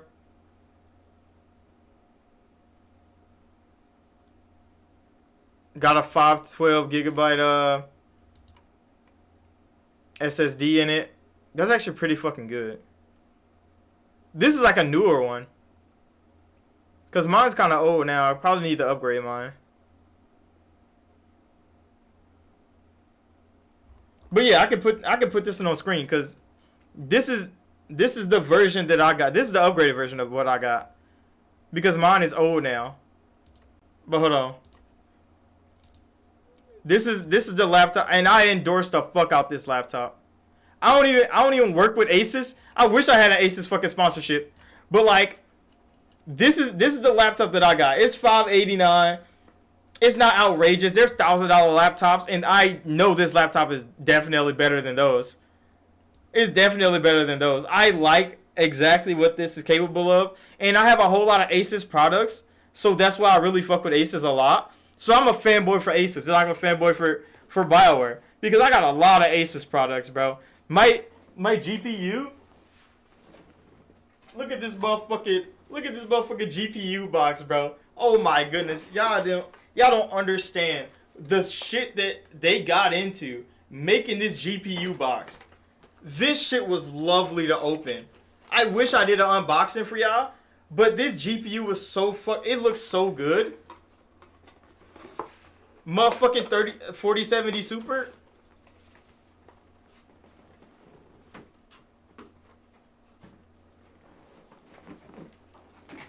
It's so good. Like, Asus makes really good products. So when it comes to tech for me, and I'm going to Asus first every time. I'm going to Asus first every time, and then I might go to Intel for like a card or something. I do like Intel cards. The CPU, I do like Intel CPUs. GPUs, I'm going to Asus first every time. If I don't go to NVIDIA themselves, because I ain't going to get an AMD. I'm not getting an AMD. Because they don't have the processing power I need. So I definitely go to Asus first, NVIDIA second,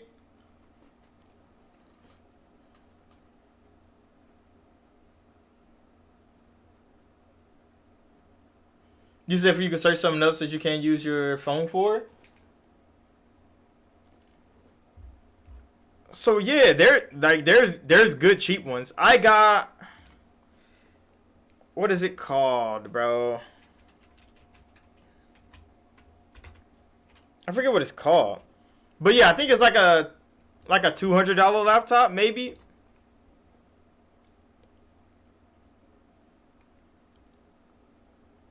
I forget what it's called though. Because I don't have the book with me. I mean, I don't have the box with me.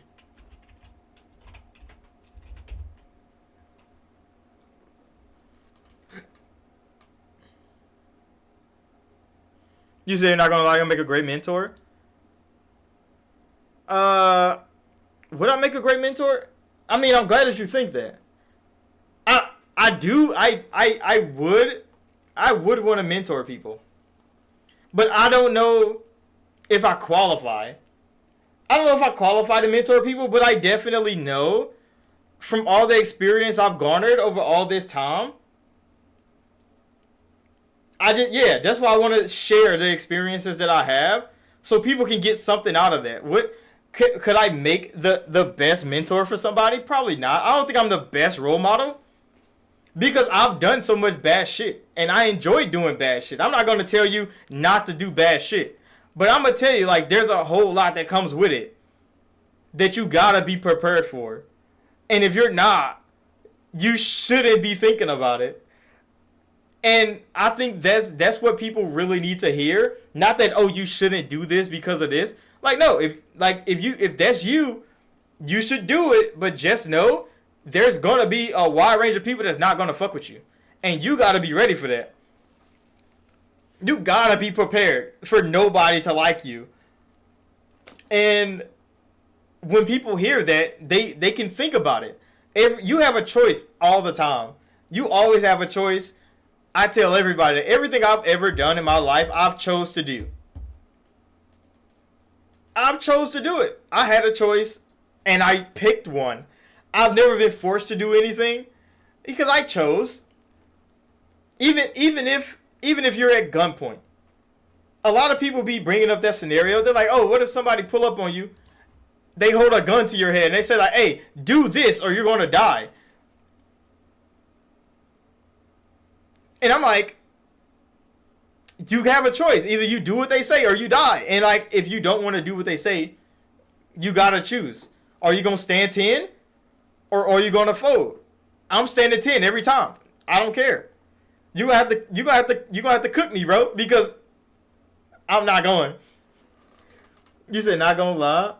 You saying that made you think of some of the challenges I got in my current job because I work in retail. It got so hard trying to accommodate some people, trying to get them into these women rooms. And I'm like, nah, you gotta go to the men's. Bro, situations like that, especially with like the wave of like people trying to go into the women's bathroom. Yeah, like the transgenderism. And I'm like, a part of me knows it's a facade, but I don't want to come off as one of those people that's like, "Oh, you're just transphobic" and stuff like that. But no, I know gay people. I know gay people. I'm friends with some gay people. They're cool people. They're not different from a normal person. They just kind of like niggas. That's kind of the thing that they are. Like, that nigga's gay. He like men. She's gay. She likes women. But they just act normal. So when I see like the pride shit that be going around, I'm like, that's not how it is. I don't know why they're acting like that. And then the trans man thing, and like, I met a trans girl. Like a girl that's a dude now, you know, like a trans man, which is a girl that's a dude now. And she still, pronouns, but she still used a fucking girl's bathroom. She still used a girl bathroom. So I know for the dudes that do that shit, you're doing that shit to be fucking weird. Because she's a dude, technically. She's transitioned to a male. That's what she did, but she still used the girl bathroom all the time. Why? Because she would never go into a men's bathroom. Why? Because she knows deep down she's not a dude. She's a girl, so she goes to the girl's bathroom. It's instinct for her. She just goes to the girl's bathroom. And I'm like, you're a boy. Why the fuck are you going in the girl's bathroom? Because she's a fucking girl. You're still a girl. You know you're still a girl. You can call yourself a trans man all you want. You're still a girl, because why? You go use the girls' bathroom. So when the dudes fucking do it, they do that shit because they want to go into the girls' bathroom. Not because they think they're a girl. It's because it's an excuse for them.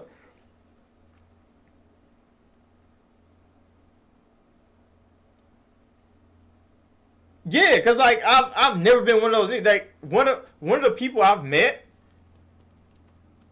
that nigga taught me so much. He was so cool. That nigga could sing. He was great. That nigga was gay the whole time. I never knew that nigga was gay. He told me. I didn't think that nigga was gay. He had a boyfriend. His boyfriend worked over there. And I was like, I didn't know your ass was gay, bro. Because he was my nigga, bro. He taught me so much, especially at work when I first came there. That nigga taught me hellas, bro. That nigga taught me hellas, bro. That nigga thought I was attractive. And I'm like, thanks. I'm not going to be offended that nigga think I'm attractive. He likes men. And if he likes men and he think I'm attractive, that's exactly what it is. I don't have to find him back attractive. There's ugly girls that find me attractive. That's the same thing. It's the same thing. I don't know. Why niggas be so offended when a nigga find him attractive, bro. And it's like, that nigga likes men. If he didn't find me attractive, I would know something's wrong with me. I would know. That's a compliment. He thinks I'm attractive. He talked to them bitches. They think I'm attractive too. It all pans out. This all makes sense. It all makes sense. But he knows I'm not gay. He knows I'm not gay. And I didn't care that he was gay. His boyfriend was cool. But it's like I have gay friends, bro. They're normal. That's normal as hell. And I'm like, I don't know why some people like, I think there's a lot of like deep rooted miscommunication and misrepresentation that goes on that could cause a lot of these problems, especially in like young people growing up. But now you see all the memes now where niggas be like, oh, I'm about to go cuddle the bros. And now it's like, it's kind of a joke to be sus. Like, niggas say sus shit all the time. And now people don't even look at it because now it's so, what do you call it? It's so just normalized, you could say, that now niggas did say some gay shit. You don't think niggas actually gay no more. Because niggas just be sharing the weirdest shit to each other, and it's fine. It's cool. There's nothing wrong with it. But there's some people that be so offended if you act sus. And it's like, nigga, are you gay? Are you offended that we're acting like that? And I would understand. But like if you're so commandingly straight, why are you upset when niggas acting kind of flamboyant? Why are you upset about that? You shouldn't be, because that's not you. There's some people that they like to project, and that's a problem. That is a problem. Niggas do try to project, and it's crazy. You say you're not gonna lie, you're gonna take it as a compliment? Yeah, bro, that was my boy too. Like when he finally told me that he was gay, I was like, I would have never thought. And everybody was like, you didn't know he was gay? No, I didn't know he was gay. What, I just supposed to go around suspecting niggas of being gay? My nigga like to sing. He has a great fucking singing voice. He can cook really fucking good. Like, what do you mean? Like, I want to be like this nigga. He just like dudes. That was the only thing. He just like dudes. It's fine. He's still my boy, though. He moved to, like, Washington somewhere, or he moved somewhere hella far away. Hella far away.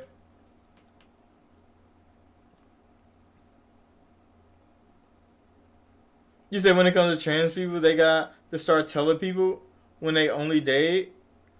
Because there's so many, like, random interactions. And I think it's the internet's fault for, like, exploding some of these things. I don't think it happens that often. But there'd be like dudes, trans girls, like, you know, the transitions dudes that turn to girls, and they'd be trying to just get straight niggas to like turn them gay. And you hear about that a lot on the internet. I don't think that happens a lot in real life, but on the internet, those stories get the fuck around. And I'm like, I don't think I've ever been in a situation where I didn't, I couldn't tell if that was a dude or not. But some niggas just be horny as fuck, and they be like, "Oh, I'm about to go get this girl real quick," and it's like, "Haha, I'm a man," and they be like, "Oh no," and then niggas get violent. Why? Because they were tricked, and it's one of those things, bro, that I can't believe all the cases that they were tricked. I can't believe all the cases that they were tricked. There's no fucking way. There's a couple times where you'll see the person, I'm like, there's no fucking way you're a fool about that. And if you are, you're a part of the problem. Because you're lying. You say you wouldn't mind dating a trans person? You just keep it a buck? I mean, that's cool. Because, I mean, if you like that type, I mean, I couldn't even say if you like that type of person. Because, like, they're still the same as everybody else. They just have an identity crisis with themselves. So, like, the thing about it is the amount of work it goes through, because they need validation. A lot of it. And I've noticed that, mostly because it's all over the internet. I haven't met, like, too many trans people that need, but, like, the ones that I have met, they need validation. Because if you fuck up their validation, they get upset. Because, like, when I tell you, like, old girl still goes to the fucking girl's bathroom and she's a man, I don't let that shit slide. Because I'm like, you're a dude. Aren't you? Go to the fucking men's bathroom. She's not fucking doing that shit. She's not doing that shit. She's not going in the men's bathroom. Then you're a fucking girl then. Stop acting. And that sounds insensitive, doesn't it? But when you think about it, what the fuck is actually going on here? What is actually going on here? So, I mean, if you're willing to put up with those type of things, then I understand. Like, you could date those type of people and it'd be all right. But not everybody wanna or even try to adapt to those type of situations.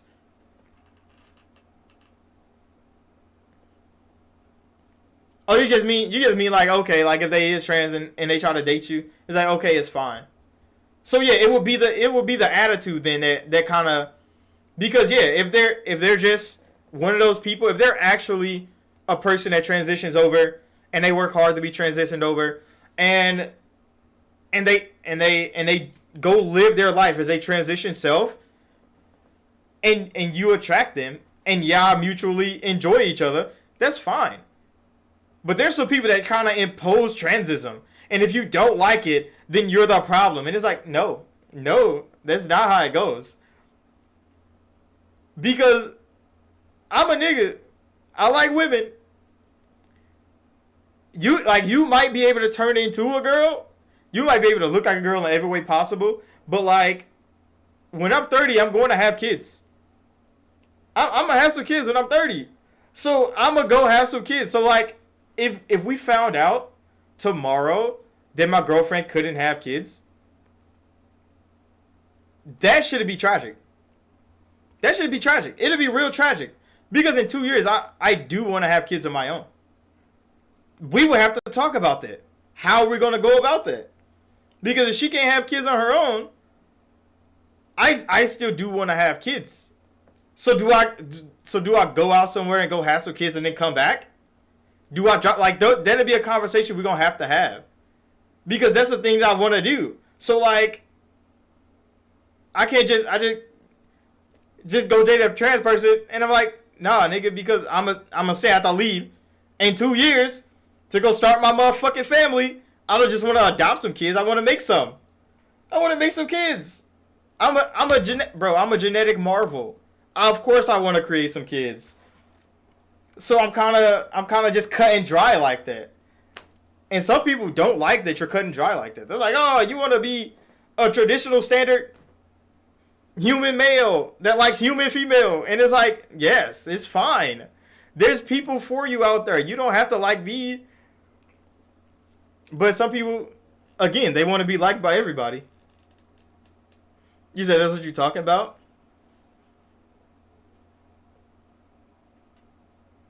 If they feel you, that's when you can date. Yeah.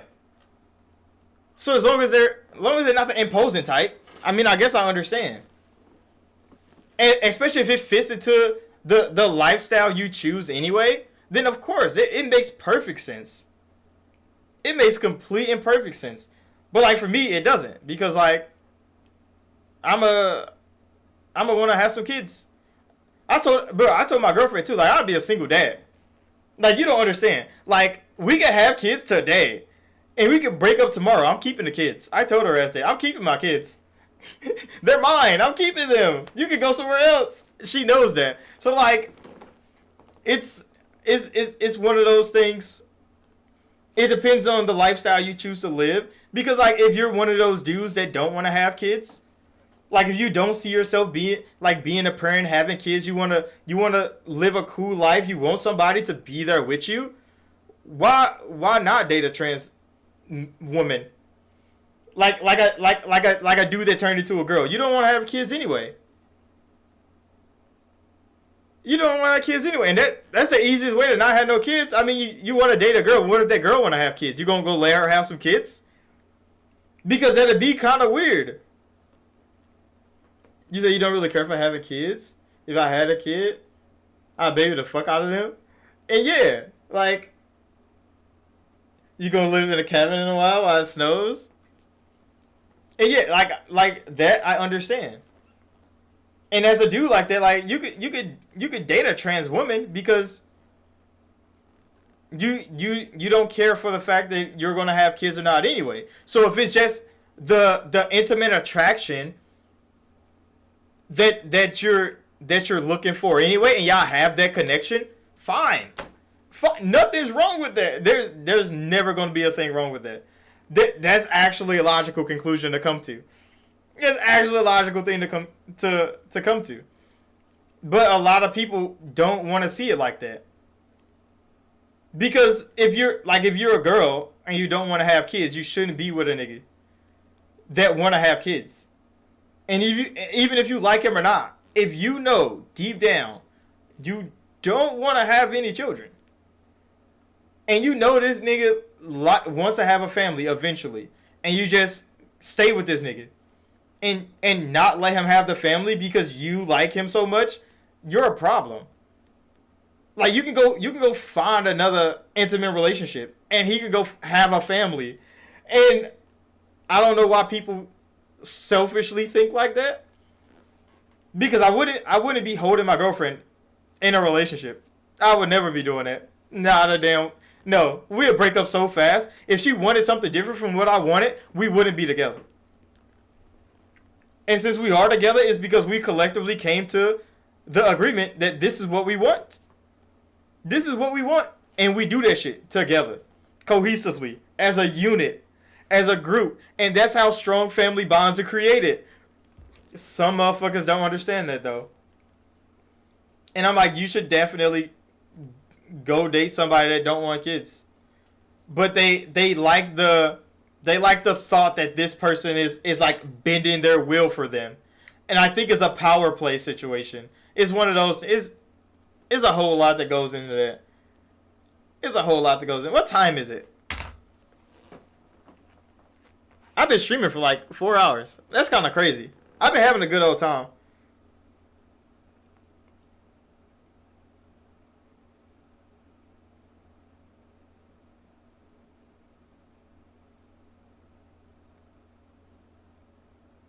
Oh, I should probably Snapchat my girlfriend back.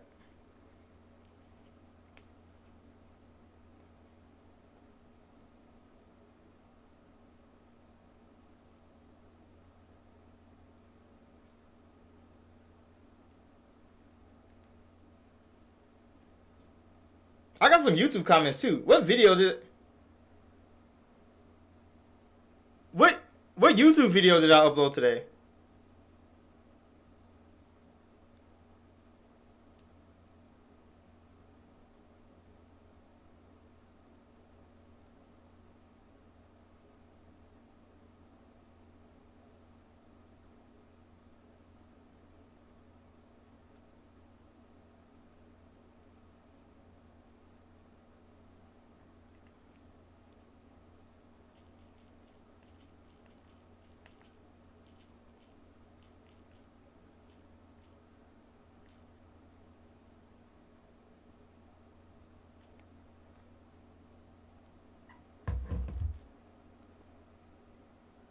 You said with the boys it was orange blood today? Cause YouTube is real bad at giving me comments. I don't think they want me to interact with the comment section. Not really. They're real bad at it, and I think they do it on purpose because it promotes the new system. So you know how they got the system where you could like buy a comment for people to see. Like you can like buy comments and it like goes to the top of the list or something like that. You said it came out around 5? Yeah, it should post at like 5 or 6 o'clock. Cause it's during the time where I'm at the gym. So I like record videos and then I like edit them and I like schedule them to upload. I just don't remember which one came out today. But I do have some comments. I kind of need to go check those. I don't be watching analytics too much.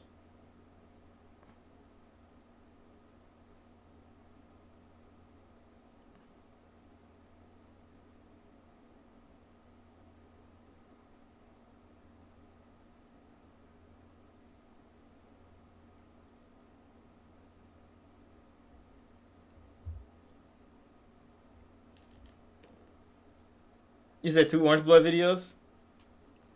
Yeah, I did make those. I did make those. Because I tried out orange blood. And I was trying it out at first. It was kind of strange. But then I started playing more of it. That shit was hitting, bro. So I had to make another video. Because I'm like, I'm actually having a good old fucking time at this game. It's actually really fun. I wish they had some voice acting. But it's probably from a small studio. So they probably didn't have enough funding to voice act it. But some of the dialogue that you can read is funny as hell, bro. And the fact that they let the little one just go in the booth and start spitting bars, bro. This shit is funny. It's so crazy. It's so wild. We should probably get back to the game, though, shouldn't we? We went off on a tangent.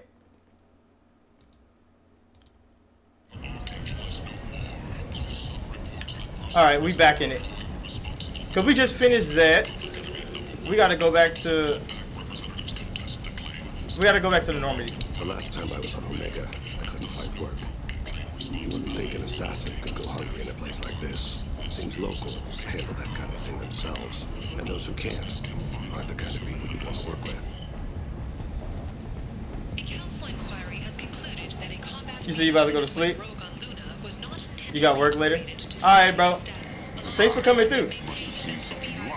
Cause it's been a minute, Hendrix. So yeah, you got to slide through again. End it now.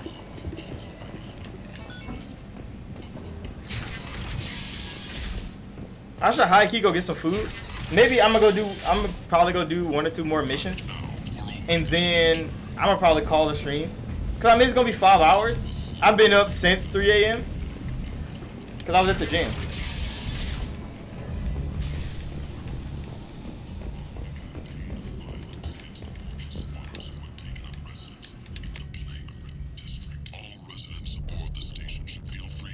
Cause yeah, today's been a good stream. It's been a peak stream. You say you about to stay in the background and wash your clothes? Oh yeah, that's cool. I'm gonna be chilling. Commander, you've received a new message at your private terminal. New message?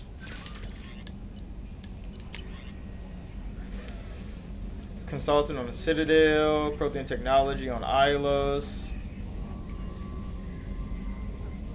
Okay. Oriana. Which is wow, her ass found us. It's that shit. That motherfucking Miranda DNA.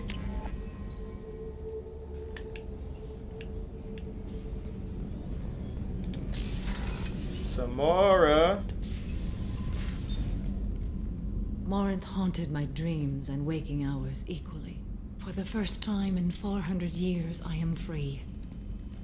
I am a ruined vessel of sorrow and regret, but I am free. It is not a feeling I can describe.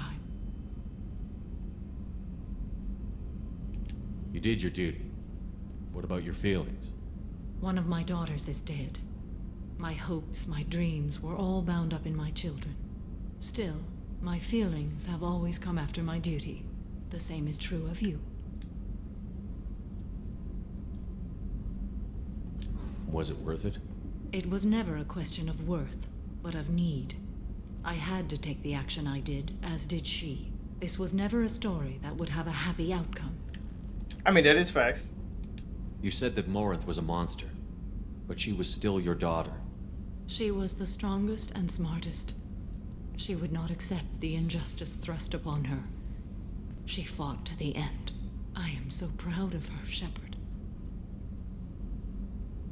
I mean, yeah, that is kind of hypocritical, isn't it? You killed her for being what she was. And I would again.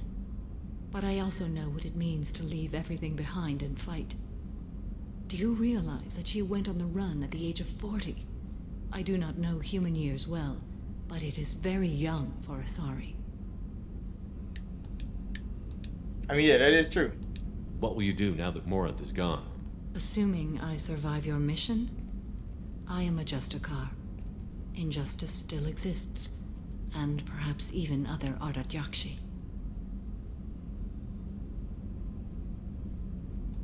I thought Ardat Yakshi were extremely rare. Asari have spread to many worlds. There are remote regions with no government oversight. If I travel to those worlds and they do exist, I will find them. That's diligent. There's no way to correct the condition Morinth had? We are an advanced species, but we don't have magic. When the trait manifests at maturity, it is too late for mitigation. It only occurs in purebloods like myself. Perhaps that is the root of the stigma regarding Asari-exclusive pairings. I don't know. That is kind of crazy, though. Because Asari were already, like, purebloods in themselves. Until they got spaceflight. Until they got space travel. Morinth claimed that her condition was the future of the Asari race. Morinth would say anything that served her cause. Ardat Yakshi are sterile, Shepard. That wouldn't be a particularly viable future for my people. I mean, it is facts too.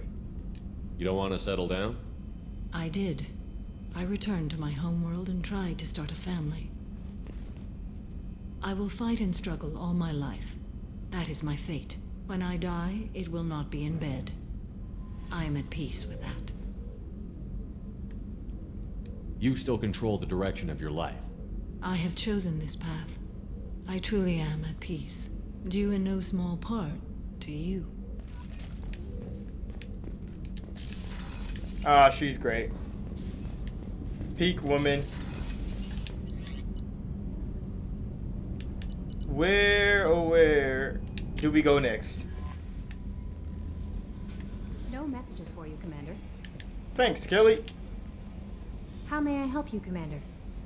I'm not sure I have That'll be anything to all. say. Good luck out there, Shepard.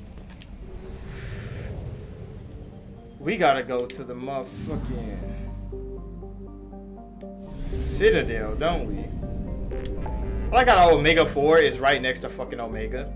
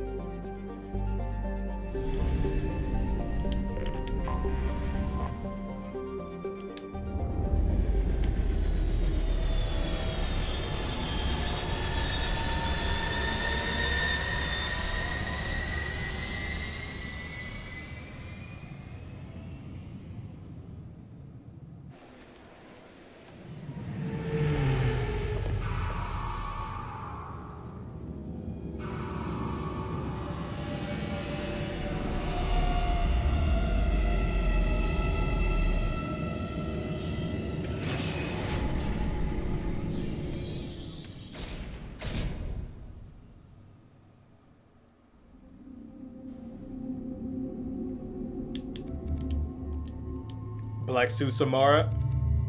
Peak.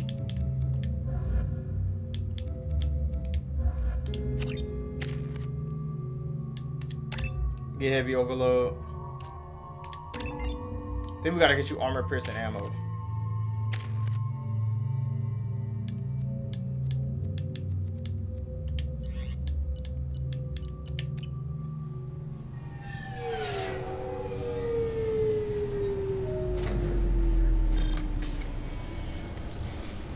Wait, have we came to the Citadel yet?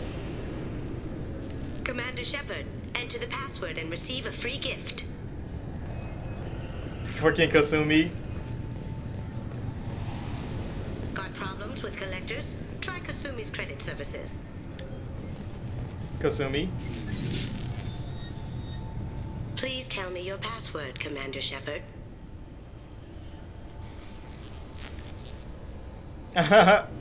Silence is golden. Good to finally meet you, Commander Shepard. Kasumi Goto. I'm a fan. Has Cerberus filled you in on the mission? Honestly, I'm shocked they didn't come to see me sooner. My fault for being hard to find, I guess. We've got a spot set up for you on the Normandy. Make yourself at home. Looking forward to it. Haven't done this kind of thing before. Big mission, saving the galaxy. I'm really glad you're helping me out with the heist. Can't wait to see how you look in formal wear. What does formal wear have to do with anything? I guess you could go with what you have on, but you'd kind of stick out at a fancy party. I'm looking for my old partner's gray box. A man named Donovan Hawk took it, and I'm planning to get it back. If that's what Cerberus promised you, we'll get it done. It'll be fun. And if we're lucky, you won't even have to draw your gun.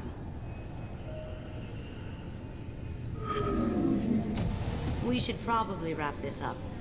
You look pretty silly standing. Oh, you and can see her talking face. Advertisement. See you on the ship, Shepard. What the fuck?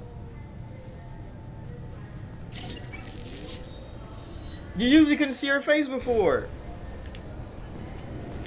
It was shrouded in dark. You can actually just see her. Sir, but I'll need you to remove any biotic amp you might be wearing. What?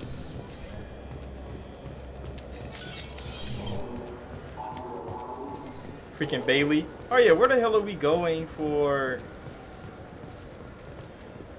I talked to them already. Doesn't it look delicious? Yeah, I already talked to them already. Not really. Crap. Couple. I hear this is the best place Bought for everything food there. on Carol Lord. You heard wrong. Where are this the? is the best place for food on the whole damn city. Crap. Oh yeah, we're going to Warehouse District. Where's the motherfucking teleporter at?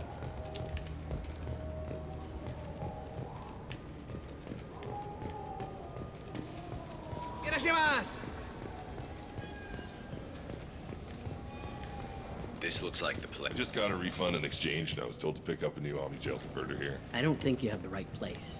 No, they said to go to the warehouse. This. Wouldn't a refreshing, delicious Tupari sports drink hit the spot right now?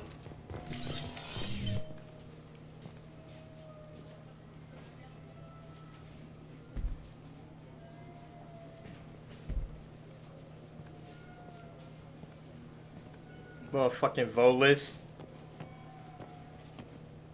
Fate? You're not quite how I imagined you. Looks can be deceiving. So, which one of you wants to disappear?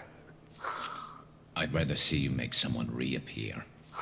Ah, that's not the service we provide. Make an exception. Just this once. Damn it. Quick, shoot them. Too slow. They're dead. Why do I even bother? We need to find a client of yours. I suggest you cooperate. Wait. I'm not the one you want to talk to. I'm not Fade. I knew it. Well, then maybe you'd like to tell us where to find him. Yes, of course. He's in the factory district. Works out of the old prefab foundry. I know the place. He's got a lot of mercs there. Blue Suns. Harkin thinks they're protecting him. Harkin. Who the hell is Harkin? He's C-Sec. We work together, sort of. He got fired from CSEC a while ago. But he still knows the systems. Freaking Harkin. But it changes nothing. We still need to find him before we can get to Sedonis. Well, let's go pay Harkin a visit. We'll need to go to the transit station. I can get us to him from there. Oh yeah, I played the first game a different way, so we never met Harkin ourselves. Sure, but if we don't find Harkin, we'll be back for you. Oh, good. Hail a cab.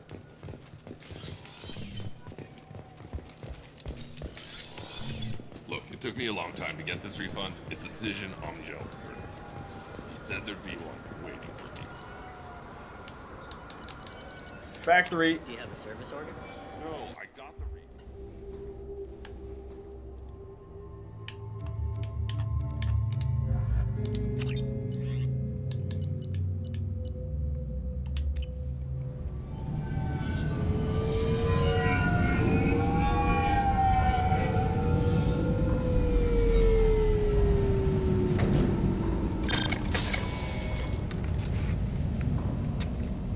Vicarian.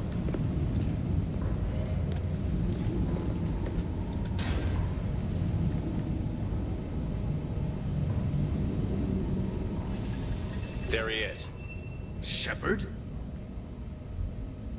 Don't just stand there. Stop them! Stop them! Why did he do that? Run all you want, Harkin. We'll find you. He doesn't even know me though. Here they come.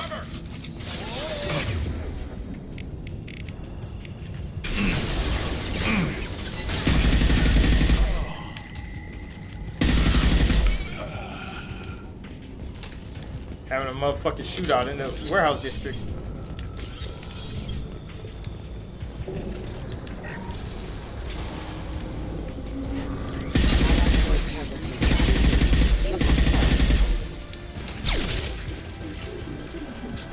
Subdue and suppress. Hostile forces have engaged. Taking cover!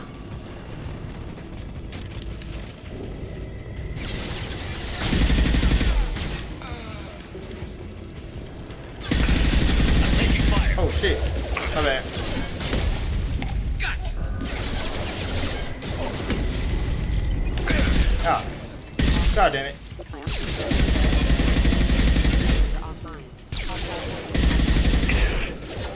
Anyone else?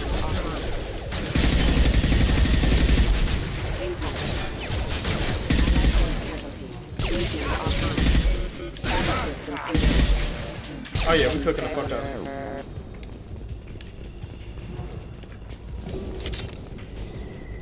There's loot in one of these, isn't it? No? Oh, wall loot.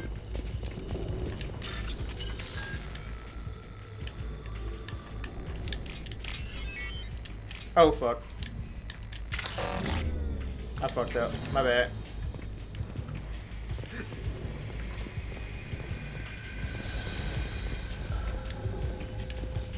Harkin's in here somewhere. I can smell him.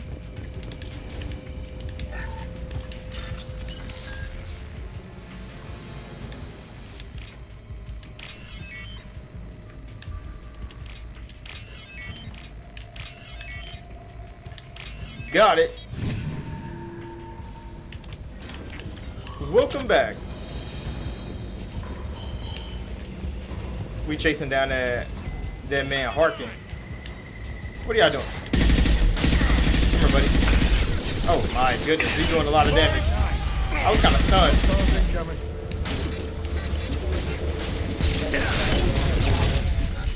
Come here, buddy. Get the fuck down. Oh. I did not see the ass right there.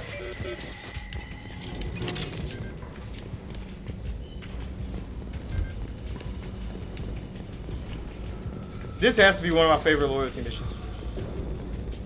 Another circuit bypass. These motherfuckers so far away, bro.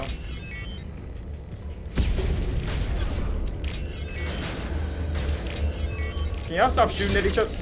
What? God damn it.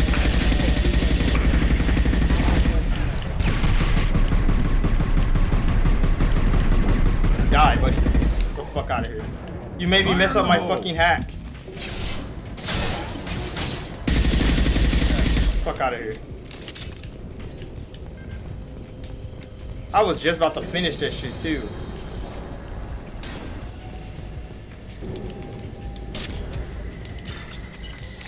Ah, god damn it. Ah, I'm ruining all the hacks right now. So much money is being left on the table. Getting close.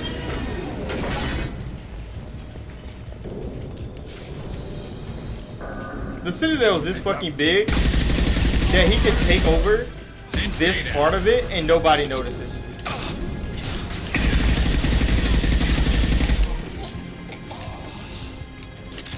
Heavy mech overhead. Watch out.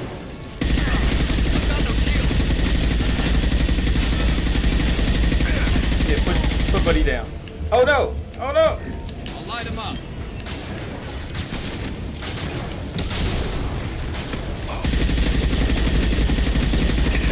Yeah, put that nigga down. Okay, he's shredded me. Buddy actually shredded me a little bit. Good shit, Zaid. That grenade was clutch as hell.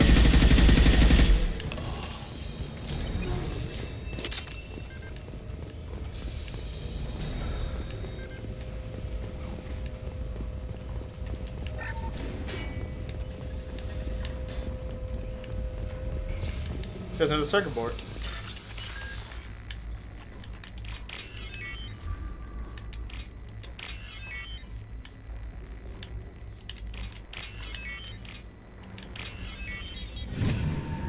Give me the money. What the hell is Harkin up to? Fake IDs. Power cells. What else am we looking for? Open a window. You worked with Harkin at CSEC? Yeah, he was a pain in the ass back then too. But I'm in no mood for his games. If he doesn't cooperate, I'll beat him within an inch of his life. Let's go get him. No point in giving him too much time to prepare. Come on. Right behind you.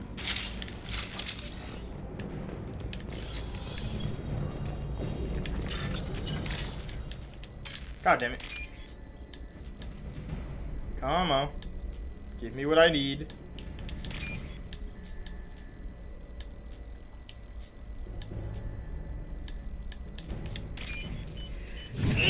Holy crap. We can use this. You said you've been writing a story and you think people forget that people need time to process trauma? And they just don't get back to regular moods? They'd be set up by the warehouse scanners. The crates in the transport carriers overhead are rigged to explode when dropped. They'd be set up by for a while. Why don't you just turn around? Yeah, that's when people have like traumas and things that go on. It's so hard for me to relate to them. This will put him down. But it's not even because like the lack of trying. It's because like sometimes I just can't understand what they're going through. So like I would want to help them, but part of me just don't understand. And I'm like, I should probably just not say anything. But that's kind of the wrong way to go about it too, because you want to be there for them. But if you can't help them, I kind of be like, okay, I should just not be here at all. And I think that causes problems too. I could get up here this whole time, and it would not allow me to.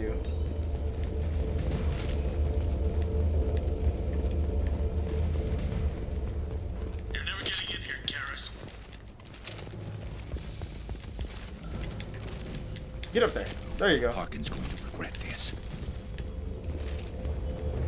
Oh, crap. Two heavy mechs, incoming. Do you really think you can take me down, Garrus?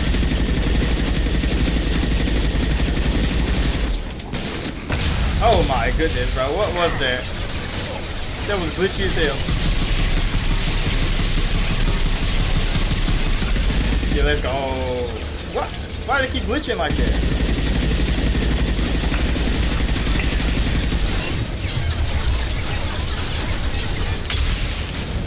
Oh, good shit, Zayas. Get the fuck out of here. Oh yeah, rise the floor, buddy.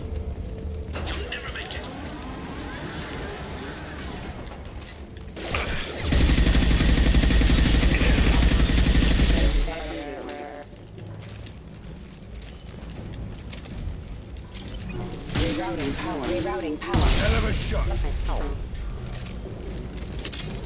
You said like he might be a little better the next day, but he's not gonna be all the way fine. He's still gonna be out of it by what's happening in the story you're writing. I mean, that'd be a good that story will probably help a lot of people. A lot of people that's dealing with stuff, especially the ones that don't tell anybody. But not close enough. I think that story will actually be something that they can like look to help process what they're going through and probably even share it. Disappear, huh? Come on, Garrus. We can work this out. What do you need? I'm looking So for yeah, someone. that's a good I guess story we to be both writing. have something the other one wants. Damn. That had to hurt. Maybe you should just tell us what we want to know. Maybe. I still haven't heard what you want. You helped a friend of mine disappear. I need to find him. I might need a little more information than that. His name was Sidonus. Turian came from the... I know who he is, and I'm not telling you squat. Is this information really worth all the trouble?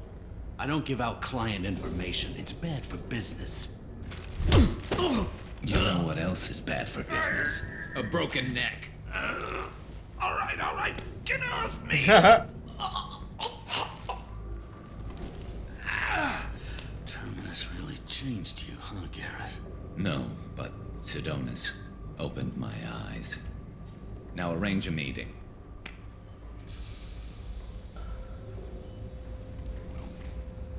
I'm going.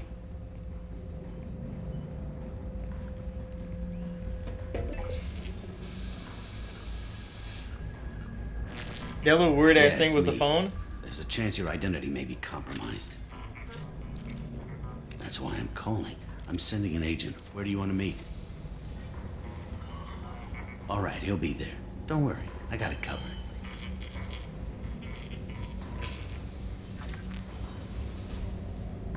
It's all good. He wants to meet you in front of Orbital Lounge, middle of the day. So, if our business is done, I'll be going. I don't think so. You're a criminal now, Harkin. Yeah, So get his what? ass, Garrus. You're just gonna kill me? That's not your style, Garrus. Kill you? No. But I don't mind slowing you down a little. Maybe give Cecil the blood trail a follow. Bastard! You're getting off easy, Harkin. What'd I ever do to you? Sidonus better be there, or I'm coming back to finish the job. That nigga Garrus was a real demonic being, bro.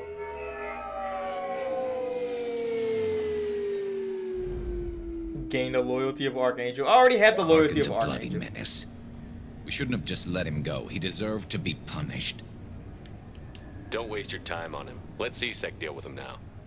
Yeah, I suppose you're right. Thanks for helping me with this, Shepard. I'd do the same if I were you. I learned from the best. Yeah, that's I need my to set boy. up.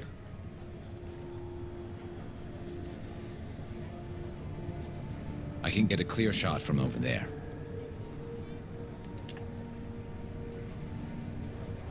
You just want me to get him in position? Basically, keep him talking for a minute. When I've got him in my sights, I'll let you know. Zaid is like a Give good me a signal old so I hit. know you're ready, and I'll take the shot. You better go. He'll be here soon.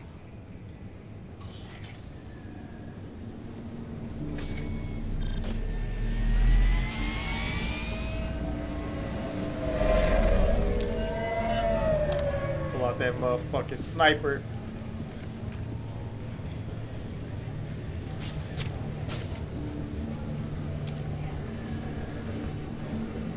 Shepard, can you hear me? Loud and clear.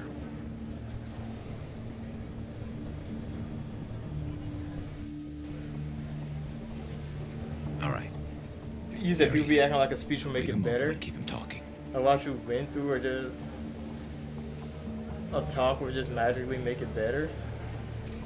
It would likely just make the person think about it and not really help the guy. Yeah. Let's get this over with. Because like you're in my shot. Move to the side. This won't take long at all. You one of Harkin's men? I don't remember seeing you before. People That's it. Just really keep him talking a few more seconds. They I know they have the told best Harkin was one of the intentions. best. This better not happen again. Oh, it won't. Don't worry. What? Shit.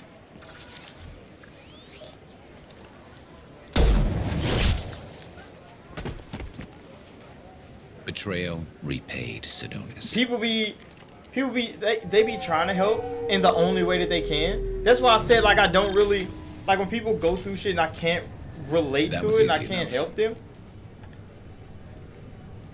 I kind of want to like get out of the situation, not because I don't want to help, is because like I wouldn't be much help just saying shit. I can move on. Glad to hear it. I wouldn't be much of just saying shit, but a lot of people think like, oh, I just need to be there and talk to them, and like no, like they gotta process this shit. I do want to be there to help them process it, but I wouldn't be any help just saying shit for them to listen. Like no, because you kind of gotta understand what is going on to be able to formulate something to say that would work for their case. But if you don't understand to begin with, you can't just be like, oh, it's so bad, like we're here for you. All that. They don't want to hear that bullshit. But that's all people usually have to offer in those situations. All right, so that's done. We got to go back to the Normandy. Then we'll have to come back here again to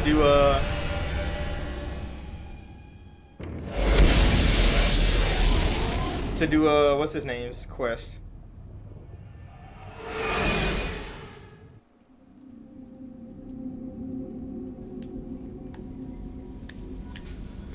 Commander, you've received a new message at your private terminal. New message? Couldn't have happened. Echo routing. Drill Kepler syndrome.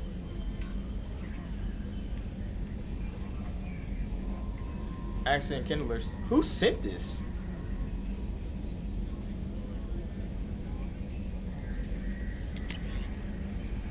Chorbin.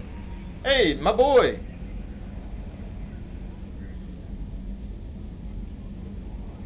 So that wasn't made by the Protheans? The Keepers are organic guardians? About 50,000 years ago.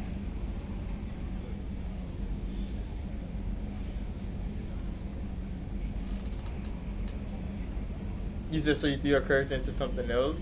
So he can't work through his feelings fast? And while he's doing that, the first thing comes back and he's blowing up like a cannon? Damn! Damn. See that sounds like a deep ass book.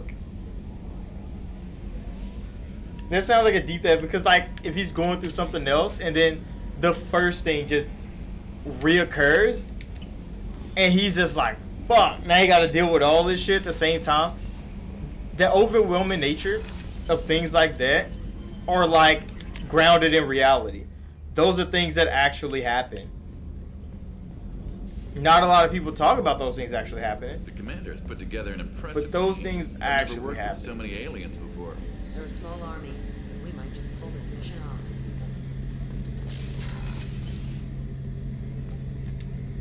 Shepard, need me for something? Have you got a minute? Sure, just killing time anyway. I wanted to thank you again for your help with Sidonis. Whatever happens with the Collectors or the Reapers or whoever else comes after us, I know you'll get the job done. One way or another, we'll get the job done. I tell you I'm skeptical, but Saren doubted you and didn't go well for him. It's strange going into a suicide mission on a human ship.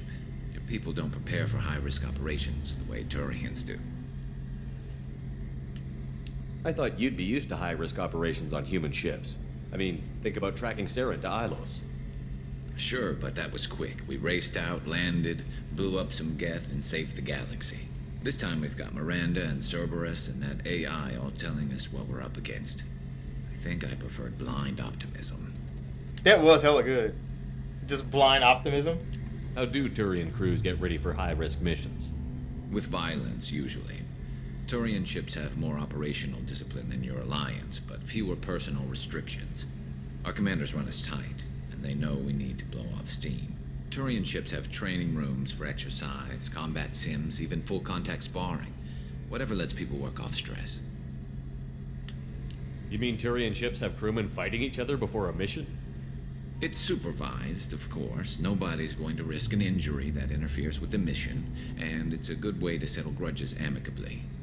I remember right before one mission, we were about to hit a Batarian pirate squad. Very risky.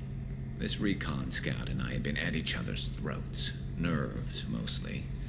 She suggested we settle it in the ring. I assume you took her down gently? Actually, she and I were the top-ranked hand-to-hand specialists on the ship. I had reach, but she had flexibility. It was brutal. After 9 rounds, the judge called it a draw. There were a lot of unhappy bettors in the training room. We ended up holding a tiebreaker in her quarters. I had reach, but she had flexibility. More than one way to work off stress, I guess. This dog, bro. That's my nigga. That's my nigga. Do you ever regret leaving CSEC or the Turian military? Not for a minute. When it comes down to it, Shepard, I don't think I'm a very good Turian. When a good Turian hears a bad order, he follows it. He might complain, but he knows his place. I just don't see the point in staying quiet and polite. Not when the galaxy is at stake. That's real shit. That nigga Garrus, peak. Honestly, Garrus, what do you think our chances are? Honestly? The Collectors killed you once, and all they did is piss you off. I can't imagine they'll stop you this time. But an unmapped area, advanced technology, and the Collectors. We're going to lose people. No way around that. Not a happy analysis, I know. Don't worry. I won't spread it around. And I'm with you regardless. Oh, I think he said something different when you have everybody loyal to you already. I think he says... I don't think he's ever said that. I'll see you later. Sure thing. Because we still gotta get some loyal. Because I usually do his and Thane's last. Because I think Thane dies every time.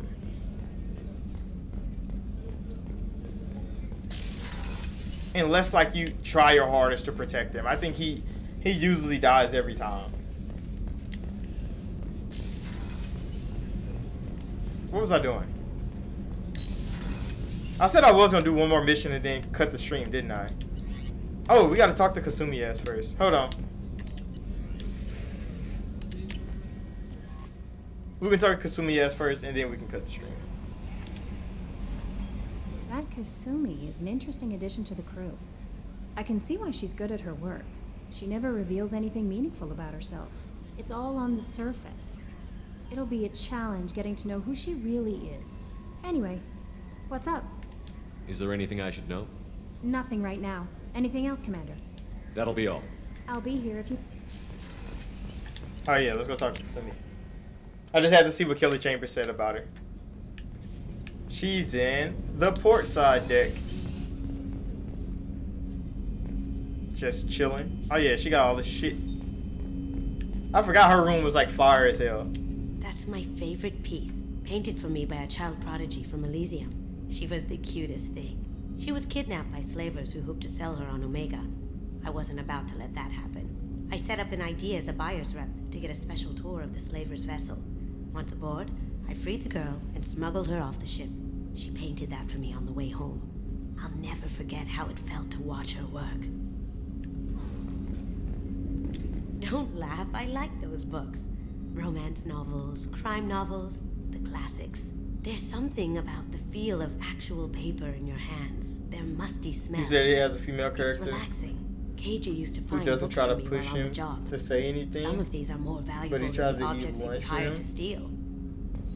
And so he can work through his feelings. Well, he eats though, she's not.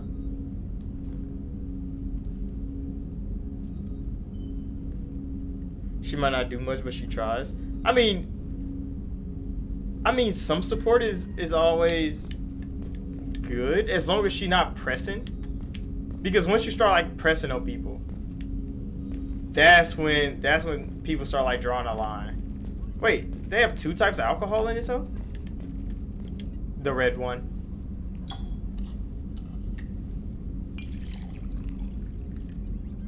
I thought they only had one. Like a fucking molten lava flowing through his face. Get drunk.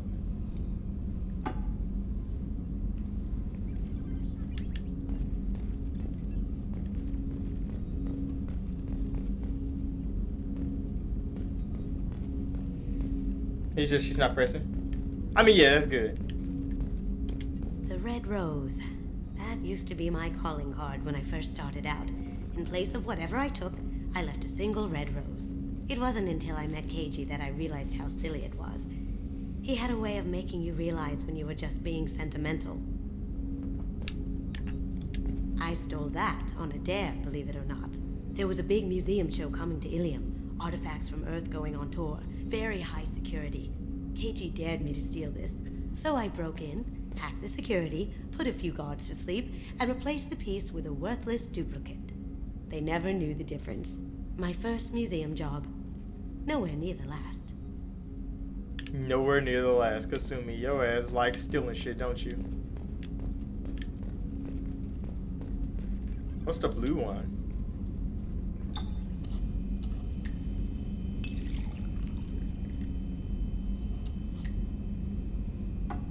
They didn't have 2 of these before. Or am I just forgetting this wrong? I might just be remembering wrong. Oh no, because the blue one got your ass wobbling. Oh yeah, your ass leaning in this hole. People are talking out there, and I hear it all.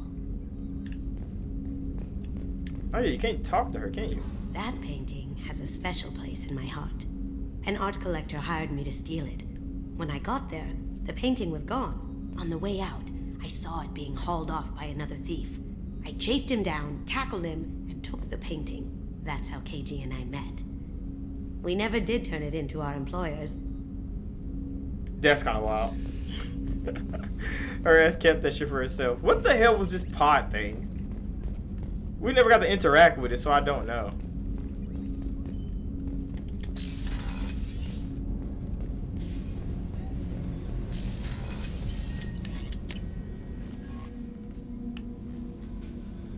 No messages for you, Commander. Lovely. But yeah, I'm thinking about to end the stream right here. So yeah, thank you for coming out, Ray. It's been good talking to you.